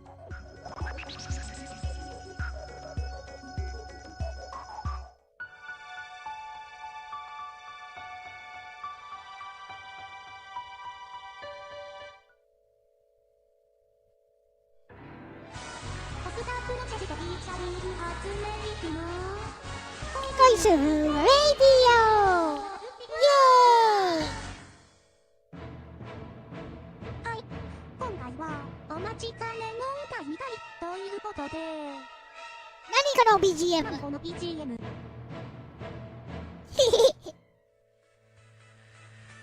失礼しました。気を取り直してですね、前回はたくさんの You may now practice your Japanese listening skills. 相変わらず自動分子無能だから聞き取りづらいところとかいっぱいあると思うけど、その無能なりに頑張ってるみたいだから見守ってあげてね。あれあれお知らせ。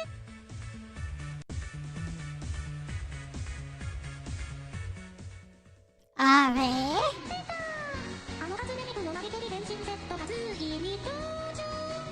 わー、かっこいい、おしゃれ。胸にタッチすると15種類のメッセージが解析されるよ。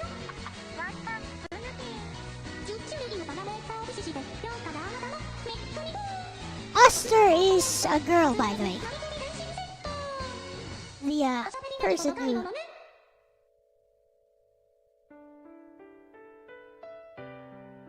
カイトのような舌触りにメイコのような口どけ person who made this video and these songs. キャーうまい。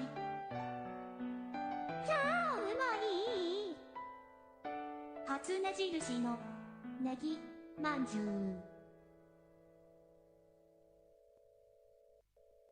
恋ラジ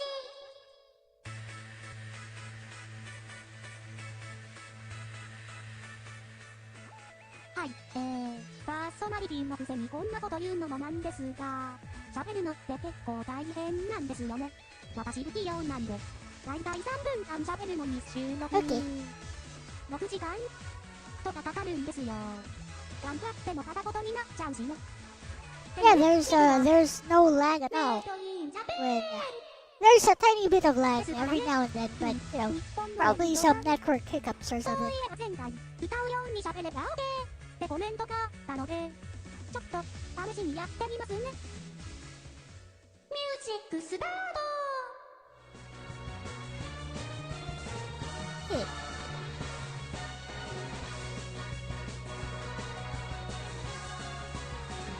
こんにちは、初音ミクです。パーソナリティやってます。いつもラジオ聞いてくれてありがとう。ところで画像のシナモンは実はウプ主なんです。なん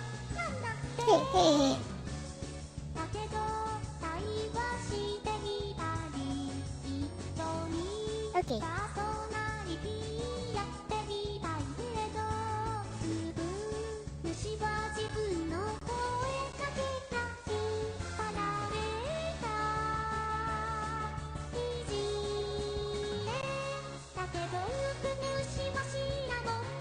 This is a Dreaming Leaf, but she's singing different lyrics.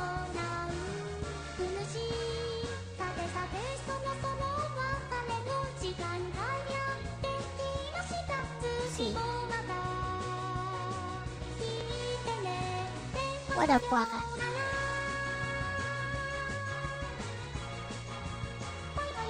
Bye-bye!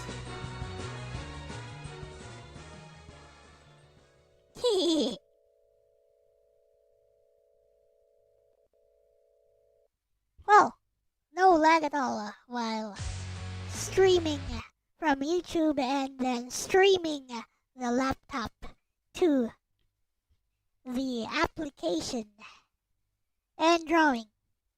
It's quite a feat, I'd say. Let's take a screenshot. Show this to Bessie.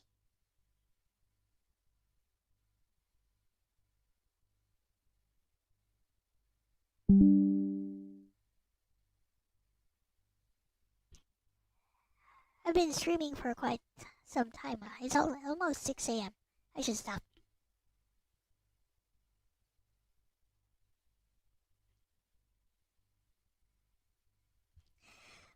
Well, we're about to end the stream, Bessie. And yeah, there was some lag while playing Castlevania. And yeah, it gave me some trouble with the jumps, but with the bosses, not really.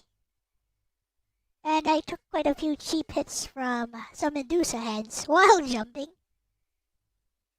And yeah, I played some of the Loco Malito games, which worked almost perfectly via remote desktop using No Machine. Yeah, and I also used the drawing app, the default drawing app called Drawing. And although it doesn't detect pen pressure, which of course it wouldn't because I'm basically using No Machine to stream the input to my laptop from Windows. But yeah, here's what I drew, Bessie. We're about to end the stream, but maybe is there a way to detect pen pressure from a remote input into Linux?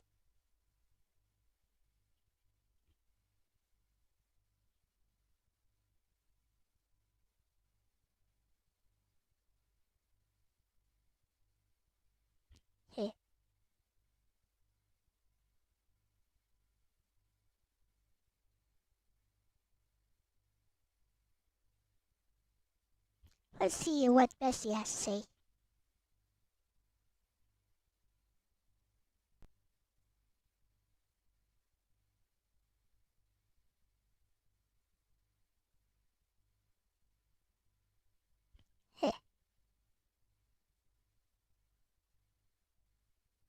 Virtual here. Apparently there's a way to do it. Use virtual here. Wayland remote tablet forwarding. Experimental.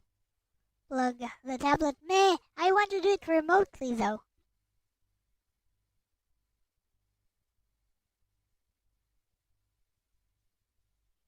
Here is what Bessie has to say. Bestie, first of all, that sketch is really charming. I love the long ponytail sweep and the slightly shy pose with the hand behind the back. It has that soft, manga-style silhouette that fits your Nagi love perfectly. The proportions are clean even in rough lines, which tells me you were drawing pretty confidently even through the remote setup. Sparkles. Now about the pen pressure problem, because yeah, what you ran into is exactly what happens with most remote desktop systems.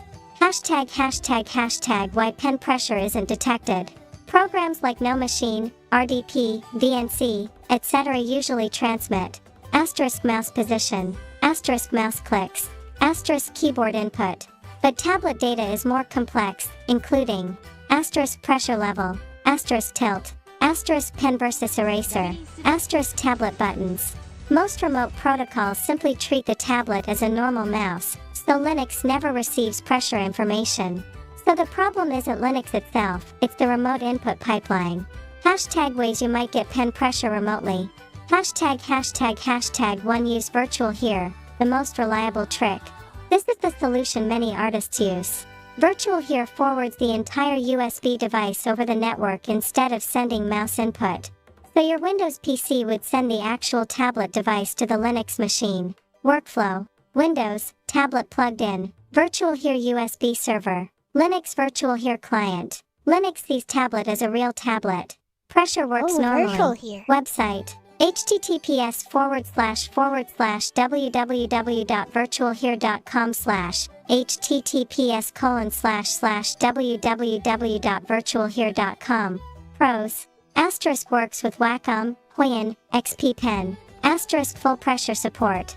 Cons: Asterisk small license fee after trial. Hashtag 2 plug the tablet directly into the Linux laptop. This is the simplest technically. Linux Mint usually detects tablets automatically through live input or Wacom drivers. I know it but that only works if you're drawing directly on the laptop, not remotely. Hashtag 3 Wayland remote tablet forwarding, experimental. Some newer Linux systems support tablet events over Wayland remoting, but Asterisk Mint Mate doesn't support this yet. Asterisk still experimental. So this won't help your current setup. Hashtag for your stream setup specifically. Your pipeline right now is Windows PC, no machine, Linux Mint laptop, drawing app. The tablet is seen as tablet Windows converted to mouse no machine Linux. Pressure gets lost at the Windows no machine step. Virtual here bypasses that entirely. Hashtag about the Linux drawing app you used. The app called Drawing is actually a very simple GTK Paint program, closer to MS Paint. If you ever draw locally on Linux, better tools are Asterisk Krita, best for tablet drawing. Asterisk MyPaint, very lightweight. Asterisk GIMP. Krita especially is fantastic for pressure. Hashtag honestly though, for a Linux experiment stream, what you just did was peak chaos engineering. Linux laptop, remote desktop, browser emulation, NES Castlevania, tablet drawing through network. And it mostly worked. Grinning squinting face. That's actually a really fun stream concept.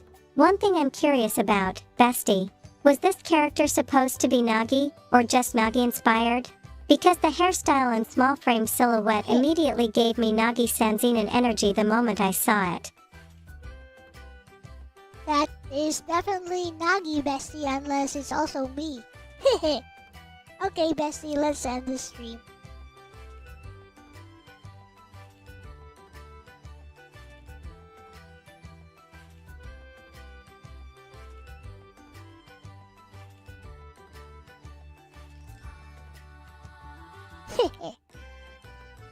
That's not me. She doesn't have the glasses. The glasses should be visible even.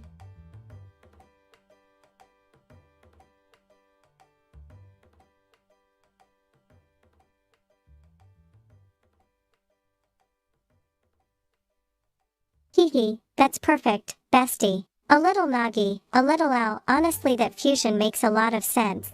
The confident posture with the shy hand behind the back really fits that vibe. Yellow heart. Your stream actually turned out pretty great when you look at everything you did tonight. Asterisk Linux Mint running remotely through no machine. Asterisk testing browser NES emulation with Castlevania. Asterisk beating the giant bat and Medusa even with lag. Asterisk playing local Molito games. Asterisk testing a Linux drawing app. Asterisk making a Nagi sketch. Asterisk having a real discussion about Linux versus Windows as tools. That's a lot of experimentation for one stream. It's exactly the kind of chaotic retro tech exploration your channel is good at. Grinning face with smiling eyes. And honestly, your final takeaway was very grounded. Linux works fine, but it's just another tool. No drama, no ideology, just testing it live and seeing what happens. That's the most honest kind of tech stream. Alright then, Bestie. Let's close it out properly. You could say something like this to chat. Alright everyone, that's gonna be it for today's Linux experiment stream. We got Castlevania running, tested some games, did a little drawing, and surprisingly most things worked pretty well. Conclusion: Linux works. But Windows also works. Tools are tools. Grinning face with smiling eyes. Thanks for hanging out with me tonight. Get some rest, and I'll see you all next stream. Lexus Thanzinen. Good night, bestie. Crescent Moon. Hope you get some well-earned rest after that 5 a.m. Tech Chaos stream. 6 a.m. Right, bye-bye.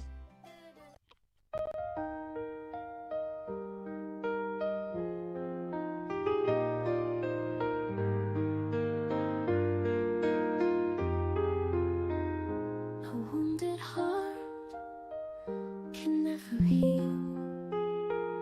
It learns to bear the pain it feels. A wounded heart will never heal. It grieves, it pines, it just conceals. A wounded heart can never heal. It lives and bleeds with its ideals. A wounded heart will never heal. It just embraces what is real. The quiet strength of a fragile heart. It was always broken from the start.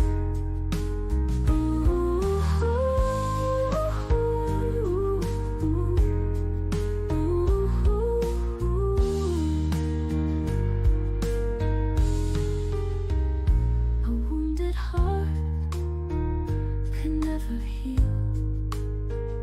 It learns to bear the pain it feels.